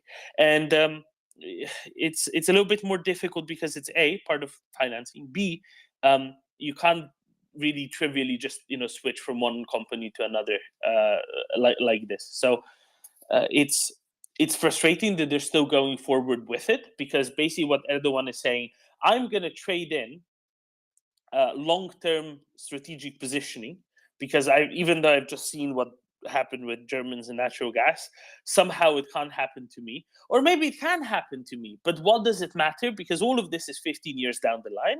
I will be actually probably not president anymore in 15 years, but let's make sure that I get to be president for the most of the upcoming 15 years as possible. And for that, I need to be visibly seen to be delivering to my electorate, or at least enough of my electorate to keep getting re-elected. So that's kind of why this is happening. It's a very bad, objectively speaking, it's a bad deal, but it's a good deal politically speaking for Erdogan's government. Maybe it is just that simple sometimes. Let's go to our Romanian Daniel first. I just wanted to enforce your position, just that. It is very, very simple. In Finnish and Swedish, I understand their frustration. is something I feel about Austria and Netherlands, about Schengen, but it's similar. Yeah, we lose some money, but let's keep focus. Finland is no worry, and Swedish of, I don't know, problems because are not NATO members. They are under American and British nuclear umbrella, so don't worry. And this will be fixed by how the Ukrainian war is ending. And about Erdogan, I think he loves this discussion. He enjoys the frustration in Stockholm. I think he just surfed this wave with huge pleasure because it's giving him visibility in Turkey. And best answer for Sweden will be ignore him. Just ignore him. He will talk anything, he will say anything, ignore him. He is better than piss you off, I don't know, the motive. And I watched this discussion, which for me, I understand your feelings, but all this discussion make the most evil player, the junior one, Orban, get unchecked. And he can say a lot of things, and he's less punished by public opinion. Don't forget how much support have from extreme right of GOP. And I think this subject of getting in NATO will not progress anywhere, but you spend excessive energy on this subject. And it's a shame. You are very pragmatic people, Sweden and Finnish people. Just my opinion. Thank you, Daniel. And let's bounce it off of the other Daniel. Then I see we have Colonel Jeff back home. I'd love to talk about old Soviet short-range air defenses still. So Daniel, go ahead, and then I'll have some questions about the American experience flying over Serbia in the 1990s, because I think there's something to be learned from that. Daniel, please. Yeah, I really agree with my namesake when it comes to how this should be handled. We should be quiet, and we shouldn't be upset in any way, because I think it's not just sort of effort that we lose. We also lose sort of political face, because it really doesn't look good. It's better to just leave it until now, and I think that's what they're going to do, because they've said that there will be no negotiations at all until after the election. They said that they haven't stopped it, they have just paused it, and it will be paused until after the election. But I think with that said, also there was another thing that they brought up in this article in Svenska Dagbladet, and was quite interesting. When you look at domestic politics for Erdogan, one thing that it said was that this Quran burning was timed perfectly, because he needed opposition support in the parliament to, as far as I understood the article, to change the date for the election. He wanted to change the election, I guess, because he sees an uptick in his polls, and in order to get that support from the opposition, he needed this question, and that made it sort of a gift to him, and there was not any other possibility for him to react when this happened. So yeah, quite sort of predictable in some way. Exactly. Thank you, Daniel. And it might really be a case of the Swedes being too effective, too efficient, and too good at fulfilling conditions for entry, which is one of the more ironic things ever. Colonel Jeff, do we have your reception restored on the other side of the Alp? I think I'm back. Fantastic, glad to hear it. And the audio is doing well as well. Now, this is something I've been kind of flagging that I wanted to ask you about since at least last week. And earlier today, you mentioned these older Soviet air defense systems like the SA-6, which I think is the Kub, if I remember correctly, the Soviet designation. Can you tell us a little bit about how good they are, how hard they are to operate, what their capabilities are, maybe of the different ones, the Kub, the Osa, the Buk, the Tor, whatnot. But also maybe on the specific case of what American pilots were experiencing off in the Western Balkans throughout the 1990s, where these kind of were the air defenses they were encountering. Yeah, so the just like anything else, the Russian air defense systems got improved over time, right? And if you follow the NATO designations of the missiles versus the Russian names, it's easy to figure. I mean, NATO doesn't try to make anything too difficult, right? So like the SA-2, 3, 4, 5, 6, 7, 8, 9, 10, 11, 12. With each new number, the technology got a little bit better. So an SA-6, for example, would be better than an SA-2, but an SA-10 or 12 would be far better than an SA-6. In Ukraine, or I'm sorry, in Serbia, they had SA-6s, SA-2s, SA-3s, and each one had different kind of structures and operations. The Buk, or the SA-6, was very mobile, right? So it could move around. It had its radar, and then it had a TEL, which is a train erector launcher. And on that launcher, the launcher vehicle, there would be 3 missiles, and this is what Gaddafi called the 3 fingers of death, right? Back in the day in Libya, right? It's like, you come in, if you cross into my Gulf, into my line, you'll face the 3 fingers of death. But I mean, they were pretty good, but they were still analog systems, and you really see the jump in technology in Russian systems. You really see it improve when this whole conversion in the world went from analog to digital, right? And once you had digital processing and digital capability, the surface-to-air missile systems got very, very good. And not only did they get good, but Russia didn't really share too much information about them other than with their allies. So I think that a lot of us in the West kind of erred to the side of caution, concerned that the S300 or the S400, the SA-10, SA-20 or 12, that these things were just ridiculously lethal. And we're learning now that they're not as lethal as we built them up to be. But yeah, that's probably about as far as I can go. Unfortunately, I can't say too much more, Doman.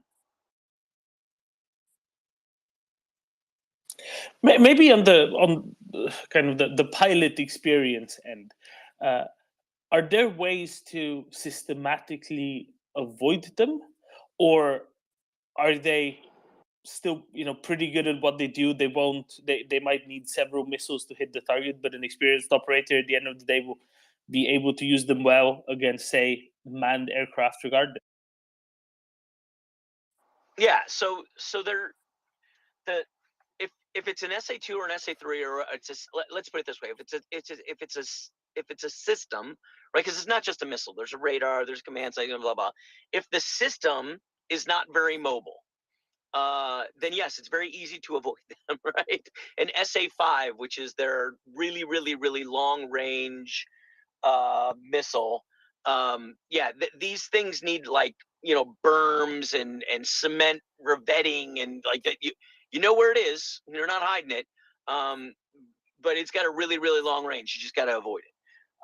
But an SA-6 or a Buk system that can get on the move and go around, and that's one of its advantages. You try and avoid where it was yesterday by the intelligence reports, but who knows? You could be flying right over the top of it today. And from the pilot's perspective, if you get shot at one of these things, everyone comes up on the radio, and when they see the launch on the ground, and everyone's like, missile in the air, bull 270 for 5. So basically, where it is in the country, you call it off of a known bullseye that everyone's referenced. It's a classified location. Nobody, it's on your chart, but nobody says what the bullseye is. It's just you know that there's a launch from that location, and immediately everyone looks that way. And if you're lucky, the missile is moving in your canopy. In other words, as you're moving, it's like moving forward or moving aft. If it's not moving in your canopy and it's staying in one specific position, unfortunately, there's a really good chance that it's tracking on you, right? So basically, it's basically continuing its actions or its activities towards you. And at that point, now you know you need to try and find some defensive measures to defeat this missile within seconds.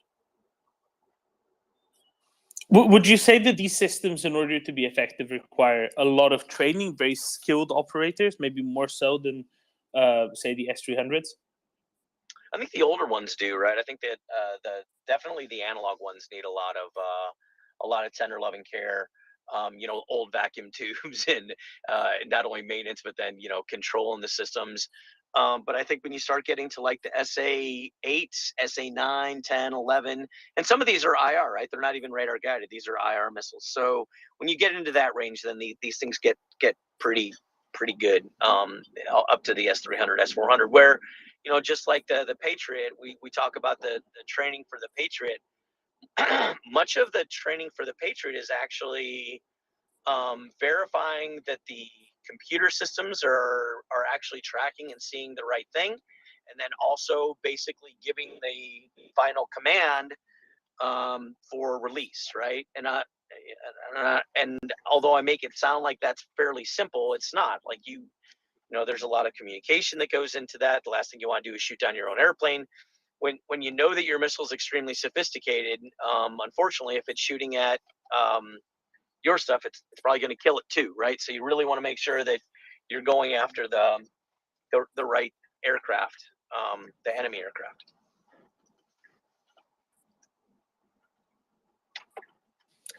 All right, thank you, Colonel. And in this context, the Tree Sparrow, right? The Sea Sparrow integration with the Buk missile launcher. Can that maybe tell us a little something about it as well? That at the end of the day, these are kind of similar systems if they can be adopted or adapted rather to adopt the same missile type. I don't know if they can be adopted, dude. I think that they're stuck.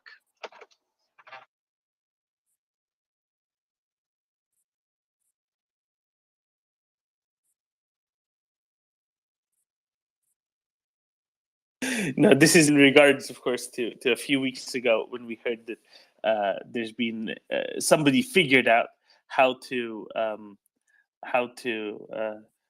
use the Sea Sparrow missiles and launch it from the Buk system there. But yes, quite. It's not a trivial matter, certainly. All right. I think Colonel Jeff dropped off as he was parking. Maybe the area is a little bit of a Faraday cage, or maybe they now have a HIMARS, just like CJ's base. And when you park next to one of those, your reception cuts out.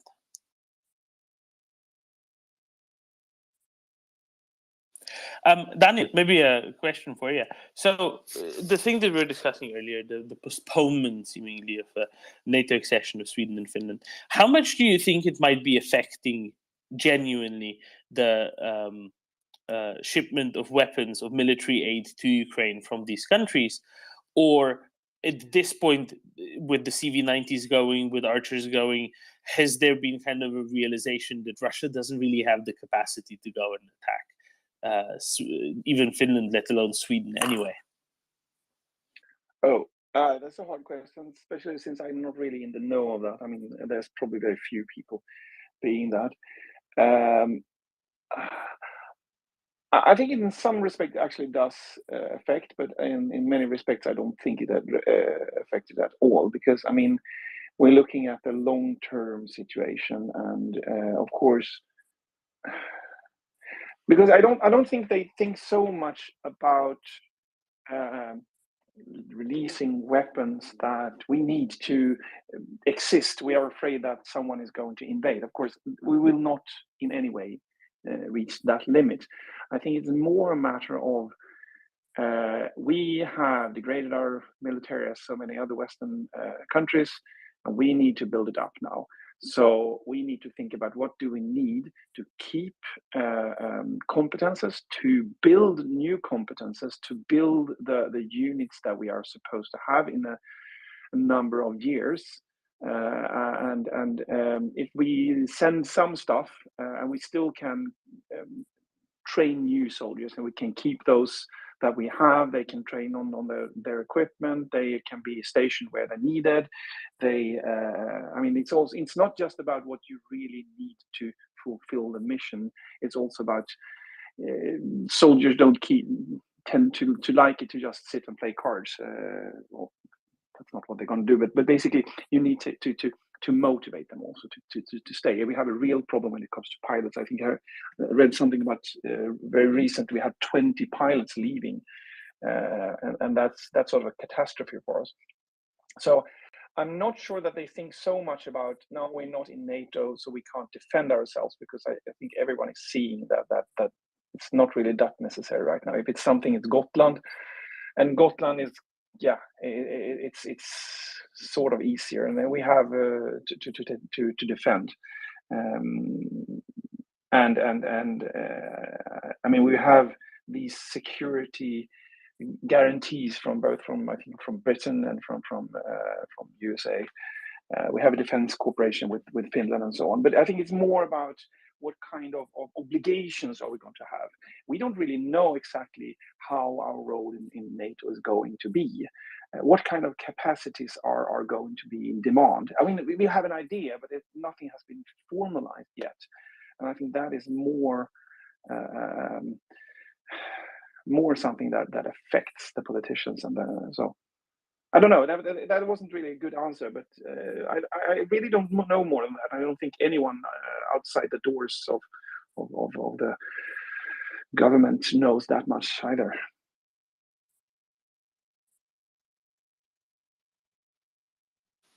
So, yeah, sorry. Oh no, I wanted to say kind of between the two, right? On the one hand, the NATO accession, possible NATO accession, the only danger really being to Gotland, and that being able to be averted relatively well with a combination of naval and air assets rather than needing a whole lot more. But on the other hand, what was taken more is more of an issue. Maybe what's playing out in Swedish media more loudly. The 20 pilots leaving from the I think they're all fighter pilots as well, right? Yeah.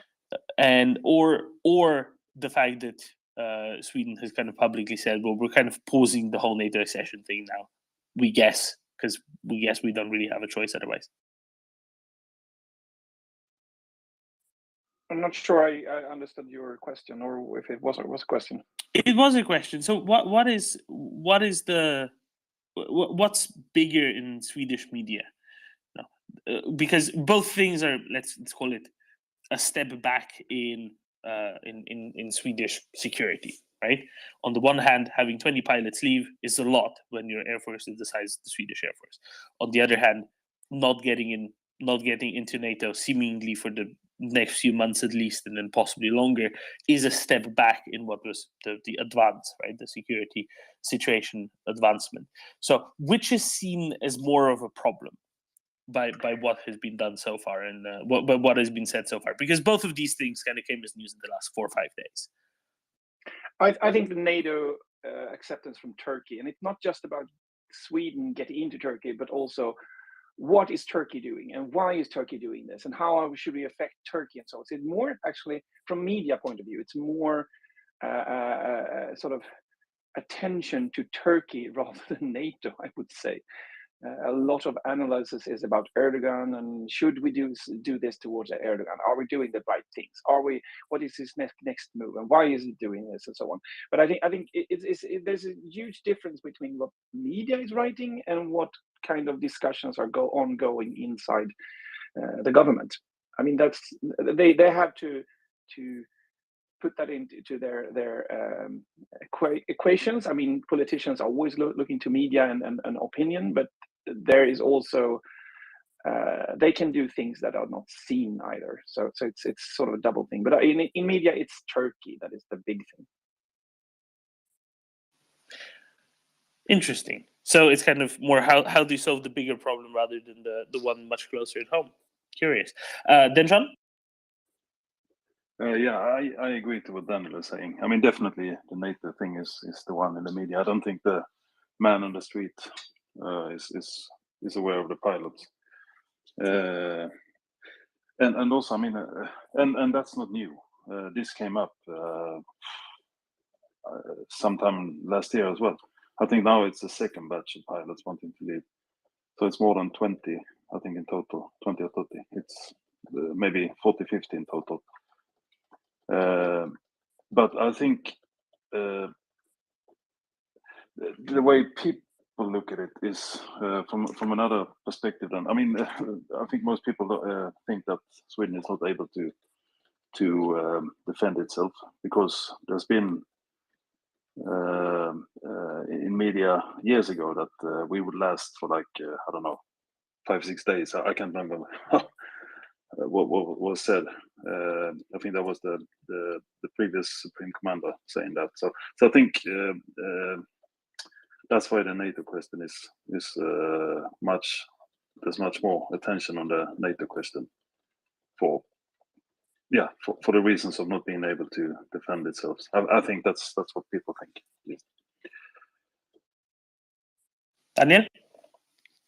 Yeah, I think you're totally right, Daniel. It was a previous Supreme Commander, and I think it was taken a little bit out of context. But because as I remember it, and I don't remember this totally, but I think it wasn't that he was actually saying that we can't last longer, but I think it was had to do with the mission that the defense at that time had, and that they were basically saying that this is what we can do, but we cannot guarantee this and this and so on and so on. And it was sort of an attempt from his side to get a wake-up call to the politicians to change the mission, to change the funding and so on. And we're slowly turning away from that. But there's still, I think the big problem with the pilots is a lot about what kind of benefits and salaries they are getting. That is one of the big things. They don't have as good career development as they would have in the civilian life, and that makes a lot of them really, and they are supposed to put up with a lot of things and sacrifice a lot of things. So I think that is one of the big things that they are annoyed with. I want to add, I don't know if you read the whole thread that you were involved in, Domen, yesterday with the Bamse tweet that you put in. Oh, I did. Because it was feel free to expand. Yeah. No, it was so interesting. It was I don't remember exactly how it started, but someone came in and said that, oh, it's a problem, we need to get into NATO, and we're really vulnerable, and until we get into NATO we are in a peril and so on, and everyone was like, and Lars Wildereng, this author that we have talked a lot about here, not a lot but sometimes mentioned in here, he's really well read on the subject. He sort of went in and said that, and always when he comments something, there's a sort of a tail of people following and giving comments, and he said like, yeah, well, I don't remember, he put up some weapon system that we have on Gotland, and said that, yeah, it enters the chat, and then he got a reply from the other guy that, but that's not enough. He took one of our submarines that said that the HMS Halland enters the chat, and it was sort of his reply on saying that, yeah, well, if they try to go to put something on Gotland, we will sink the ships. And the guy said that, yeah, well, VDV, they don't come by boat, and you don't have anything to defend against this. And then they put up like the Bamse system, the RBS 23, I think it is, enters the chat. We have a couple of tanks. It's a tank reduced brigade or something. I don't remember exactly how much it is stationed there. They entered the chat, and then he put up the Gripens entered the chat, and he put up all these weapon systems that and the Luftvärn Kanonvagn. Yeah, exactly. That could be LKV PBV 90, I think it is called, Luftvärns Kanonpansarvagn 90. He put up a lot of those that are or could be stationed in Gotland, just showing that anyone trying to go to Gotland would have a really hard time. I mean, a couple of years ago, we didn't have basically any military station there at all, but they had been removed because of the eternal peace that we had in the 90s. And now we're sort of remilitarizing Gotland. So he was like showing that it's not a problem. So I think it was a really good way for him to really shortly show that it's really not that big of a problem right now. Of course, we need to get into NATO and so on, but you shouldn't be that afraid of it. But the interesting thing was that where the thread then ended up, because this guy then started to ask questions about how much do we have stationed in Gotland. And then Lars went in to look into, because we are living in Sweden, which is an open society, you can go in into the database and look folkbokföring. I don't know what that is in English. It's basically you have a database where everyone that is living in Sweden are put into that. So anyone can find anyone in Sweden. You can know that. And he didn't find anyone with this name that this guy had. He put up his sort of what looks like a real name. And he had some problems with the Swedish. So then it started to be discussion about this kind of stuff do end up in the in social medias where people are phishing. He was trying to look like he was Swedish. He was trying to look like he was pro-Ukraine, but the things he was saying and then asking showed that he was fishing for information. And that was sort of the take home from this, that there is a lot of people out there and you don't know exactly what people have, what they have, what kind of motives they have. So you should be really, really careful what you write. If you know about stuff, how many vehicles or whatever, where they are stationed and so on, never mention things like that, because they put the puzzle together. And I think that is important for everyone. Everyone that knows something that is not public should really, really be careful what they say. Oh, absolutely. And this is kind of just the public capabilities on Gotland alone are enough to dissuade what the Russian NATO Lake Fleet, that just had to freshly rebrand after it was stripped of much of their naval infantry, who were sent to go fight in Kherson, and with what operational tactical abilities at this point, after they couldn't even execute that in front of Odessa against a country that had much less in the way of an air force and air defense systems, especially concentration of an air force and air defense system, and modern air force with modern air-to-air missiles well beyond visual range. It's a huge difference. Yeah, and I mean, there's so much, both air-to-air, ground-to-air capability, air-to sea capability, but also, I mean, we talked about the RBS-15. It's also ground stationed, and I know that and this is public. They when they had some in the start of the conflict in Ukraine, in the start of last year when this conflict started again, they had some ships coming back into the Baltics, and everything was sort of on the edge, and they actually stationed some of these batteries at the coast in Skåne, in the southern part of Sweden, just as an assurance if they would try something, because no one knew what Russia was doing and what Russia was capable of and so on. And if they would have turned towards Gotland, I would assure you that they would never reach Gotland. So I mean, I am very sort of confident in the capability, and it needs to be better. We need to get into NATO, but currently Russia doesn't stand a chance of doing anything here. Thank you, Daniel. Exactly. Nale, go ahead. Yeah, first of all, I think it's again quite funny that the Swedes have a weapon system called bombs. I think it's quite cute, actually. And then That's why I tweeted that again yesterday with the little baron with the. Yeah, I think it's really funny. But then I actually have a question for Denjon or Daniel or some of the Swedes.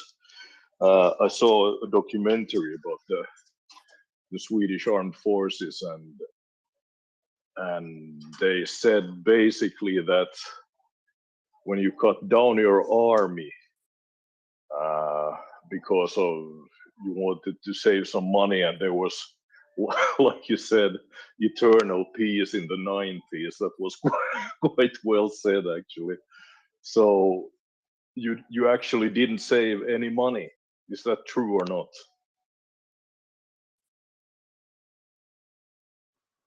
Should you, Daniel? Yeah, I guess probably no money was saved. It was spent elsewhere. So and also, I think, but here maybe Daniel is better to answer than me. The defense that was left actually, if I understand it right, didn't cost much less than the previous one. But I could be wrong. But for sure, the money wasn't put in a bank account. But I don't think that was the question. It's such a complex question. There is not really one true answer to that. I would say it depends, because it depends on, first, how long do you keep your if you minimize your defense, how long can you keep it minimized until you need to build it up again? That has an effect. I mean, you save money for a couple of years.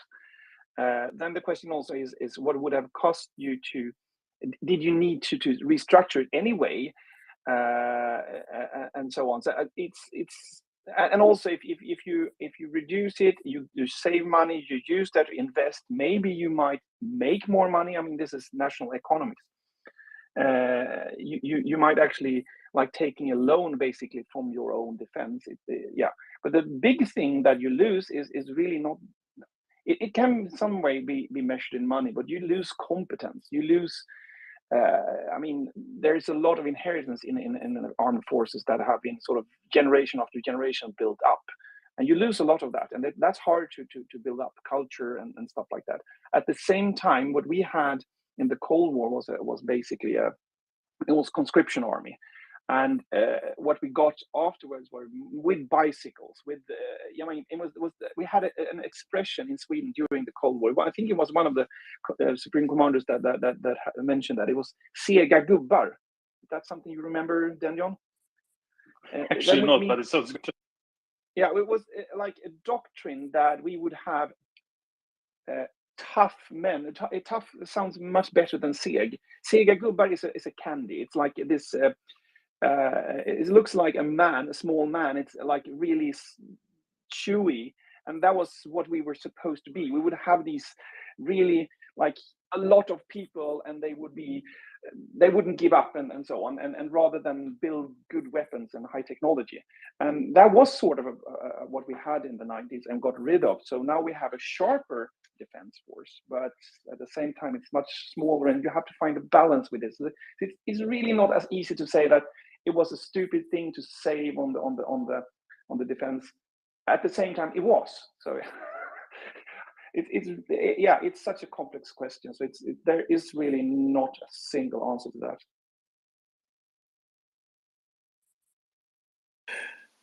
Thanks, Daniel. Let's go to Denjon first, and then to Pauli. Denjon. Yeah, I mean, I agree to what Daniel said. It was definitely not a NATO standard army at the time. And also one thing that Lars Wilmering was writing about the pilots, which maybe answers some of this question. To train a pilot cost, if I'm not wrong, he said 90 million SEK. So and once they're trained, I mean, they don't cost that amount of money, I guess. Well, they will cost, obviously, but I mean, the initial training is probably the intense period where they cost a lot. So to let them go and then to hire new ones again at a later stage will cost again 90 million, and you start from scratch per pilot. And I assume this is exactly the same applies to other things. If you train someone and then just let them go to save money, I mean, you will have to pay it up again later on, probably at a higher cost. So yeah, definitely, I don't think money was saved. Pauli? Yeah, really good points from my Swedish colleagues and neighbormen. I think one point I would like to add is something that you cannot really measure in money. Is the citizens fight to will and defend their country. and history behind this. So my humble opinion is that due to the reason that we have had the conscription for about 100 years in this country, I think it has enhanced the also the capability, but the general fight to will and these long traditions of men going to army has increased the will. Of course, that system is not currently perfect. We in Finland still need to improve our system in a way that it's more equal, that the women are also called, like in Israel. And then I think we also need to introduce more quality to the civil servants who go to the who don't want to go to the army but want to still defend their country with other ways. So I think this is something we need to aim to. Yeah, but yeah, this is my 2 cents and really good discussion and good points. Thank you. Thank you, Pauli. And maybe the same question as I asked Daniel earlier for you, real quick in between, which was, how much of a difference do you think that formal NATO membership would make when it comes to, in your case, Finnish government's willingness to ship more military materials to Ukraine? Does it really make a difference? Or has it, as we've seen with the Swedish case of shipping, CV90s and Archers, with the Finnish case of the, mystery 400 million euro package and so on, has much of the establishment kind of realized, Finland's going to send the same amount regardless whether Finland is in NATO or not, because the assurances are strong enough and Russia is so substantially weakened already thus far?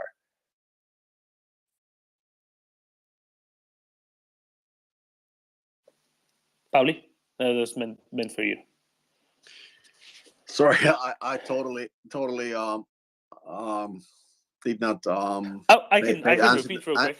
Pay attention to the last sentences of your question. Yeah. So what I'm asking is, does the switch, right? Does Finland isn't in NATO and then Finland gets into NATO? Would flipping that switch really make any difference, do you think, to Finnish governments, whether the current one or whomever might be the next one? Doesn't really matter, right? The Finnish establishment's mindset when it comes to shipping military aid to Ukraine? Or has the realization kind of come that, on the one hand, the JEF and other security assurances by the US, for example, are sufficient anyway, and Russia is as weak as it is, so they're just sending whatever they would send even if they were in NATO already? Yeah, that's a really good question. If I do now take guesses on behalf of our officers, I would say they would ship more if we were in NATO. I think they could easily justify it better. Also, the politicians, why they are doing this kind of choices. And I guess at that point also we could have more concrete NATO exercises in Finland when we are actually in NATO. Now we're just like a friendly partner, and of course we have these bilateral agreements with UK and US and Sweden, but still I'm quite confident that we will be able to do more when we are in NATO. And also I guess the procurement would also be fine-tuned into a better direction if we are actually a full member in NATO. Yes, that's my opinion. Thank you. Okay, so it would make a little bit of a difference. Got it. Okay, thank you, Pauli. See, this is kind of the gauging I want to get. Yeah, want to get from you. Least I think the Baltic countries have showed a good example of this, because they are basically shipping everything they got, and I do not think they would do this if they would not be in NATO. That's my humble opinion. I completely agree with that. That's a good point, and maybe that is really kind of the lesson to be drawn from this, especially for border countries, right? For Sweden, maybe a little bit less so. For Finland and the Baltic states, definitely. Daniel? Yeah, I mean, I really see where Pauli is coming from when it comes to conscription, and I to some extent agree and to some extent don't agree.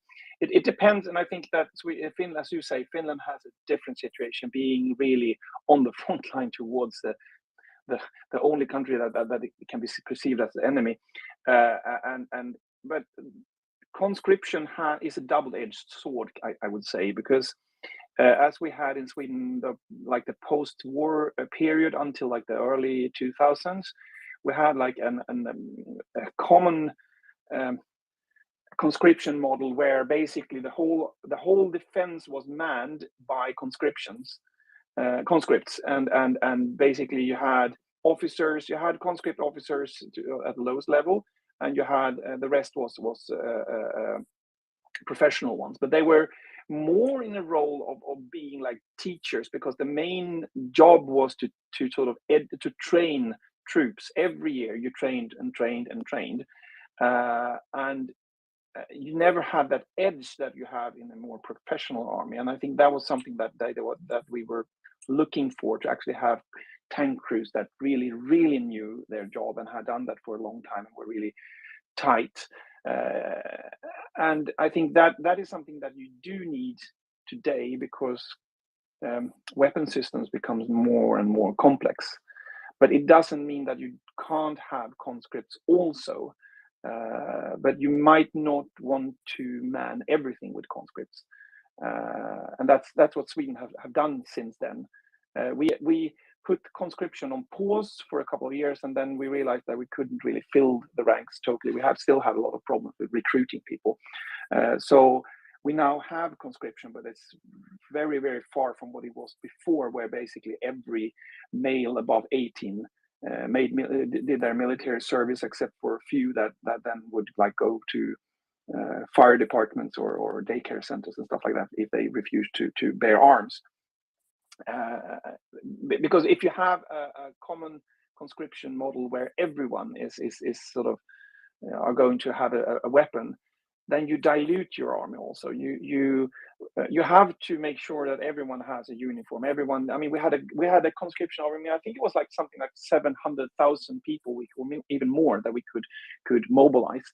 And you have to have storage for all the equipment spread out all over the country. You need to have uniforms for everyone. You need to have helmets and stuff like that. You have to have weapons, and then you come to like having trucks and everything to feed this big army, and that is quite expensive, and then it may give you less money to actually use on advanced weapon systems with quality. And somewhere you will have to strike a balance where you have a lot of people, but you have also sharp people and sharp equipment. And I think that is the hard thing, to find that balance. Then John? Yeah, so I was actually part of that previous setup, and I mean, my experience was that I didn't drive a tank or was in an infantry vehicle or whatever. I was more of a supporting role, but honestly, I didn't understand much what was going on, and I think I was not alone. So yeah, the quality probably wasn't there. The mass was there definitely, but the quality wasn't there, and the motivation obviously. Some were extremely motivated. I was kind of just having fun. Yeah, so kind of agree with Daniel. But and this was actually at the height of the Cold War, so the threat was there. Not like now maybe, but a bit more than in the 90s or in the early 2000s. Yeah, and maybe this is why Finland was consistently successful with this, because it's very much a part of culture, but also the border is perennially there, right? So it's easier to sustain it and maintain it, and just the initial training isn't much compared to the longer term exercise. So I think this is kind of a case of different countries, different solutions, different cases, different optimal outcomes, right? Different optimal setups. And maybe this is really the thing to be learned. Whatever it is, you need the right culture. You need a sensible system. You can't just say, oh, it works here, therefore it will work somewhere else, or you can just transplant one to somewhere else easily. It needs to actually be comprehensive, and even in cases that got it mostly right, like what Denjan was describing in Sweden, that's not necessarily going to go all the way, right, Denjan? Yeah, exactly. All right, Charles. Hey, Doman. Yeah, I like this discussion.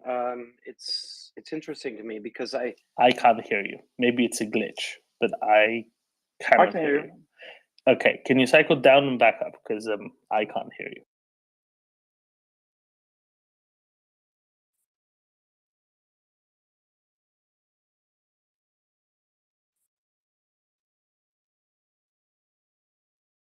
This is a new glitch that we are. Can I just, when we wait, can I just Go add ahead. one thing to what Denjon was saying there, or rather also to Polly? I mean, if make a parallel to the ongoing war in Ukraine, there is a huge difference here. I mean, I think that was what you were fishing for, talking about if there is a difference going into NATO, because right now Ukraine is trying to sort of a little bit afterwards do what Finland had, a total sort of mobilization of the whole society and all people, and build a 1 million man army. It's quite hard to do that during a war. It's much more beneficial to do it before. But if they would have been a part of NATO, for the first of things, they wouldn't have this war at all. But also, if they would, they wouldn't be totally alone, which means that you could actually make a more sharper, smaller army, because you have more particular responsibilities and you get help from others for other parts. So you basically spread out the cost on all the members. You only have to have a common defense that is certain times larger than your opponent, and then you don't have to have that whole defense yourself. And I think you will probably see the same change to some extent, at least in Finland, when Finland finally get into NATO, because then you get more of a defined role within NATO, and you will get help, which means that you will have to be able to stand against an enemy for some time until you get help, and then you will have some parts that is your strength in your area that you will that will be your participation into the whole. I will say I think Finland might stay different because of the cultural background and the annual trainings and whatnot. I think that will kind of keep them going for a lot longer. I will just add, there's a little bit of a curiosity. Ukraine was planning a transition to a fully professional army in 2024, if I remember correctly, before the war broke out, before the full-scale invasion of Ukraine occurred. So that might be a little bit of a note here as well. Charles, let's try again. Hey, Doman, can you hear me? Still nothing. Nothing. Can somebody else hear me? I hear you. I hear you. Okay, go ahead, and I'll listen in on a separate feed. I remembered I can do that. No worries. Go ahead. No, I find this discussion fascinating because from my opinion, we're talking about something that is really security strategy related. So what I've seen is, there's been an awakening in NATO in the last 11 months in terms of lack of readiness, lack of understanding of what the exact threats were, and so there's this short-term reaction to the immediate threat and this lack of readiness, and then there's this long-term reaction that seems to be the NATO discussion. And so for me, like when I go into the NATO discussion, I see this decision tree in my head. One is for the countries involved, if Russia is no longer a threat, if it's neutralized by this war in Ukraine, okay, then how long is it no longer a threat? Let's assume that it will always be a threat, but to what extent? And then from that, okay, what is NATO's mission against that threat? And then from that, like what is the US's role? What is Turkey's role? What is Ukraine's role within NATO? What are the other countries' roles within NATO? And then only from that do we start to get down to, okay, well, what kind of force is needed and what kind of funding or political decisions are needed in terms of policy, in terms of what kind of equipment are procured. That's why, for me, I can totally understand why procurement decisions at this point in time are actually quite difficult for departments of defense, because they have to try to work through this entire decision tree to try to figure out, okay, do we need to buy Patriots? Do we need to buy Leopards? Do we need to buy Abrams? Do we need to buy wheeled vehicles? Because it could be, if they determine NATO or, Russia is not a threat for the next 20 years because we've allocated everything that we can and we've defeated them in the short term. It's going to take them 20 years to rebuild. That a NATO mission could, in their decision making, mean that it's U.S. dominated expeditionary force, and that would dictate a different force structure. So that it's this whole decision tree that for me is interesting, because I see the procurement side and the national strategy side of which policies and total professional or partially conscript is a bit disengaged from the short term, like let's provide everything to Ukraine to ensure that we win this war. Does that make sense?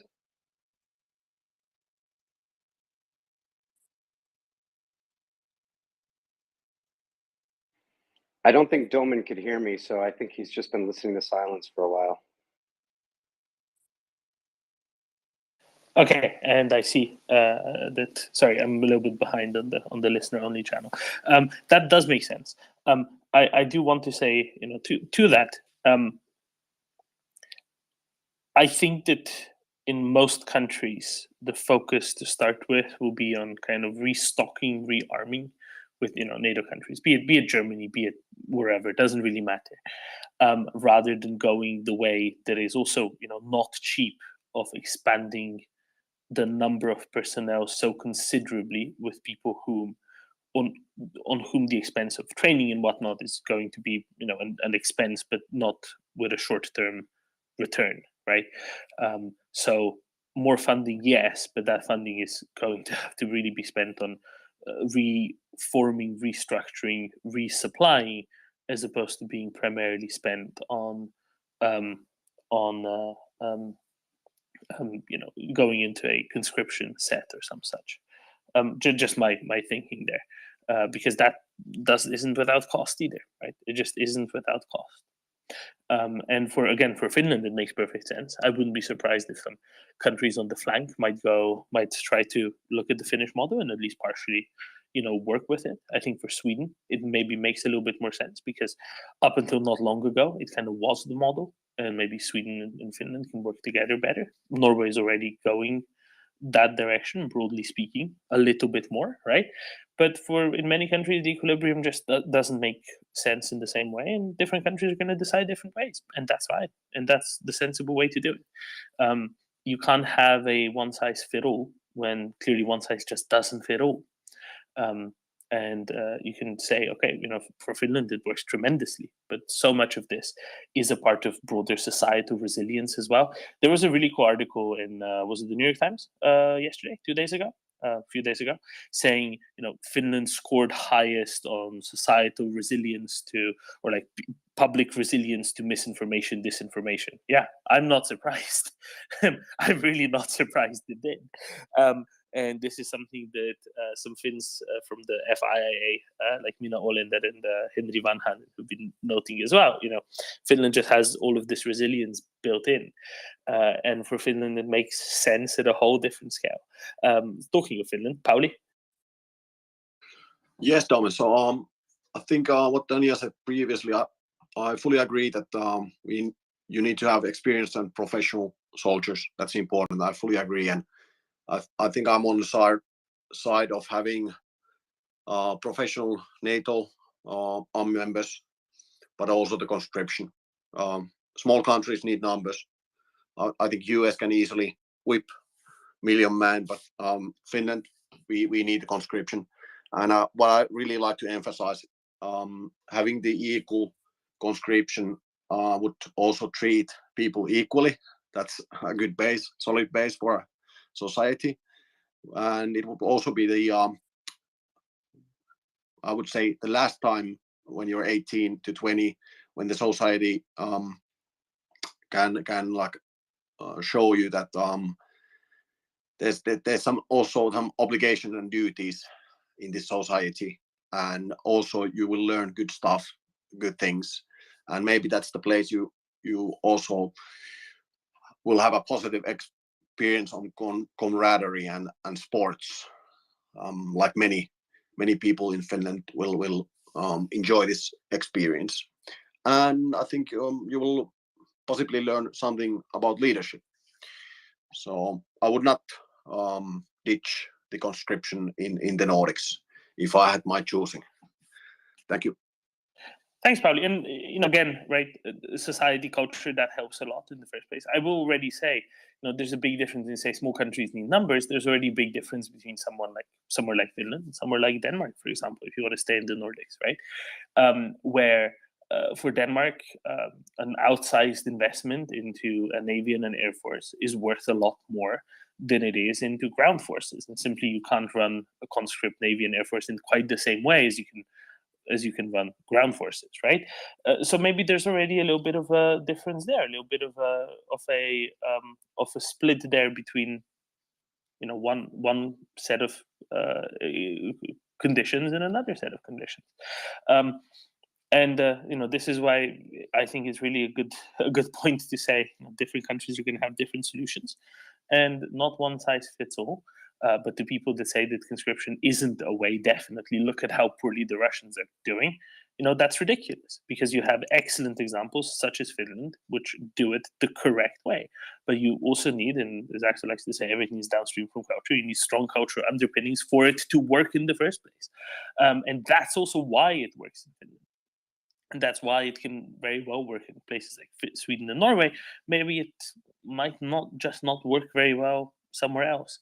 And that's also important to consider in all of this, because countries do have different cultures underpinning them, and will have different priorities depending on their security and strategic positioning and situation. So, the Finnish approach probably works exceedingly well and would work exceedingly well extended to the Baltics. Probably much less so extended to Belgium, for example, right? Just because the strategic position of Belgium is, oh goodness, what is Luxembourg going to attack? Really? Then John, please. Yeah, two things. So it's probably already been said, but I mean, Sweden is actually ramping up the conscription from having been zero for a couple of years. It went up to a few thousand, and I think that the goal is it 10,000 a year or 8,000 a year or something. So yeah, definitely ramping up, but not reaching the big numbers in the 80s. I mean, I think then it was like 20,000, 30,000 a year, and almost everyone was called in. And then second point about this not being in NATO. But I know that there was an agreement. I don't know if it was a law that changed or just some decree to the defense force that they can actually decide on having foreign troops on Swedish soil. Before it had to be a government decision, but now the defense force can make such decision themselves. And this actually preceded the bigger support packages for Ukraine. I don't know if there's a connection. I mean, it's a high speculation here, but it seems to be easier to get some kind of deterrence from other nations on Swedish soil.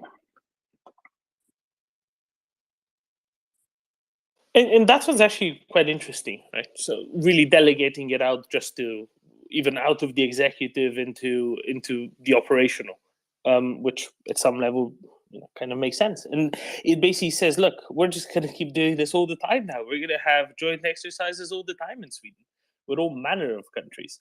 And no one can do anything about it. And this is just a part of life now. This isn't going to be exceptional anymore.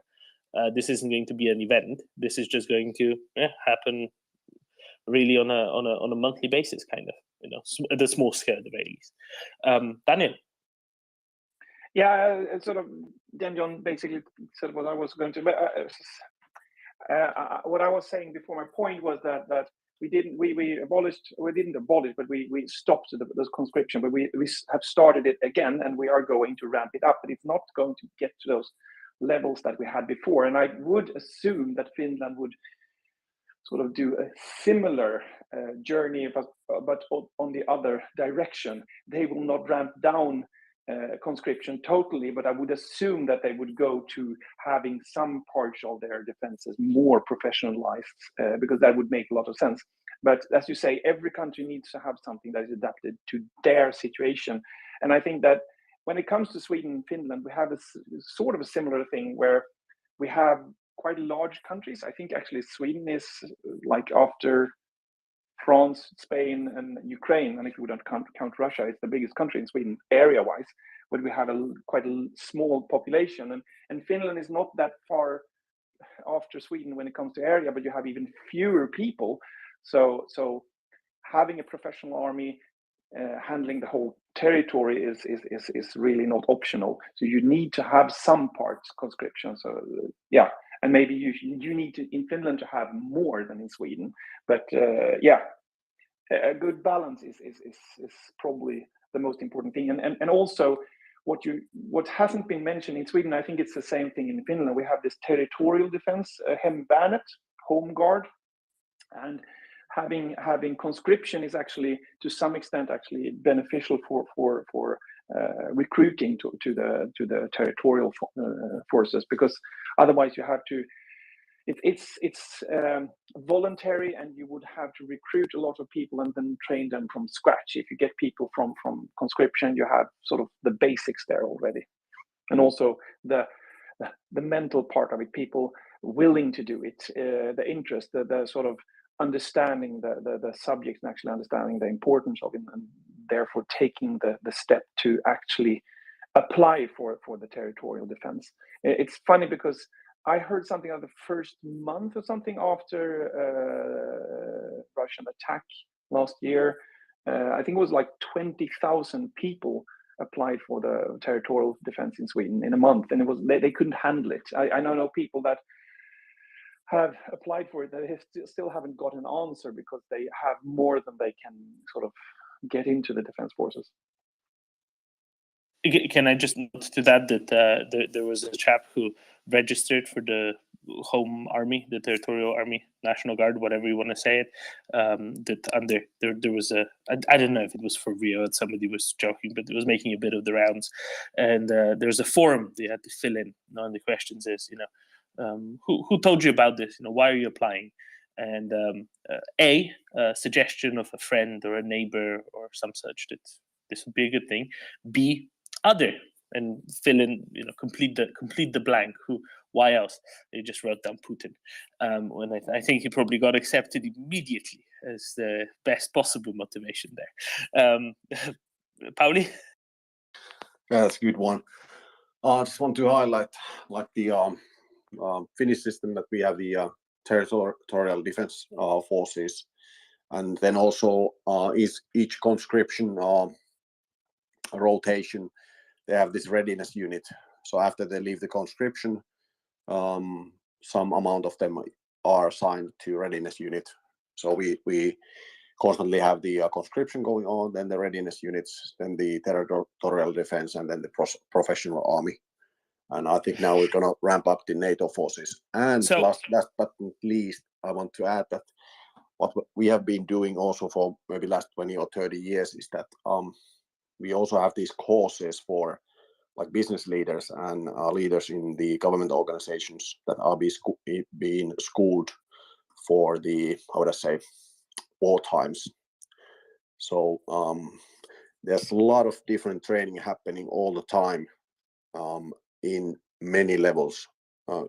It cuts out through all the systems in Finland.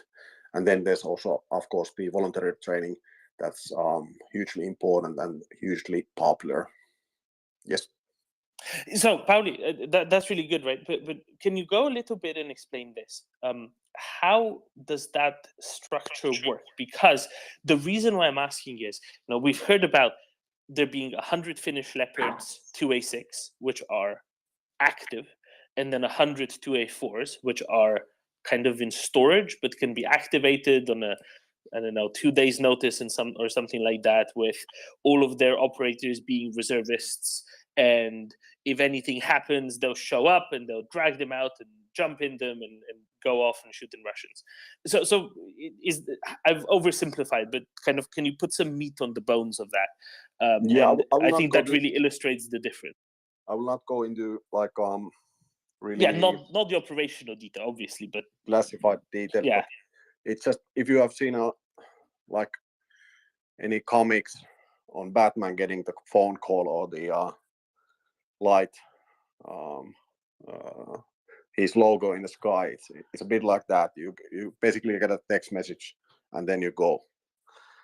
So these readiness units, they are ready to go. So they have everything ready. and so this is kind of important, right? Everything is there. Everybody knows where to go. Everybody has everything set up, set out, pre-prepared. All the units train together. These reserve units, they train together on a yearly basis, right? Yeah. And also, like, I just have to highlight this, that in Finland you have lots of reservists that like go to the range like multiple times each week. They usually get a lot more training with weapons than actually the professional officers. So like, I just want to highlight that do not underestimate like reservists in any countries, because usually they do a lot of shooting, and that's usually a good thing if you just want to take it into account the basic soldier skills, which is shooting. So that's something I want to highlight, that like it's not just the officers, although they are really important. But don't forget that. Quite. And this kind of says this is why Finland can't just ship off all of their tanks as well, because unlike in many countries where there's a very large chunk of capital equipment that's inoperable in one way or another, every bit of equipment in Finland is maintained constantly in order to be ready on a next day notice, if need be, right? So there isn't the case of anything being inoperable. Everything is designated, everything has units assigned to it. And this is where declarations like the one from the Finnish Reserve Officers Association saying, hey, we're up for sending Leopards, that's where they're really meaningful, because this isn't being done lightly, this is being done very deliberately, and that should speak for so much more than any political declaration ever could. I just wanted to really drive that one home, and really that kind of illustrates what kind of strategic position Russia have put themselves in by invading Ukraine, by limiting themselves in terms of capacity, in terms of ability, so much, because at the end of the day they are they're just not well, how can you put this, they've depleted their forces that might be threatening Finland to a completely unprecedented degree, a degree that hasn't been there literally at any point since Finland left the Russian Empire in 1917. That's how much. Boyar, please go ahead.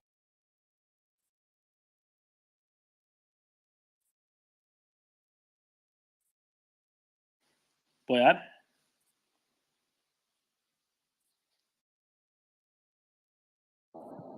Hello, Dolman. Can you hear me?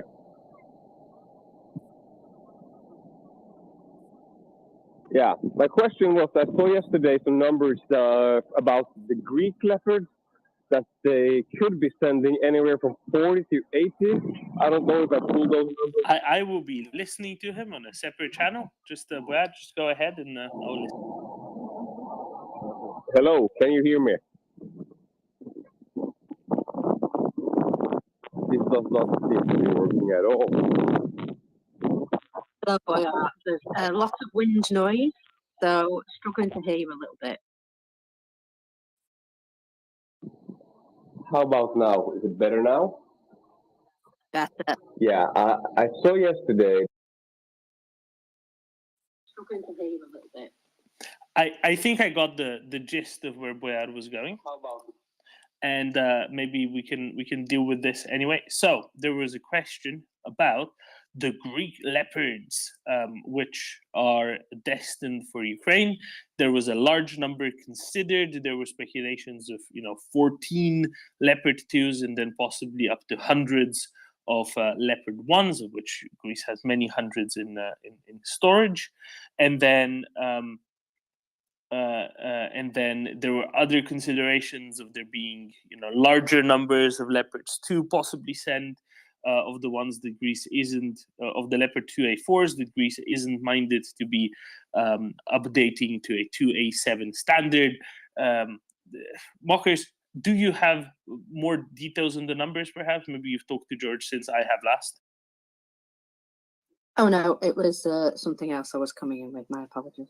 Oh, okay. Then I shall finish this off real quick and then move on. There hasn't been a formal statement from the Greek government as yet, so it's a little bit flexible in what it is. But I think we can safely say that the Greeks are thoroughly in discussion of figuring out exactly what they will be sending and when and in what quantities. But there just aren't any. There just aren't any details of it officially out, which to me signals that there are important things, right, that are being done. There is groundwork that's being done. They just haven't decided exactly which way it's going to go. And I trust that this week is going to be a busy one for the Greek foreign and defense ministers, as well as the prime minister, on the topic of wildcats. And I guess we can leave it at that, just because there aren't, public details on exactly which way it's going to go. It's going to go some way that's going to be good for Ukraine. We just have to see exactly which way and to what degree, and how much is going to be kept back for future batches later on. Mockers? Yeah, Axel, if you're listening, I'll have a CH whenever you're ready. And also, the east side of the east half of Ukraine is basically lit up with a new air raid alert right now.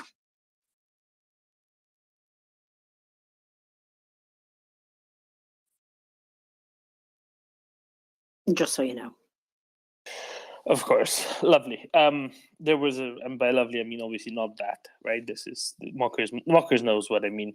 There is well, earlier today there were Russian strategic bombers up in the air, but reportedly as a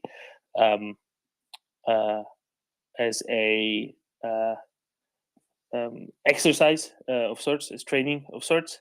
But there haven't been any launches this morning, I don't think.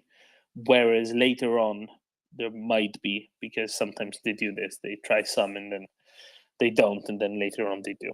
Although I think that, I don't know, judging by their rearmament approaches, it usually takes a few days between the first flight and then later ones that actually launch missiles.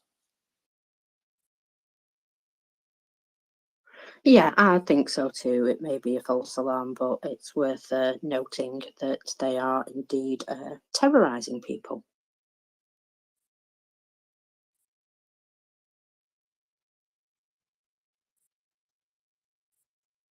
Because let's face it, if I was going about my day and I got an air raid alert, I'd be a bit nervous.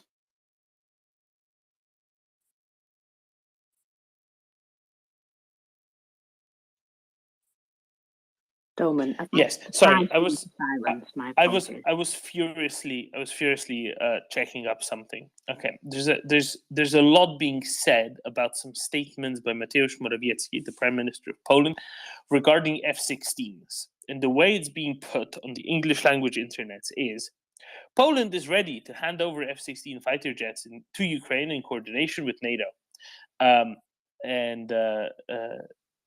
I don't think that's really what Morawiecki was saying in what he was saying.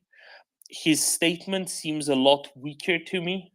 Reading the transcript in Polish media of what he seems to have said, I have asked some Poles to help me out, and none have returned yet. But it was a softer statement. It was kind of just to a question, of whether F-16s were going to be sent, like the Polish government has previously exercised pressure in other things on tanks and Patriots. He kind of deflected to my reading. Now, I haven't listened to the statements because I was listening to the space ever since the statements were made. So I've not listened to the statements. My Polish isn't good enough to listen to the statements properly either. But I will say I wouldn't be too much too excited yet, because I think that some aggregation accounts on Twitter are overly confidently stating things about Polish F-16s beyond that, which my reading of the transcript of Morawiecki's statements in Polish media is. And again, I'll say my Polish is bad, so I can't read tone in it very well. So don't expect me to know exactly what was being said. But the same goes for various, Western Europeans who are listening to the same remarks and whose Polish is probably even less good than mine. So I would hold off on commenting exactly on what he said about F-16s. But I would be doubtful that it was as positive as is being portrayed by some aggregators. I think it's really a case of we will work with our NATO partners. We have no real comment on this, as opposed to we will work with our NATO partners and try really hard and send lots of F-16s ourselves. The statement was definitely weaker than the statements of the Dutch defense and foreign ministers, for example. Mockers? Yeah, I've got a different translation of it here, and he stated they may transfer F-16 fighter jets to Ukraine if NATO supported such a decision, and work was still ongoing. So that seems a slightly less definite statement. Yeah, exactly. That's much more akin to what I was reading. I think that Poland is ready to hand over F-16s. It wasn't actually said. I don't think so.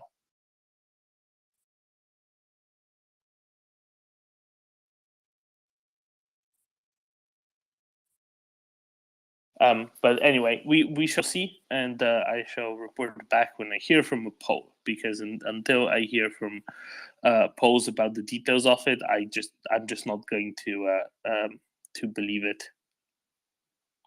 Let me see.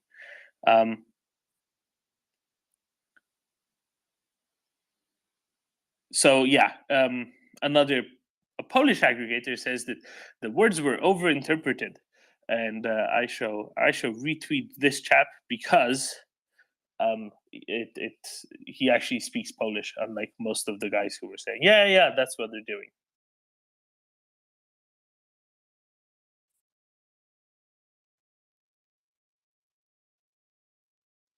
Would you like, Doman, the British MOD report? Have you been? Yes, let's do that, and then maybe in the meantime we can do the F-16s afterwards. So yes, please, Mockers, in your best possible Northern accent. What does the British MOD Defence Intelligence Unit say today? Okay, today for the 30th of January 23. Russian authorities are likely keeping open the option of another round of call-ups under the partial mobilisation on the 22nd of January 23. Media reported that the Russian border guards were preventing dual passport holding Kyrgyz, maybe, migrant workers from leaving Russia, telling the men their names were on mobilization lists. Separately, on the 23rd of January 23, Russian presidential spokesman Dmitry Peskov said that the decree on partial mobilization continues to remain in force, claiming the decree remained necessary for supporting the work of the armed forces. Observers had questioned why the measure had not been formally rescinded. The Russian leadership highly likely continues to search for ways to meet the high number of personnel required to resource any future major offensives in Ukraine, while minimizing domestic dissent. So more of the same, really, that they're scratching about for bods.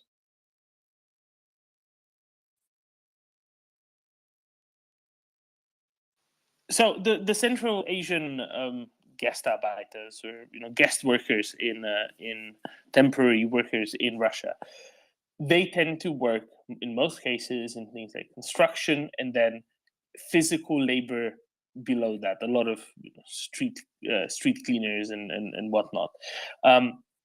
It's a very interesting situation for them. If they're sorry, Marcus, did they say forcibly being conscripted or just not allowed to leave Russia? Not allowed to leave Russia because they're on mobilization lists. Right. So that's a very interesting situation. Now, I have to say that Russian law at some point prohibited this, and then later on it was changed. Later on it was changed to allow the inclusion of those with foreign passports into Russian forces, and this was speculated to be the purpose of it. Now, very few people from Central Asian republics who are guest workers, temporary workers in Russia are being are interested in voluntarily entering in such arrangements. Okay, that's important to understand. Most of them wish to go to Russia, work there for some years, make enough money to get married, build a house, whatever in their home country, return, find a bride. Yes, the vast majority of these are men. Not all of them, but a very considerable majority are men. And this is kind of the social setup of this.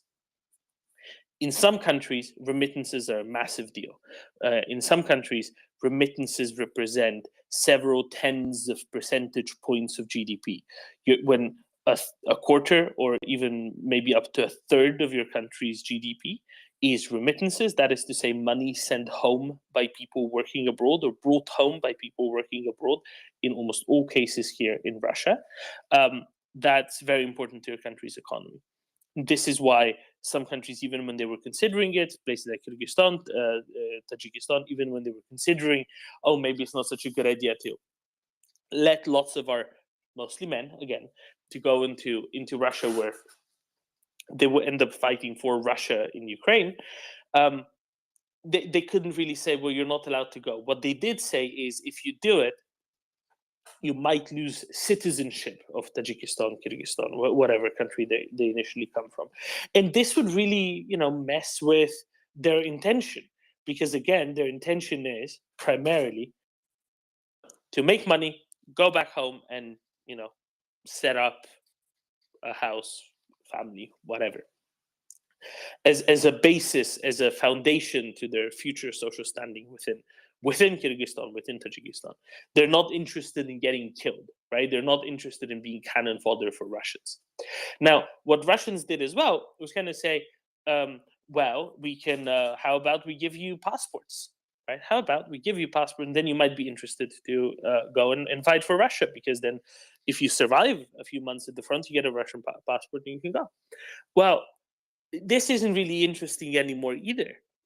They are short on information. They do get enough information to know that they're likely going to be killed in the process. They do have enough information to know that historically, places like Kyrgyzstan had vastly disproportional rate of getting killed, for example, during the Second World War in the Soviet army, or during the Soviet-Afghan war. They still had a disproportionate, even if slightly less disproportional rate of getting killed, because the Russian officers are simply not going to particularly care for them, are they now? Right? This is just kind of how it works. So this is important to remember. This is important to consider in all of this as well.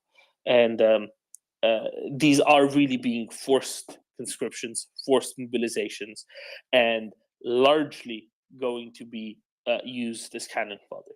Largely going to be used in ways that there would not be any interest at all for the Russian domestic population to want to see their own go. Right? You've seen how Wagner forces use the prisoners. You've seen how forcibly mobilized from areas in the occupied areas in the east of Ukraine, in Donetsk and Luhansk, in long occupied Donetsk and Luhansk, end up being quote unquote used, in what position they end up being put. Well, very much the same goes with these people from Central Asian republics, likely being forcibly conscripted. And this is not going to be easily done away with, especially once you end up with this actually very directly affecting, say, the Kyrgyz economy, right? At some point when if they see that their future demographics are going to be ruined because of what Russia is doing to their citizens in Russia, who are there to clean streets or work in construction or whatever, the calculus of whether to get closer ties with, for example, China or maybe Turkey, versus maintaining this also almost feudal relationship. It's not quite, but this dependency on Russia is going to be changing additionally. It's already been changing, and it's only going to change more. Okay, I've covered 4 different topics in there poorly. So mockers, please. Oh, I was just going to say that I spend some time reading this Chris O wiki. I noticed you'd retweeted something from him yesterday, where the conscripts are basically being forced to sign new contracts, and they're not being given proper equipment. They were being left with no experienced officers to command them, because the company commanders, having determined where they wanted them, left them to it. And now they're basically living in the forest in huts made from branches, waiting for somebody to come and tell them what the hell's going on. That just doesn't seem the way to work your army. It's even worse. It's even worse because somebody did come and tell them what to do. And somebody came and told them to leave their forest and huts made of branches, where they were relatively content, frankly, and instead said, look, we have prepared defensive positions for you. What they've done is they've dug a very long, more or less straight trench. That's it. That was the extent of preparation. They took a field, dug a ditch in it, quite a deep ditch, maybe 2.5, 3 meters deep, so it's deep enough, and done nothing else. There is no cover, there is no shelter, there is no roof, there is no nothing in said trench, except the bottom of the trench accumulated water, of course, because that's what trenches do. There's no flooring in the trench, right? Normally when you build a trench, you have sort of wooden planks on it as a walkway, so there can be water underneath, but you don't walk in the water. And it was cold enough for the water to have frozen. So what there was a trench, and the bottom of the trench was ice, and that's all there was. There was no food, there was no water, there was no shelter, there was no nothing. They were quite displeased with that, unsurprisingly. Okay, I mean, Daniel, let's give your experience as an example. Right, you were in the far north of Sweden, running around with your gun and your Carl Gustav, right? Something like that. I'm kind of oversimplifying, but that's kind of the logic of what you were supposed to do if the Russians would cross northern Finland. Would be run around in the forest, be in defensive positions, temporary defensive positions, out of base for days at a time, and run around and blow up Russian tanks, and then come back and tell the Swedish tankers where to go. Right? That's kind of it. Am I characterizing it reasonably well, Daniel? Well, personally, I would actually be in a staff. I was staff platoon commander. So, but yeah, I got my sort of basic training doing that, and I would support those guys. Yes, that would be in the woods, and I would sort of be in the woods also. Yeah. Okay, so if you told your platoon, hey, we've prepared defensive positions for you. There's a nice open field in which we've dug a long straight trench, and yeah, there's nothing else there. There's no shelter. There's no water. There's no food. There's no heating. There's no nothing. What would they tell you? They wouldn't say so much, but I would understand what they was thinking. They wouldn't be very happy. No, and I wouldn't get much value out of them after a while. Yeah. No, because after a while, after about 3 days, they'd all be dead. They'd all be incapacitated. Yeah. Well, I guess they would have. Sorry, I lost my.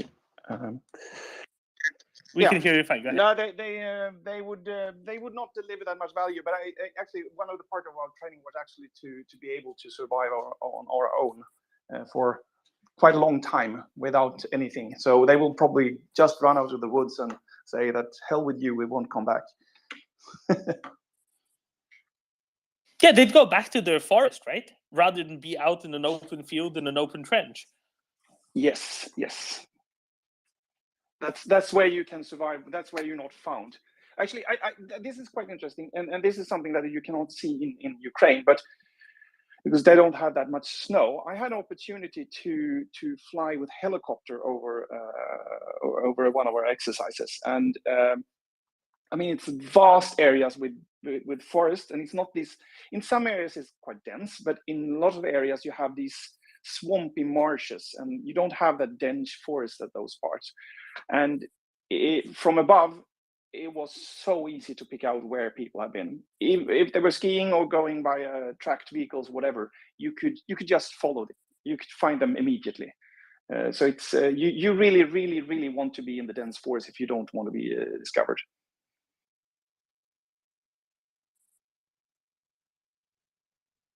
Yeah, exactly. And I just think this is, I mean, it's really, really shocking, right? But at the end of the day, can we really be surprised? Should we be surprised? Probably not, because we've seen what Russian treatment of their own troops is like.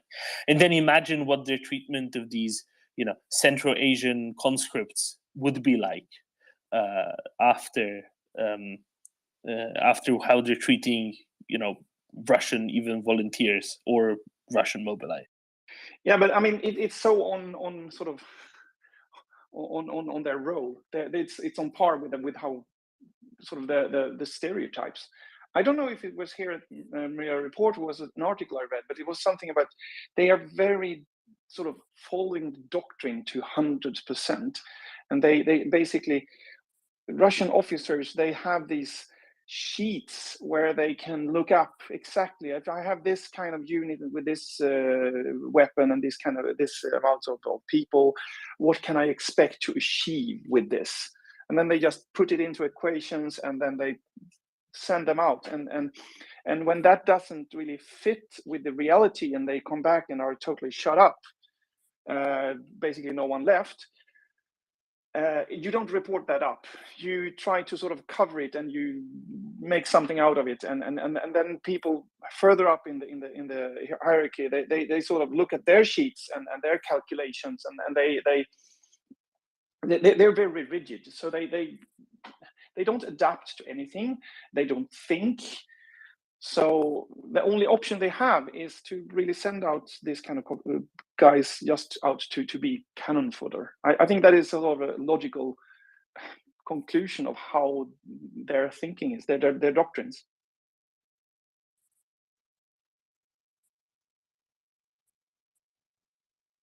that was also one of the parts that we actually had in our training, that when we were in a situation where we were supposed to sort of take out units, I mean, the guys in the Jaeger companies were basically stationed also around roads. There are very few roads, and you should do reconnaissance and count what kind of vehicles and report that and so on. But at a certain stage, you would start to like do this Finnish mottis similar thing where you shoot, you blow up the road, and you take out vehicles and shoot people. And that one of the things we learned that our snipers, they were supposed to take out anyone that looked like they sort of giving commands, any officers, anything like that, because the thing that they talked a lot about was that the Russians are a very rigid organization. If you strip them from their officers, strip them from their commands, they are very helpless, because they don't really have, you sort of get rid of their intelligence, and then no one knows where to go and no one knows what to do. And if you have that kind of structure, then really what are your options to handle your soldiers? It's giving them order, go there, shoot there, die there.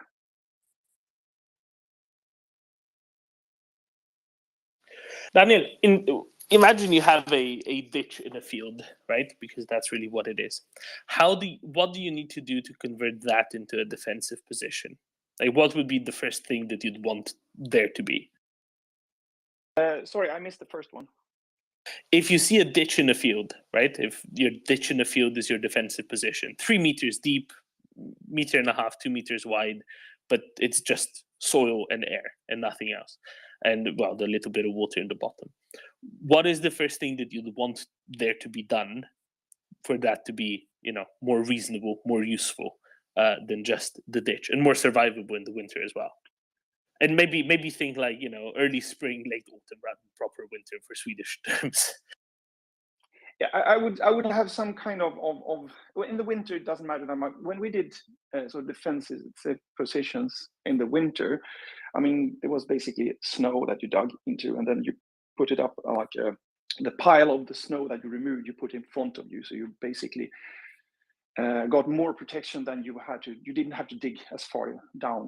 And in the winter, everything is hard. You might have to use explosives to do that also. But then you don't have to do a lot of preparations of that, thinking about mud and stuff like that.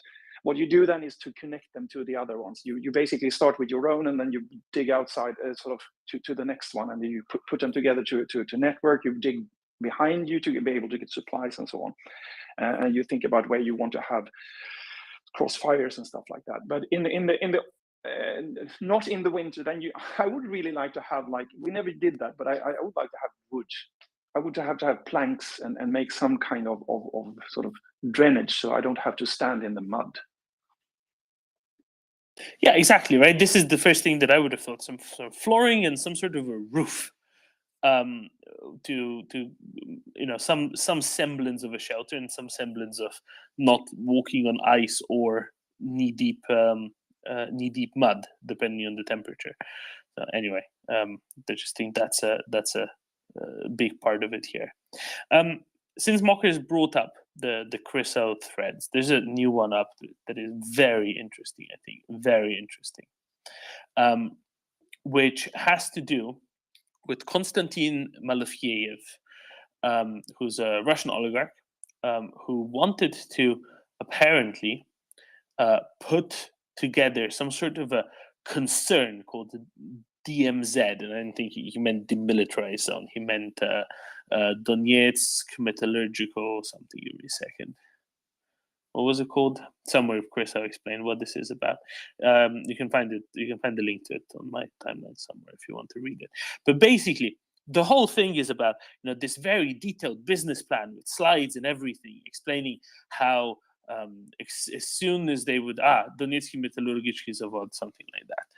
So the Donetsk metallurgical plant, which would take over all of these companies and businesses and manufacturing and mining all over what they considered, rightfully Russia, eastern and southern Ukraine, everywhere from Kharkiv to Dnipro, Zaporizhia, Kryvyi Rih, Odessa, right, and everything to the south and east of that.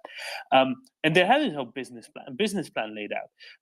And this is where the suggestions from some that Russians are doing this for economical reasons are actually kind of true. And I think looking at this, okay, fine, you see the general hubris, right? You see the expectation that, yeah, this will be easy. Of course, Russia will easily take over all of this, and then the rest of Ukraine will be some sort of a rump state that won't have any say in it anyway, right, within a few days, because the Russian army is just so mighty and great, and it will take 3 days.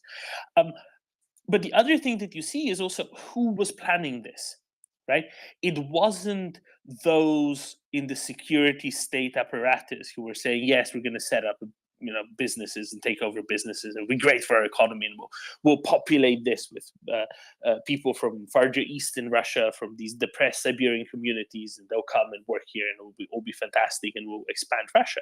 No, it wasn't those guys who were thinking about it, because you have two very different sets of people within Russia who think about things differently and about different things, right? You have those who are part of the security apparatus, who are, and I guess I should probably put this in the nest, who are a part of the security apparatus, who are the ones kind of setting up the military strategic aspects of things. But then you have these other ones, the ones with all the money, the ones that benefit from all the money as well. And it's these ones for whom there was a legitimization of taking over all of these territories, and why there's any point in going into this imperialist war, right? These are the ones who cared about the economics of it. So people are somewhat right when they say, oh, they're in it for the gas, the lithium, the whatever. Yes, the oligarchs were in it for that. The oligarchs don't really care. They care about money. They don't care about history, culture, geography, whatever. At the end of the day, they're in it for the money. They're the people with the yachts. They're the people who are publicly with the yachts. But the security state apparatus kind of depends on them for support in part. But at the end of the day, the security state wasn't in it for the money. This is the bonus for why the oligarchs should support it as well. And I think this is important to understand, and also read the thread. It's up in the nest now as well. With that bit of context, and that's maybe something that Christos skipped out on, but I think that's an interesting component here to it as well. Then John? Yeah, I'm actually watching or following one guy on YouTube, a Russian guy who he streams every day, and I look at it every now and then. And one of the sections was about exactly this, because apparently before the people in political positions and in political and official positions, they had to declare the wealth and where they got the income from, basically, and that's been changed, so they don't have to do that anymore. Just recently, and his analysis was that it was exactly for this reason. They didn't have to disclose that they'd taken over businesses and actually now making money from the war. Thank you, then, John. Daniel? Yeah, I was actually reading that exactly that exact thread when you sort of talked to me, because that was why I was a little bit in the air. But I think one thing that is sort of, we already knew that, but it's sort of what you are saying. There is no one in the government in Russia that are thinking sort of long-term sort of benefits for the country and the society, for the citizens. There's never been that since the end of the Soviet Union, because there's always someone wants to make money. Otherwise, they would have put their oil money into schools, infrastructure. You wouldn't have the situation with the is it 25% people in Russia without a sewer or plumbing? You wouldn't have that situation. So it's so obvious. That's their modus operandi. Nothing has changed. Apparently, about 20% don't have indoor plumbing. Oh, it's only 20%. Yeah, I know, right? I know. And trust me, a lot of the bits that have indoor plumbing, you don't want to think about that either. So.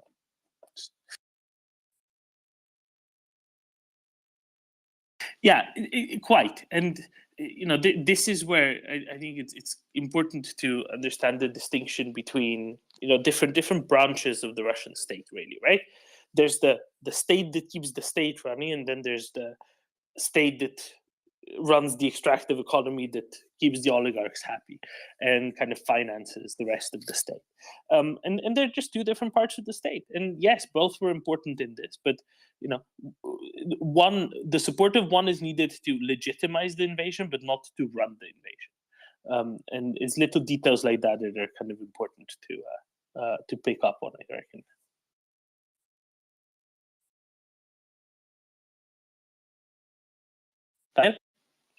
It would be interesting to if someone with a sort of insight in Russia, sort of, I don't know if we have someone here right now, or if we need to have someone invited, but talk a little bit about the power structures in Russia right now. Because before the war, I heard a lot of people saying, a lot of journalists saying that the oligarchs are the ones that can stop Putin. He needs the oligarchs and so on. And it turns out that he didn't, and especially now, he probably needs them even less. So where is the power, and how does the power structures really look like in Kremlin? That is something I would like to sort of hear someone deep dive into. So that's actually quite interesting. Interesting, especially if you say, okay, where are the decision makers now? Who's still left making decisions? I think that is quite an interesting case. You're looking at, but I think the answer was going to be, look, it's going to be a mixed sort of situation, right? It's going to be the sort of situation where yes, you're going to have some in the oligarch segment who are going to be more amenable or closer to power, as opposed to there being oligarchs as a whole. Oligarchs is not a whole kind of distinction. So it's going to be difficult. It's going to be a necessary transient or transitional setup as well. Because at different times, different ones are going to be at different strengths.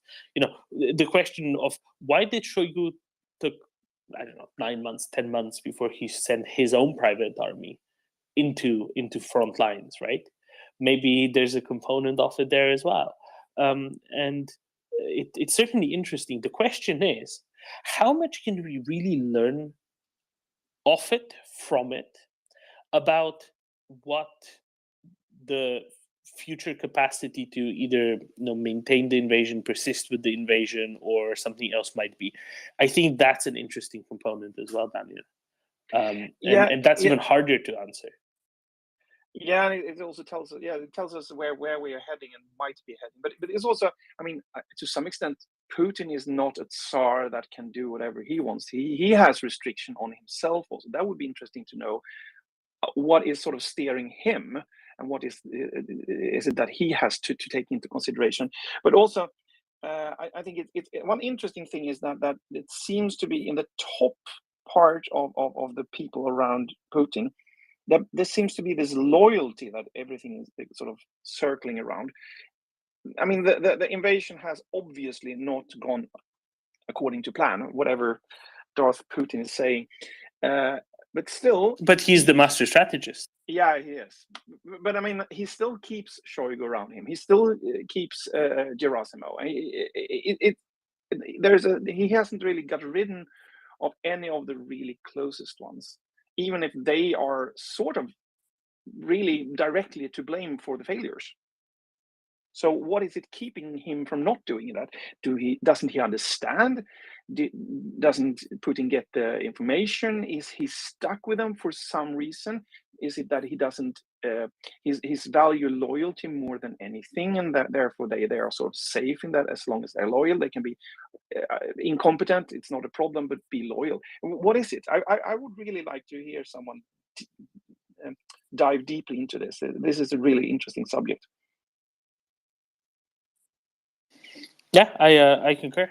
because it might actually give you a better idea of what are the chances, what is the possibility of them giving in or whatever, just quitting playing at this.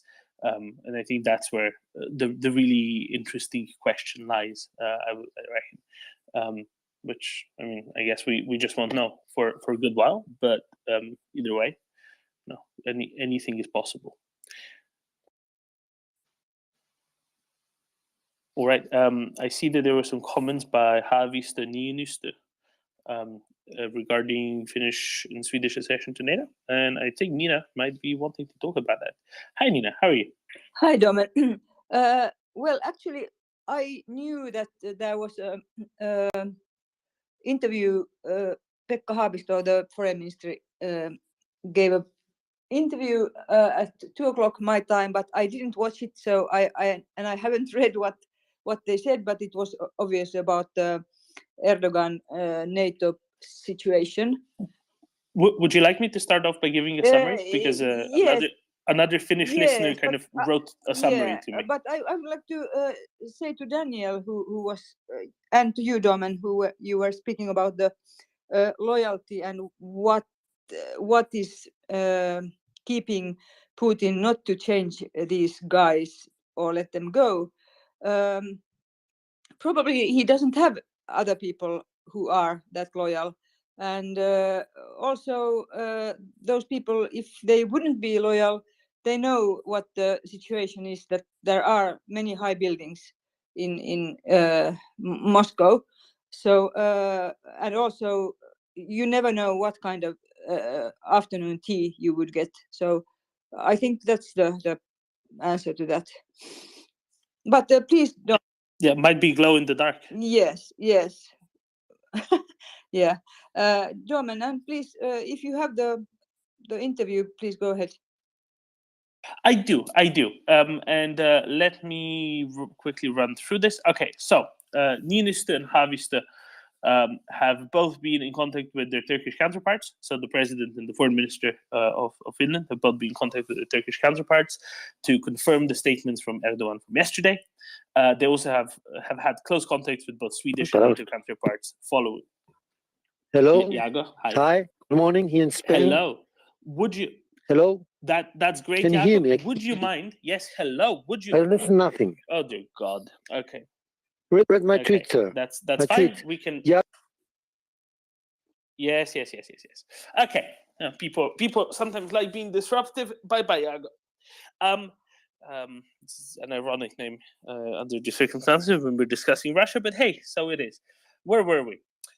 Both the Finnish and both the Finnish president and foreign minister have been in contact with both their Turkish, Swedish, and other NATO counterparts following the statements from Turkey yesterday. The principal goal, they say, is still to join together with Sweden, both for Finland, for Sweden, and for NATO. NATO at large. So I'm guessing they spoke to Stoltenberg and some other, Western allies. Haavisto thinks that this is a sign that negotiations are going in the right direction. The goal is still to have both Sweden and Finland join together by the time of the Vilnius summit in mid-July. So nothing really new this far. They're staying the course. They're saying they're keeping the same position.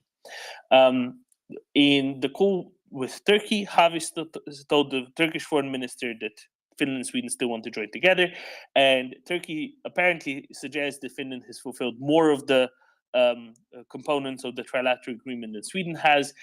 Turkey is considering the various timelines, and it's still possible that Turkey might be amenable to agreeing before the election in Turkey. Turkey might also be trying to push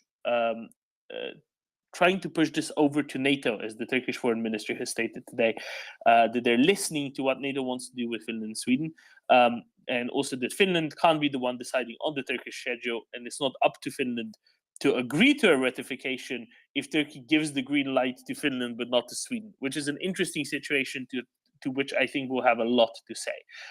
Okay, that's what I have, Nina. Yes, thank you. A question, just speculation about Erdogan perhaps not willing to put the name on Sweden's application. Then John and Daniel, please don't hate me for what I'm saying. Actually, if we look at this scenario that only Finland would be in NATO, actually it would be better for Sweden than that Finland would not be in NATO. So in any case, I think it's beneficial for Sweden that Finland is in NATO, because then Sweden is between two NATO countries, and we have the border with Russia, which is like which Sweden doesn't have. So in any case, I think it's better that Finland is in NATO, even if Sweden wouldn't be. But of course, I hope that and believe that Sweden will be. But this is just, I wanted to say that it's like Finland needs to be in NATO. Can I just add a little bit to that? I don't think that John and Daniel hate you for that, and I can't. Okay, then I won't. Please go. So 4 hours ago, the UK Defence Journal published the following. I'll just read the opening paragraph.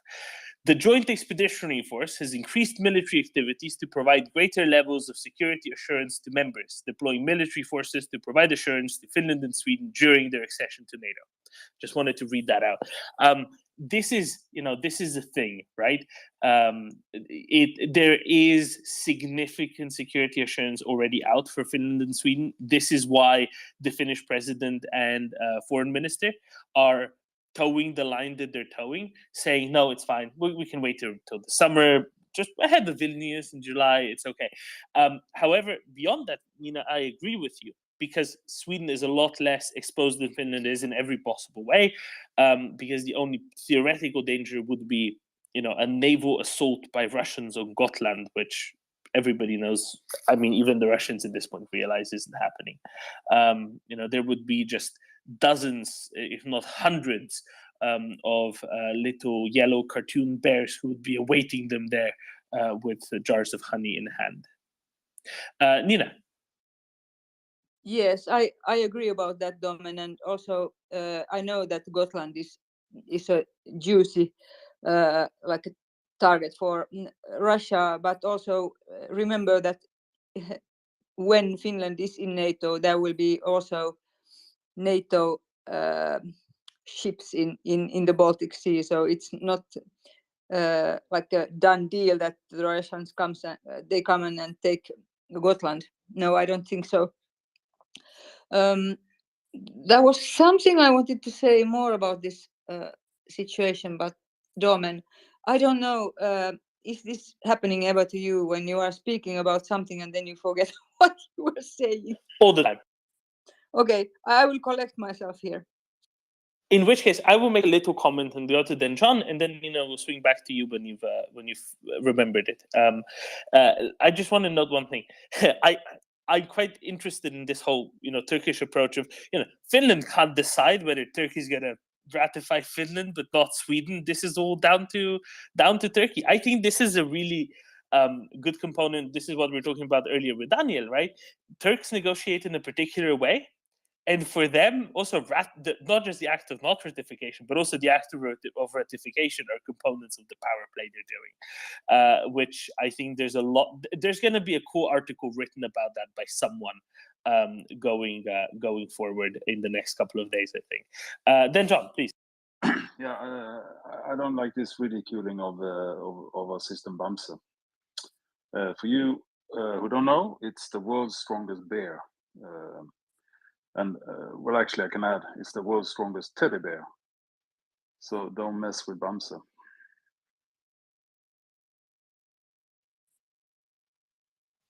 Then, John, now you need to explain both the weapon system as well as the cartoon and the name, so that people outside of the Nordics understand what you're getting at.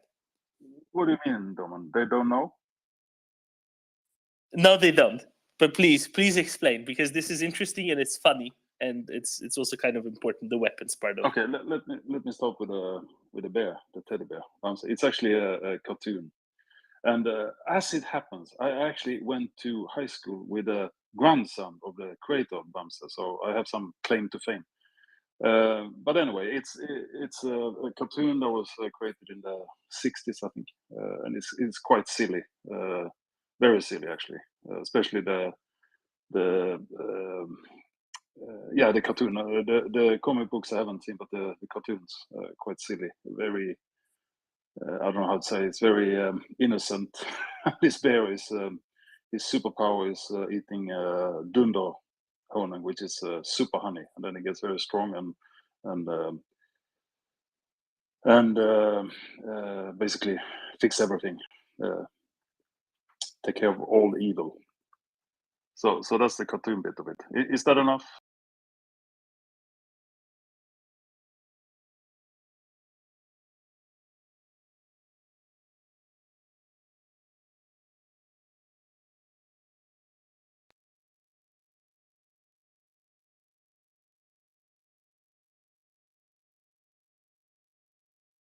About weapon systems. Yeah, and then there's a weapon.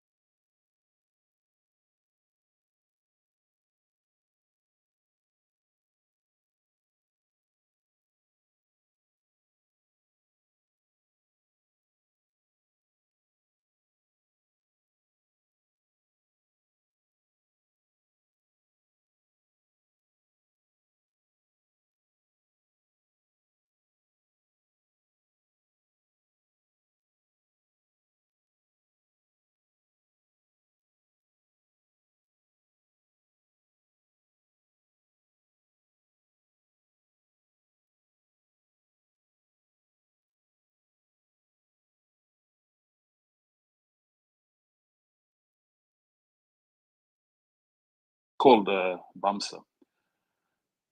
Bamse. So there was strong.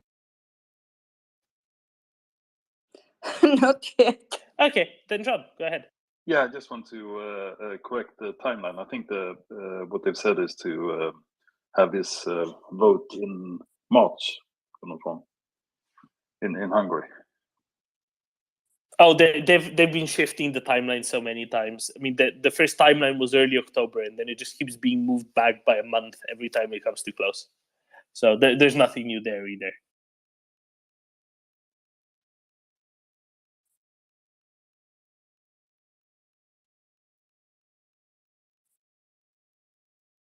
No, but it is very fascinating, isn't it?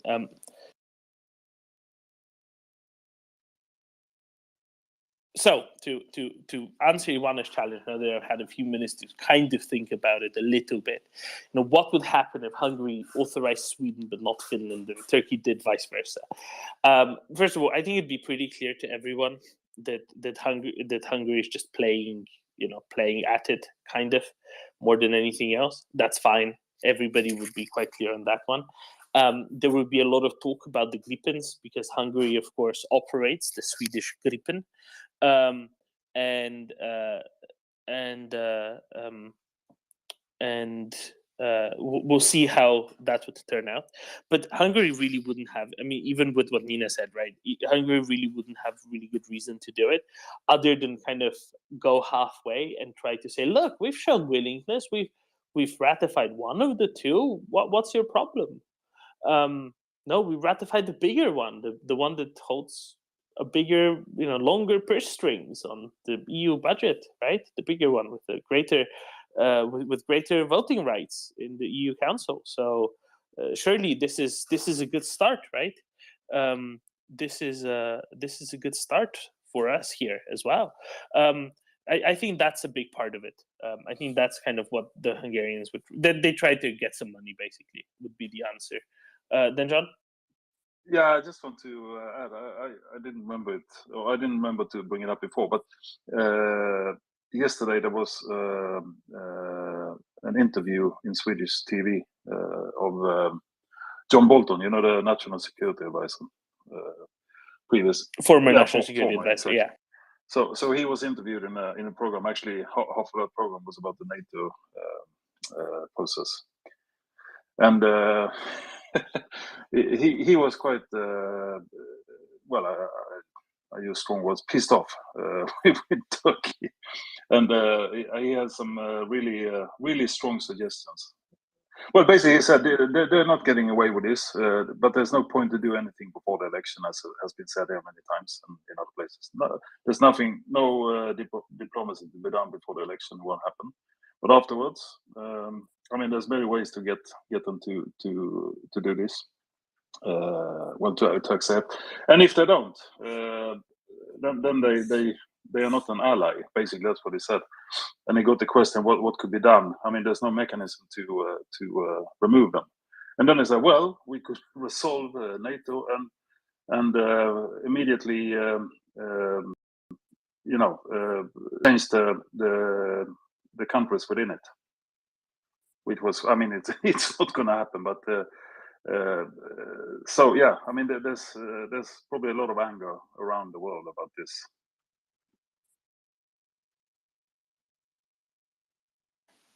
Nina?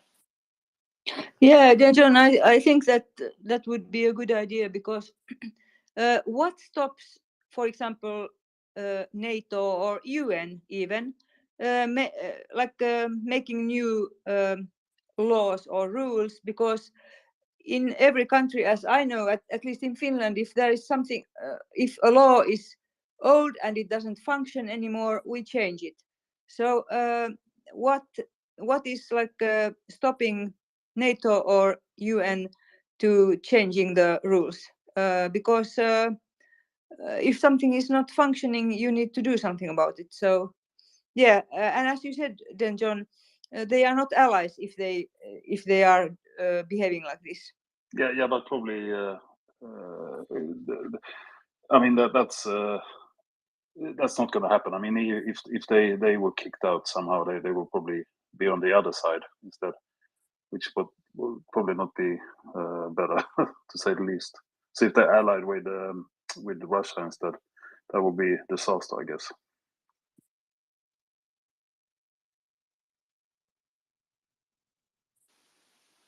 And the trouble is, sorry, just one second. The big trouble is you usually need unanimity to change the rules within organizations like NATO, especially foundational rules like that. That's kind of why.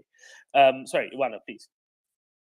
Yeah, I just wanted to develop on this. So in UN Security Council, Russia has a veto right, and in order to change the law, everybody should agree. And with Russia having a veto right, it's impossible for everybody to agree. So this is specific to UN Security Council. In NATO and European Union, all decisions, important decisions, are taken with unanimity. So in order to change the law, you have to have unanimity, and you cannot change it unless everybody agrees to it. So it's kind of a circle. We are trapped. And yes, it makes sense to have some kind of majority or qualified majority. But then again, this was done exactly in order to ensure every country that their voice will be heard and their options will be taken into account. So yeah, we are trapped.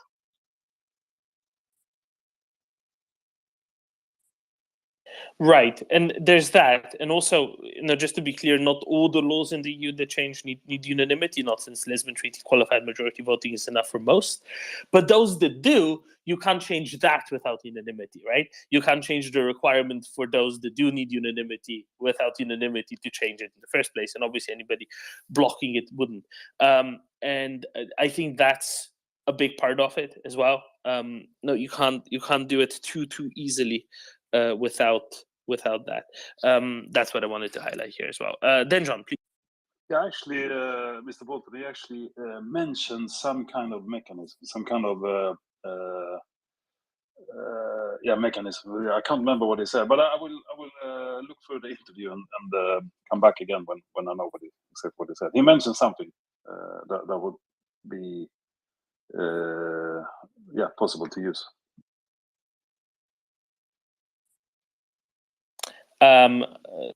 Okay, have a look for that then, John, if you can, please. And let's go to Peter and then to Kalle. Peter, please. Hi, Domen.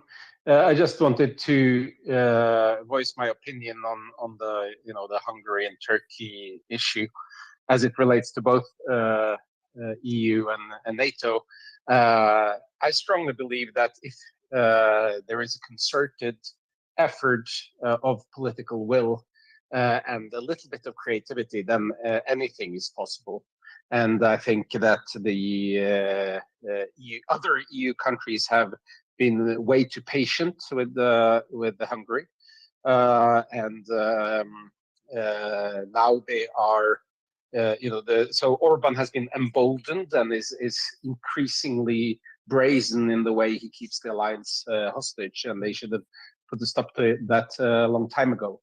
And we can discuss back and forth what would be the procedural, approach to that, or would it be some strong arming through the budget and denying them money, which they've sort of tried, but it not been consistent enough and forceful enough. But I think it's a failure of the coordination and political will and creativity of the rest of the EU.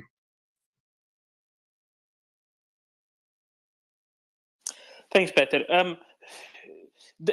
I think that one thing where you can kind of look, this had some effect already. I think is the thing where we can kind of stress. Look at the extension of economic sanctions by Hungary last week in the EU Council that wasn't expected to be 2 months ago, when they said, no, we're definitely going to veto it. They didn't veto it.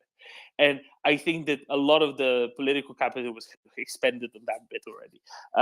Just as a thought there as well. Something can be done and was done. It's just a question of how much can be done at any one point. I know what you're saying, Domen, and I appreciate that. But sometimes we get too understanding of the way the system works.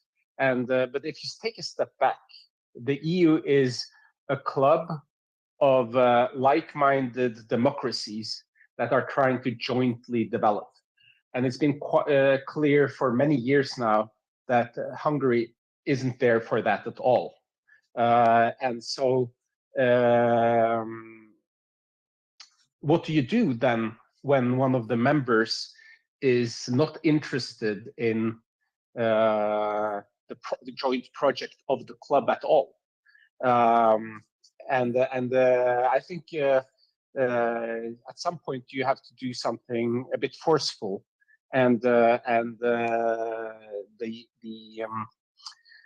the skills of the people who are dealing with this are very much in the incremental and in the cajoling and in the take the compromise deal world. And that's very, very important for 99.9% of what goes on in the EU. But sometimes you have to act a bit more forcefully, and I don't think there is a way for the decision makers here to really switch tack and do something that's really more drastic. And I think there should have been done something more drastic. I'm not talking about necessarily excluding Hungary, but somehow the suspending it pending a return to the values that the rest of the EU espouses, and that the current regime in Hungary, frankly, spits on. Quite, and you know how this is going to end up, right? You're going to hear the famous words: "Better inside the tent." Expelling liquids out of it, and then the vice versa, and that's kind of the logic that underpins all of this, and that also underpinned previous troubles when either NATO had with Portugal or whatnot, with in the 50s and the 60s, and hope for change, but also there's only so much you can do about the inward behavior of people who were somehow elected and then re-elected and then re-elected. Sure, but what gets Orban re-elected? He's doling out huge subsidies to all sorts of popular causes that makes him popular, and those subsidies are EU money. So basically, the EU is funding his re-election. So maybe the EU is cementing him in position, which would be a horrible idea. To which the answer would be, no longer, with the change in funding, effectively, right? Kalle, please. Hello. Still afraid of the 25% of Russians attacking. Calling from a potato seller, but Domen, I think the Pekka Haavisto, I just watched the press conference that he had. I think it's very good approach to this kind of crisis of application. That it's like when you go to I have never been to a Turkish bazaar. I don't know if anybody has, but I've understood that you have to look a little disinterested, not too eager, and not too hostile. But you walk out a few times, and then eventually Erdogan will say that, all right, I can't milk any more money out of you, and I think Orban has the same attitude. He's hoping that by withholding this membership, he can get concessions from Finland and Sweden and other EU countries, other NATO countries. But the longer this situation becomes, then like you said, the capital has been spent, and then all you get is hostile looks in state dinners, and all of a sudden your ideas are not accepted in the European and international circles, and eventually they will have to yield. There's no because there's no time limit to this, so eventually they have to yield, and I'm not that afraid of the Russians, so I can just stay here in my potato cellar and wait for the NATO membership. I just hope we have enough potatoes. Well, I've been thinking of converting to wine cellar, but I need your help for that. So we'll have a chat. We'll have a chat. Okay. About the humidity conditions and such. Cheers, Kalle. Chris, please. Oh, hi, Doman. I'm just on my way to answer the door, but I'm just going to say, where there's a will, there's a way. You're either on the train or you're off the train, and I just hope that we start making sure that people understand that. What? Oh, hang on a minute. Not that door, this door. Just give me 1 second while I just do this door. Okay, yes, I'll get that in a minute. Thanks so much. No, what I was going to say, Damon, was I was just seeing the news about Poland, basically saying, yeah, we're ready to send F-16s. So I'm assuming you've seen that. Yes, right, Chris. I touched on this. So that's not what they said. That's what people who don't speak Polish misreported. Okay. and it's luckily one of the Polish-speaking aggregation accounts said no, chill, that's not what he said. He basically to a question of whether Poland would continue pushing as they did with tanks and Patriots for Ukraine, he said yes, we will work with our NATO partners to deliver more stuff to Ukraine, something along those lines. I said it out loud earlier. I don't have it in front of me anymore. All right, so it wasn't even specifically F-16s then. The question was regarding F-16s and long-range, standoff weapons, but he didn't say that Poland would be sending their F-16s ASAP. He said less than the Dutch foreign minister and defense minister said regarding F-16s. So it's okay, it's fine. He said, what he said is good, but it wasn't what many people said that he said. Just to be clear. Fair enough. Okay, cool. Thanks. No, I know. I just I see reports like this, and then I go and dig into Polish media and see what they're saying. And when they have quotes that don't say that, I get skeptical. And then when Poles say, "No, you didn't say that," I really get skeptical, or rather, I'm confirmed in my skepticism. Yeah, you know how fair it is. enough. It'll come. We're on the downhill slope, right? Precisely, in a good way. In a good way. It's just easier. Exactly. That's what I mean by downhill. Not oh, everything went downhill. In a bad way, not in a dismissive way. It should be clear. Yeah. Cheers, Chris. Then John. Yeah. So I had a look at what Mr. Bolton was saying before. I mean, what mechanism actually exists to change an agreement, even though there's nothing in the agreement to have it changed itself.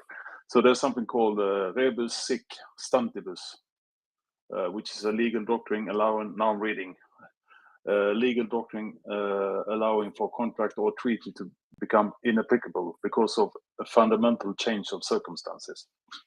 Okay, so this is actually in international law in the 1969 Vienna Convention on the law of treaties under Article 62, blah blah blah blah. So yeah, so there is something in international law to do this. I don't promote to do that to kick out Turkey from not Turkey from NATO. But I'm quite tempted, or I would be very pleased not to have Hungary in the EU for the reasons given before. Misuse of funds to secure their own positions, the government's position, and so on. So, but yeah, so there's something there to be used, and this was referred to by Mr. Bolton.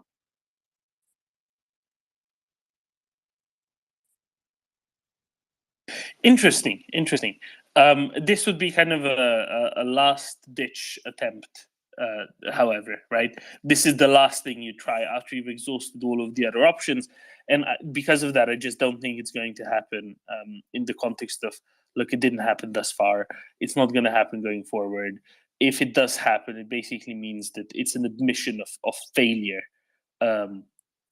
Right, rather that none of the other options went through, and that's the only time when it's going to be happening, I think. Yeah, exactly. I mean, it would be a complete failure of the diplomacy, definitely. So yeah, it's not going to happen.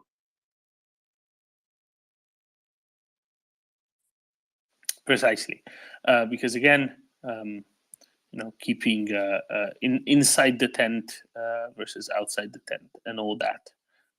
It's kind of the logic there.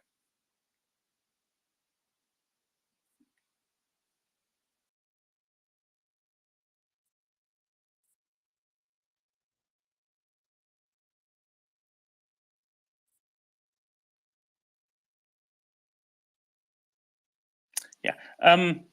Two Russian spies or alleged Russian spies, I guess, let's keep it at that, were arrested in Slovenia, by the way.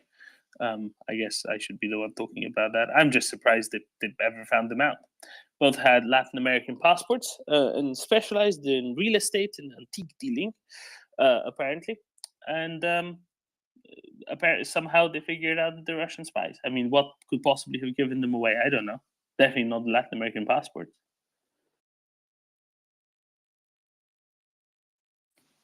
Not much other details out as yet. So I'm just curious if anybody's heard more. Nobody's heard more. I know nobody's heard more. Oh, apparently both had Argentine identities that they were using. Very interesting. Apparently they didn't mostly work in Slovenia. Apparently most of their work was done in other countries, which makes sense, right? Because there's only so much you can do there. But I know that in Sweden there were a couple picked up recently, and there was one picked up in Norway recently. So it all makes perfect sense, really. Daniel? Just a quick question. What is it up with Russia and these Latin American passports? It's not the first time. Daniel? Yeah, I think John heard me, right? Yeah, Doman, we can hear you. We can hear Daniel. Okay, but my Okay, Daniel, you just go ahead and I'll listen can in. you give a Sorry question about that. to Doman then? Oh, you wanted to relate the question, Daniel? Can you repeat? Can you repeat, please? I wondered what's up with the Latin American passports. I mean, it's not the first time we see Russian agents using passports from South America, and it seems to be sort of all the agents are having that kind of passports. Is it that it's easy to get them, or what's up with them? Okay, so Doman, can you hear me? Yeah, I heard. I listened to him on my laptop So on the side. what's up with the Latin American passports, basically? Yeah, they're relatively easy to get. They're not too suspicious. Remember, Latin America is something of a melting pot of various, nationalities, histories, cultures, and so on, because there were large immigration waves at various points in the 19th and throughout the 20th century. And the databases are less easy to interrogate for European countries, right? Because if they had, for example, Australian or US passports, the relations and extradition rules and such are a lot better, and the police forces and intelligence services are better integrated. So if you're trying to spy in a NATO country with a passport from another NATO country, that you will be picked up more easily, probably. Right? I think that's kind of why. I think Bellingcat did a big thing on these, and apparently Brazilian passports are very common, Peruvian, I guess Argentine to some degree as well, and also they get pretty good treatment with these passports in European countries, depending on where. But often, it's relatively easy to visit at the very least. It's not as suspicious as from some other countries. And nobody questions someone with a fair-skinned appearance, for example, coming from Argentina, right? Because most people in Argentina are Italian, Spanish, and German descent. So no one's going to be like, hey, he's awfully blonde for being from somewhere. Whereas there, it's quite normal, statistically expectable, and it looks less suspicious. That's kind of why.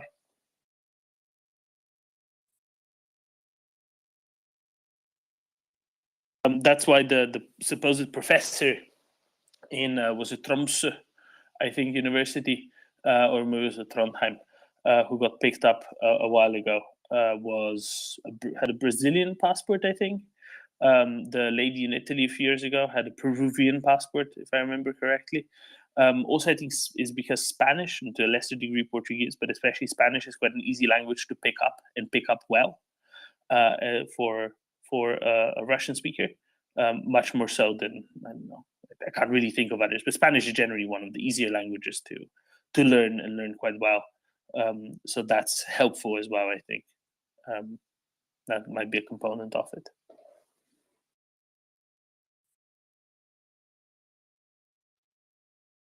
Yeah, Daniel, just drop down to listeners and come back to speakers, and I'll probably be able to hear you next time around. I'm having more of these glitches today than normal.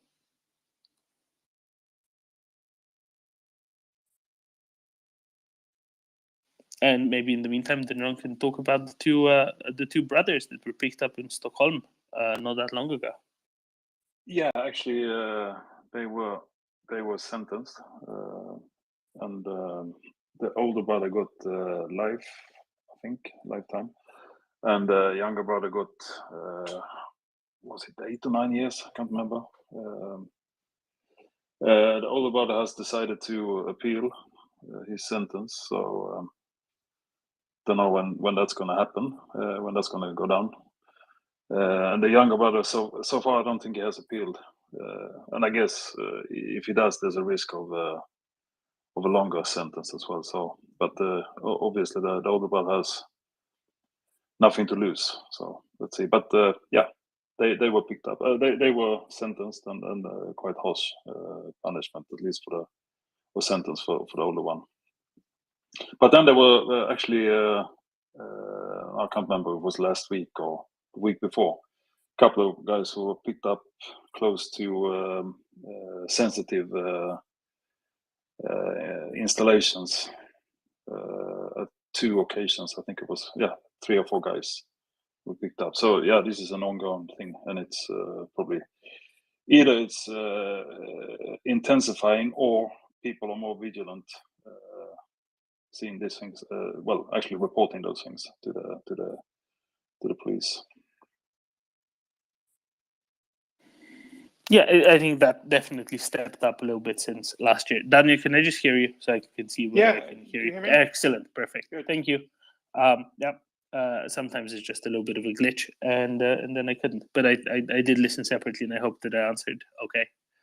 I just think that nowadays it should be suspicious to have a Brazilian passport. Then I guess. The thing is just, there's so many people, right? That it's easier to blend in, especially for a bigger country like that. And I think they probably have some inside lines of getting fake passports or whatnot, and that helps as well.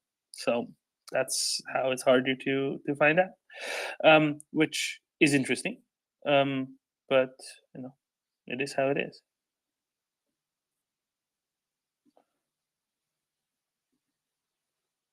Yeah. May I go ahead, Daniel? Just add to what Daniel said about these brothers in Sweden. I think it's yes, people are they are more vigilant, but also those brothers, I think they had their eyes on them for like 10 years or something like that. They suspected them and so on. So I think it's also a matter of sort of the secret police, or what it's called, like our SÄPO. It's a security police that is handling the counter espionage. They probably decided to do more about it also now that the situation has changed in the world. So they're sort of acting more. And this is also why in Norway they've probably picked up 1, maybe 2 people who they otherwise wouldn't have had, right? Because they were a little bit more vigilant on these things. Raver, very good morning. Good morning, Dominic. Since you guys are talking about Sweden and Russian espionage and everything, how have these jerk-offs that burned the Quran not been arrested for espionage? They did it at the behest of Russia to affect Sweden's foreign policy. They could be, I guess, for treason, but definitely not for espionage, because everything they did was done publicly. And this is the thing, right? This is one of the ways of where Russia exploits Western principles, the freedom of speech and whatnot, in order to harm Western countries. But I think Daniel can tell us a lot more, because they kind of walked back their commitment about all of these things lately, haven't they, Daniel? Which is a really funny bit. Yeah, Paludan, I think he didn't really realize what he was doing, because he had said that he will, I think with Daniel, who mentioned it also previously, he said that he will go to Denmark and burn a Quran each week or month or whatever it was, or day even, until Turkey accepts Sweden. So I think he didn't really meant to do that. But I would say I agree with you, Dom, that it's an open society. They didn't really do anything, as far as I know, that was illegal. They had applied for a permit to demonstrate. It didn't include burning a book, but it was his own book, and he is free to do that, actually. So there is nothing really to arrest him for, even if it was sort of orchestrated from a foreign power with those motives. It doesn't matter. John? Yeah, I just had a quick follow-up, Domin. You would think that orchestrated and financed by a foreign power would move it clearly into the active measures realm of espionage. I'm not sure, because I mean, a foreign power can do a lot of things also sort of under the guise of freedom of speech. There is not that kind of restriction on it. So I think it's a case where I'm not a lawyer, but I don't think your motives matter that much when it comes to that kind of actions.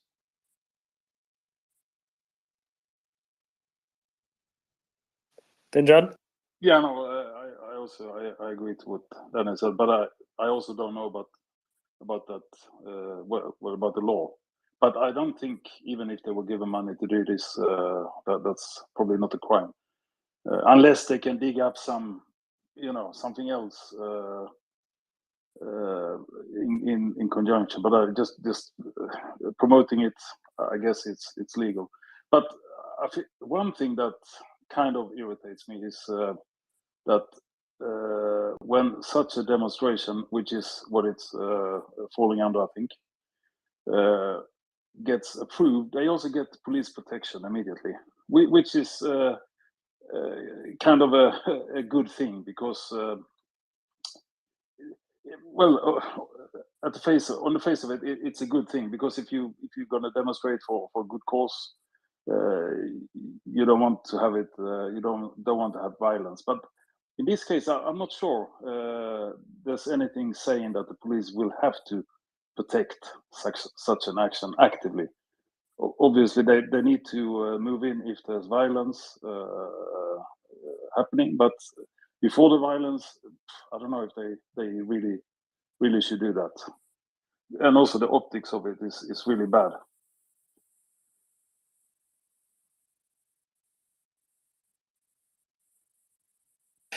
There was also, of course, the incident yesterday, was it, or the weekend in London, where some protesters burned a Danish flag in front of the Swedish embassy, to which the collective response seemed to be a very collective, huh?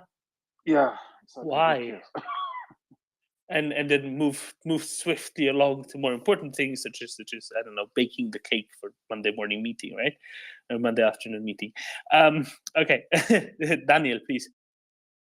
Yeah, I'm not so sure that the police was actually protecting him per se. I think it's a standard behavior when you have a demonstration, that the police is there, and their task is to protect the demonstrator if there is anything they need to be protected from, but equally also make sure that they follow the rules, that they go to the place they should and do not deviate, and that they become violent, but also if there is need to sort of stop traffic and stuff like that. So I don't think this is different from any other demonstration.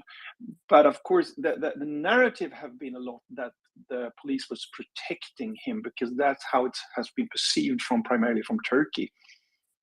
They see police standing with him. They know that what he's doing is something that irritates a lot of people and might actually spawn violence. So they see it as the government is protecting a guy doing something hideous. And I don't think it's actually what they actually did. It's part of it, but it's not the whole truth. Thanks, Daniel. Yes, quite. I mean, the image in Copenhagen was particularly funny, right? Because he was kind of cordoned off with police tape on all sides, doing it kind of all on his own with a helmet on. It looked really sad. I mean, it looked really, really sad. Before I go to Clyde, I want to go to Inkan, who I don't think I've heard of before. I've heard from before, but clearly another addition to our Swedish complement here. Go ahead. Hello. My name is Inkan, or Ingrid, and I'm from Sweden. I have been thinking about this freedom of speech thing, and I'm totally pro that, but I'm wondering, does it necessarily include a freedom of burning things? What do you say about that?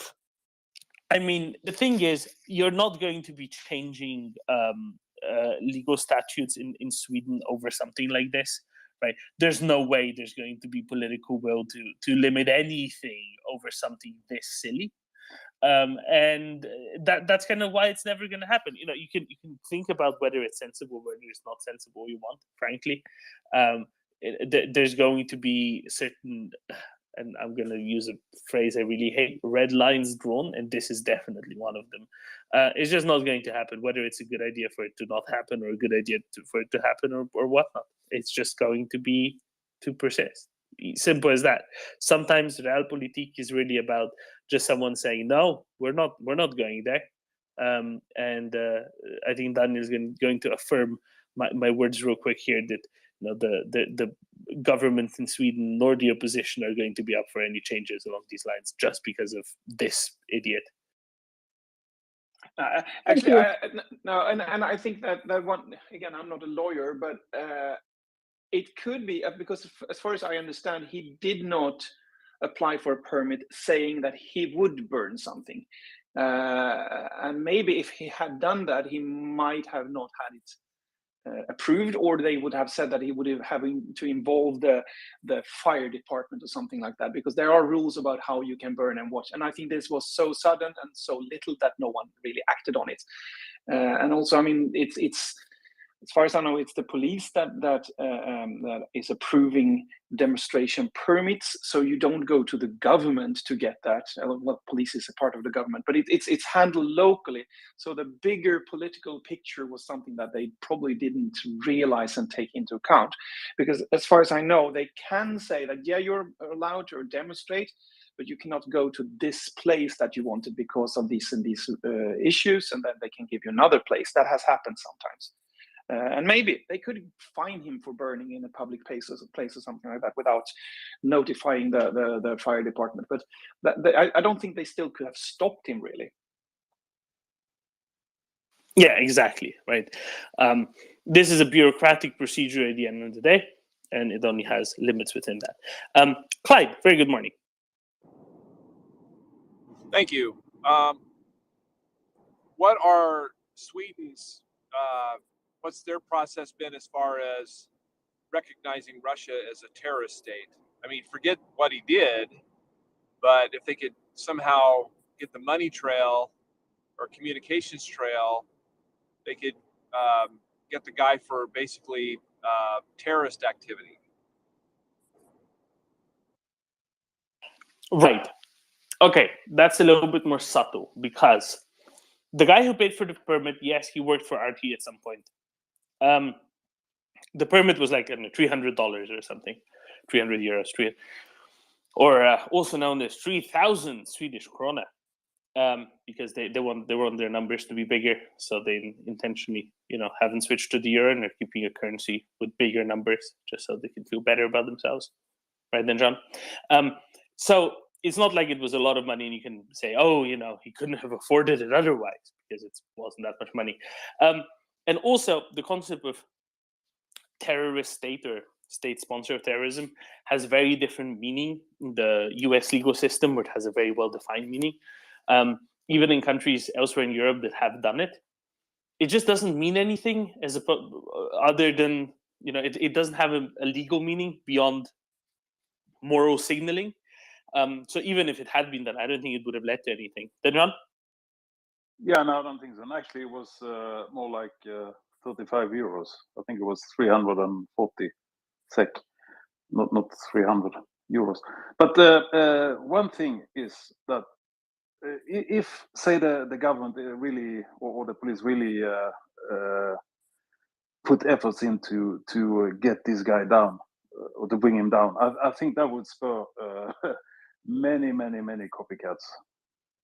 I don't think it would help the situation at all. I think it would become 100 times worse, because people would be encouraged to do this, because now they actually found something not only upsetting Turkey, but also getting the Swedish society to react strongly. So I think that would be a bad idea, actually. I concur. Daniel? Yeah, I think the EU Parliament did a vote on actually classifying Russia as a terrorist state in the end of the last year. And as far as I understand, that means that all the member states also are going to have to apply to that. But what it does actually mean, I don't know, and how long it takes for each country to sort of do something about it. I don't know. I think it's some more restrictions, but it's, as far as I know, not as hard as it is in the US, because if I recall it correctly, in the US, if you are classified as a terrorist state, it does mean also that everyone that is in any way, any corporation or any country that is breaking these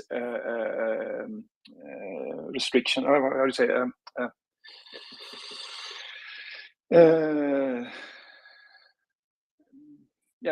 breaking the sanctions. Sorry, thank you. I mean, sometimes my brain stops working. Any corporation or a citizen or country that are breaking the sanctions are also then sanctioned, and I don't think that is a part of how it's done in the EU. Precisely. So it just doesn't have the same legal meaning as it does in the US, and that's important to understand here. Yeah. Can I say something else about tanks? Go for it. So General Keane gave 2 interviews that I know of over the weekend, one on Friday evening and one on Saturday afternoon, talking about the Ukraine situation and about supplying them with what it takes to get the job done. Clearly just as mad as he was the last time I saw him interviewed a month ago about how slow everything is. But they asked him about the argument of, well, what about, depleting our stocks of this and that of tanks? And he said, we have 7,000 pre-deployed tanks ready to go, 3,000 in Europe and 2,000 in Asia, and another 2,000 in the Western Hemisphere, if I remember what he said correctly. He said they're pre-deployed stocks and they're ready to go. He said this idea that we, that giving up a few hundred of them is going to make a difference as far as our strategic concerns and NATO's concerns is just bunk. He said the slowness of this is just, I'll use my term, mind-boggling. I mean, he was just shaking his head, and he said there are people, a few people inside the Pentagon and inside the State Department that think that Ukraine can't push Russia out of its territory, and that has slowed this all down. And he said this should have been done a long time ago. They need the fighter jets. They need the, General Keane is one of the head people at Institute for Study of War, as most people here know. So it was a couple of interesting interviews. They're up on the Fox website. I thought they were really good. The one on Saturday afternoon was particularly of good detail. It was with Paul Gigot on the Wall Street Journal Report, which is a Saturday afternoon show on that channel. Very, very good at what he says and laying things out. But I didn't realize we had 7,000 pre-deployed tanks around the world, including several thousand in Europe that would be close at hand. So, thank you.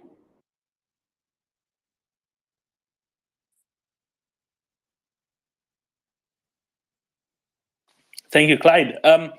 I think he might be compounding tanks and IVs together. I think that's the Abrams plus Bradley number combined. That's pre-deployed specifically.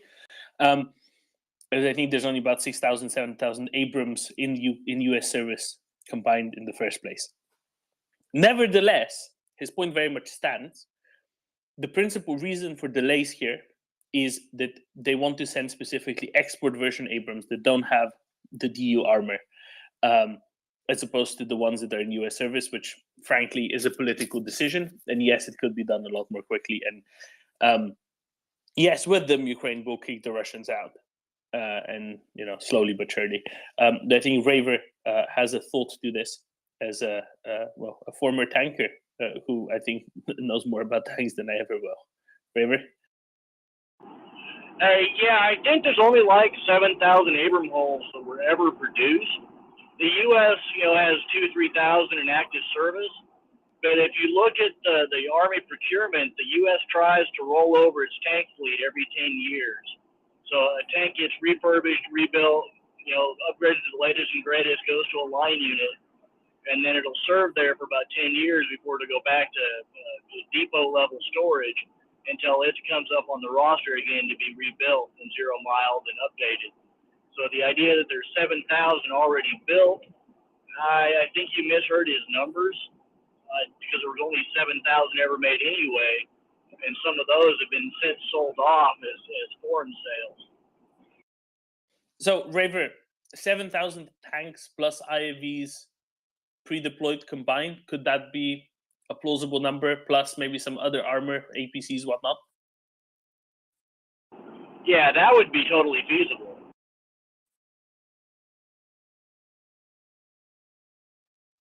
Okay, so what Yeah, I that thought could then. have been. I mean, yeah, that could have been. He also said that there's a lot in Asia that could be brought to bear fairly quickly. Some places in Asia where we have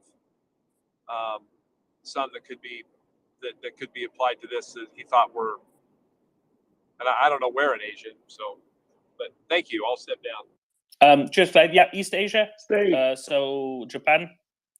Oh yeah, stay about like the Indian drama has something to say. But Indian Ocean Territory and Japan, South Korea areas, right, Raver? Yeah, Guam, Japan, Okinawa, and Diego Garcia, and Hawaii. There you go. Although let's remind everyone, Hawaii is a U.S. state and Guam is a U.S. territory, so it doesn't count the same. Just saying. Before I get angry messages, I completely agree, though, Raver, and thank you. Then John. Yeah, question for Clyde to what the general was saying, because apparently he said that Ukraine can't push Russia out. Did he mean they are not allowed to, or they're not able to? He said that there are a few people inside the State Department and inside the Pentagon that think that they can't do it. So they've dragged their feet for months. He stated this before. He said that there will be requests that the Milley and I mean he implied that the regular Army folks will bring up, and they'll get stopped in the bureaucracy on the way to the White House. And he thinks that there are some people that don't think that they can militarily that they can win this outright by pushing them out back to 1991 borders. He didn't say that was a majority, but he said there are people that do that, and then that makes it very difficult to get things done because it gums up the bureaucracy when you're trying to get something done. Oh, and SW I think is a well thought of organization, so I think that he wouldn't say something like that if he wasn't if he didn't, number one, have some reason to believe that, and number two, be trying to send a message that, hey, this is really hurting the effort. I mean, he was really, you watch his interviews, if you kind of get the sense of his interviews over the last 6 months, he is not happy about this and how it's gone down and how it could have, in his words, basically destroyed the Russian army's ability to wage war against anybody else, which may happen anyway, but so it wasn't that we can't do it. It was that there were some people in the bureaucracy that felt that way. Okay, thanks. Got it.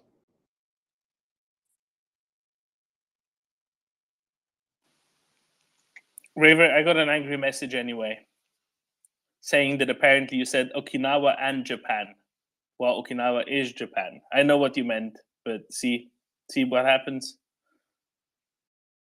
Yeah, but I think there's actually two different status of forces agreements between Japan and U.S. and Japan, Okinawa, and the U.S. Marines. I think you're right. There's definitely a different setup there technically.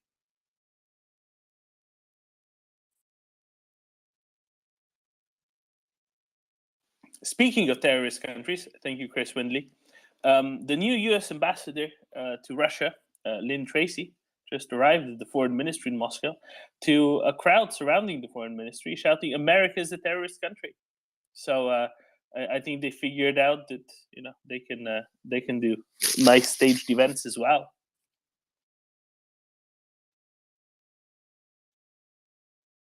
All I'll say, and maybe Raver, you can speak to this a little bit. But my God, does that have to be a difficult posting right now? Yeah, I bet that's not a fun one. Although kind of related, somebody shorthanded my Russia as a terrorist state to rats, and that seems rather a fitting description. That's good. That's I like that one. That's excellent. Well done on that one. I mean, I will note to that, right? There's a, I mean, how to put this? If you want a nice posting, as a U.S. ambassador, you want to be posted to like Portugal or Slovenia is quite a nice posting. Honestly, not much to do, kind of chill, go hiking in the Alps a little bit. If you want a non-fun posting, you go to Moscow or you go to I don't know. I think Pakistan's a very fun posting. Lots of work, not very fun. Lots of effort to be put in at all times. Lots of security around.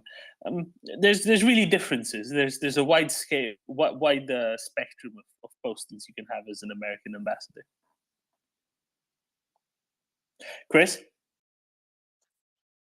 Yeah, thanks, Dermot. I thought that was interesting. Also interesting, nearly all ladies that were going, that were part of that party. I'm sure our ladies must be proud of how many ladies there are in prominent positions in this little conflict. All I'll say is, Chris, hopefully we're getting to the point when it's just normal, when we stop noticing this, because that's really when then I don't know, Mockers, Ioana, what do you think? Hopefully we're getting to a point where being a prime minister or foreign minister or an ambassador or whatever is kind of a 50-50 proposition, and it no longer really seems to be the most relevant thing. And I will say, you're right, and some of the most prominent political leaders, such as, for example, Prime Minister of Estonia, always there, pushing for more and better and more appropriate. I'm frankly glad, because maybe this will be a part of change that we'll see in this new idealist world. Sorry, Ioana? Yeah, I wanted to say that I don't really understand diplomacy in the context of the current conflict. Apparently, Iran summoned the Ukrainian ambassador because he made some remarks concerning the attack of the drones factory in Iran. So Iran dared to summon the Ukrainian ambassador. This is one. And second, apparently Russia was very upset because drones were used to target Iranian factories, which manufacture drones that Russia uses to target civilians. So really, I'm confused. I don't see the light here in this new kind of diplomacy of authoritarian states. What do you think?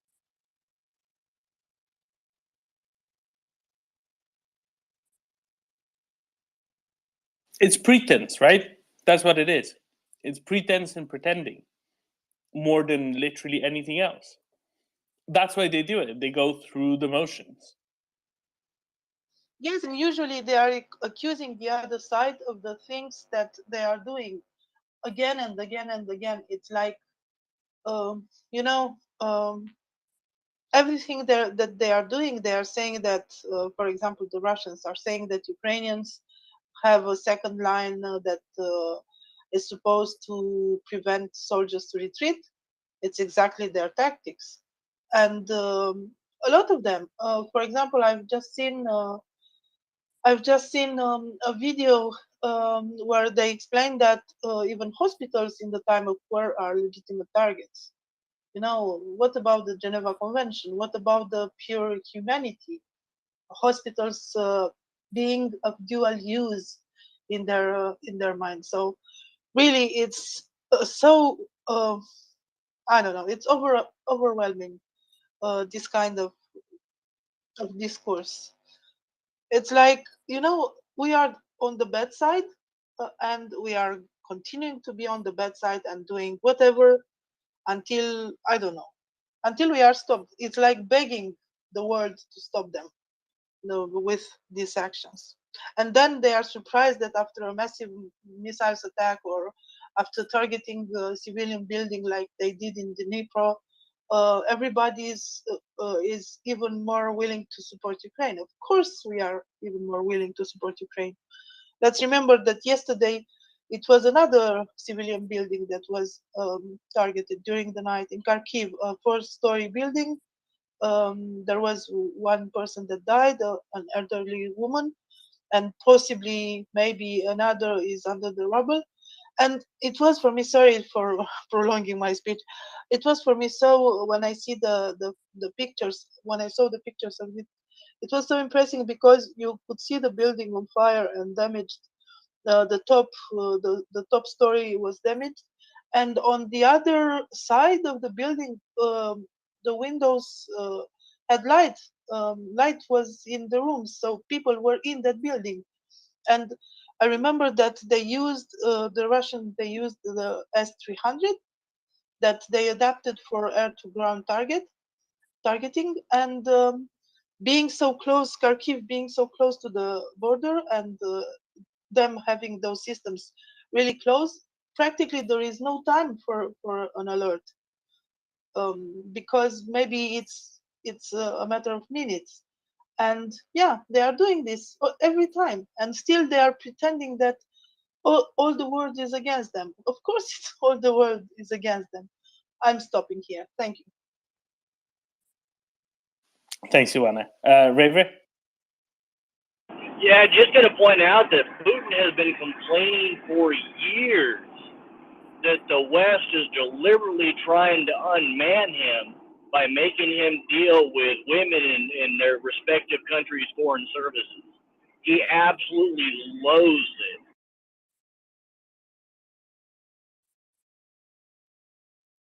it. That might be part of the reason why there's choices for ambassadors made as well. But maybe this is a good question for Colonel Jeff, what Ioana raised a little while ago, right? How does diplomacy work when there's clearly not good faith on at least one of the sides, and yet still they go through the motion, like with the Ukrainian ambassador to Iran being summoned? Yeah, so diplomacy is a strange beast, and you always have to remember that you are, as a diplomat, you are working for your nation's best interests, right? And at the end of the day, I finally got back to where I could get signal, so I apologize. I missed much of the discussion. But I do know that the United States has a female now that is now going to Moscow, and I agree with you, Duma. There's probably a very good reason that we have a female ambassador going to the Madam Ambassador going to Russia, because it does send a political statement. But at the end of the day, the United States, it is in its best interest for this war in Ukraine to end. So having discussions with one of the parties, whether you like that party or not, is irrelevant. It's what is in the best interest of the United States. And ending this war is important. So if you have the chance to engage with Putin or with Lavrov and talk about, hard-hitting bullets, so just and trust me, it's not easy. It is very, very hard. I look at the diplomats are kind of like the lawyers of the political world, right? In other words, if you're charged with a crime, you're going to go get a lawyer because you're too impassioned, you're too close to the issue. You can't meaningfully craft a way to argue like a lawyer would, who'd be less impassioned in the situation. It's the same thing with diplomats, right? We're diplomats that are engaged at a higher level.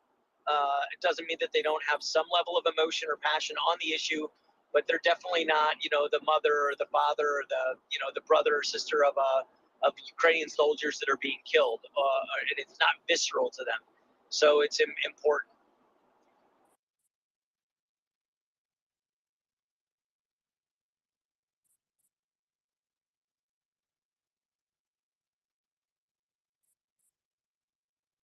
Thank you, Kurt. Raver?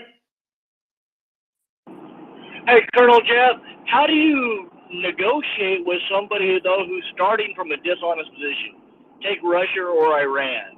You know, their foreign ministry may claim to represent, you know, Russia or Iran, but in reality, their interest is in preserving their respective political regimes, irregardless of the damage it does to the people. How does that complicate things?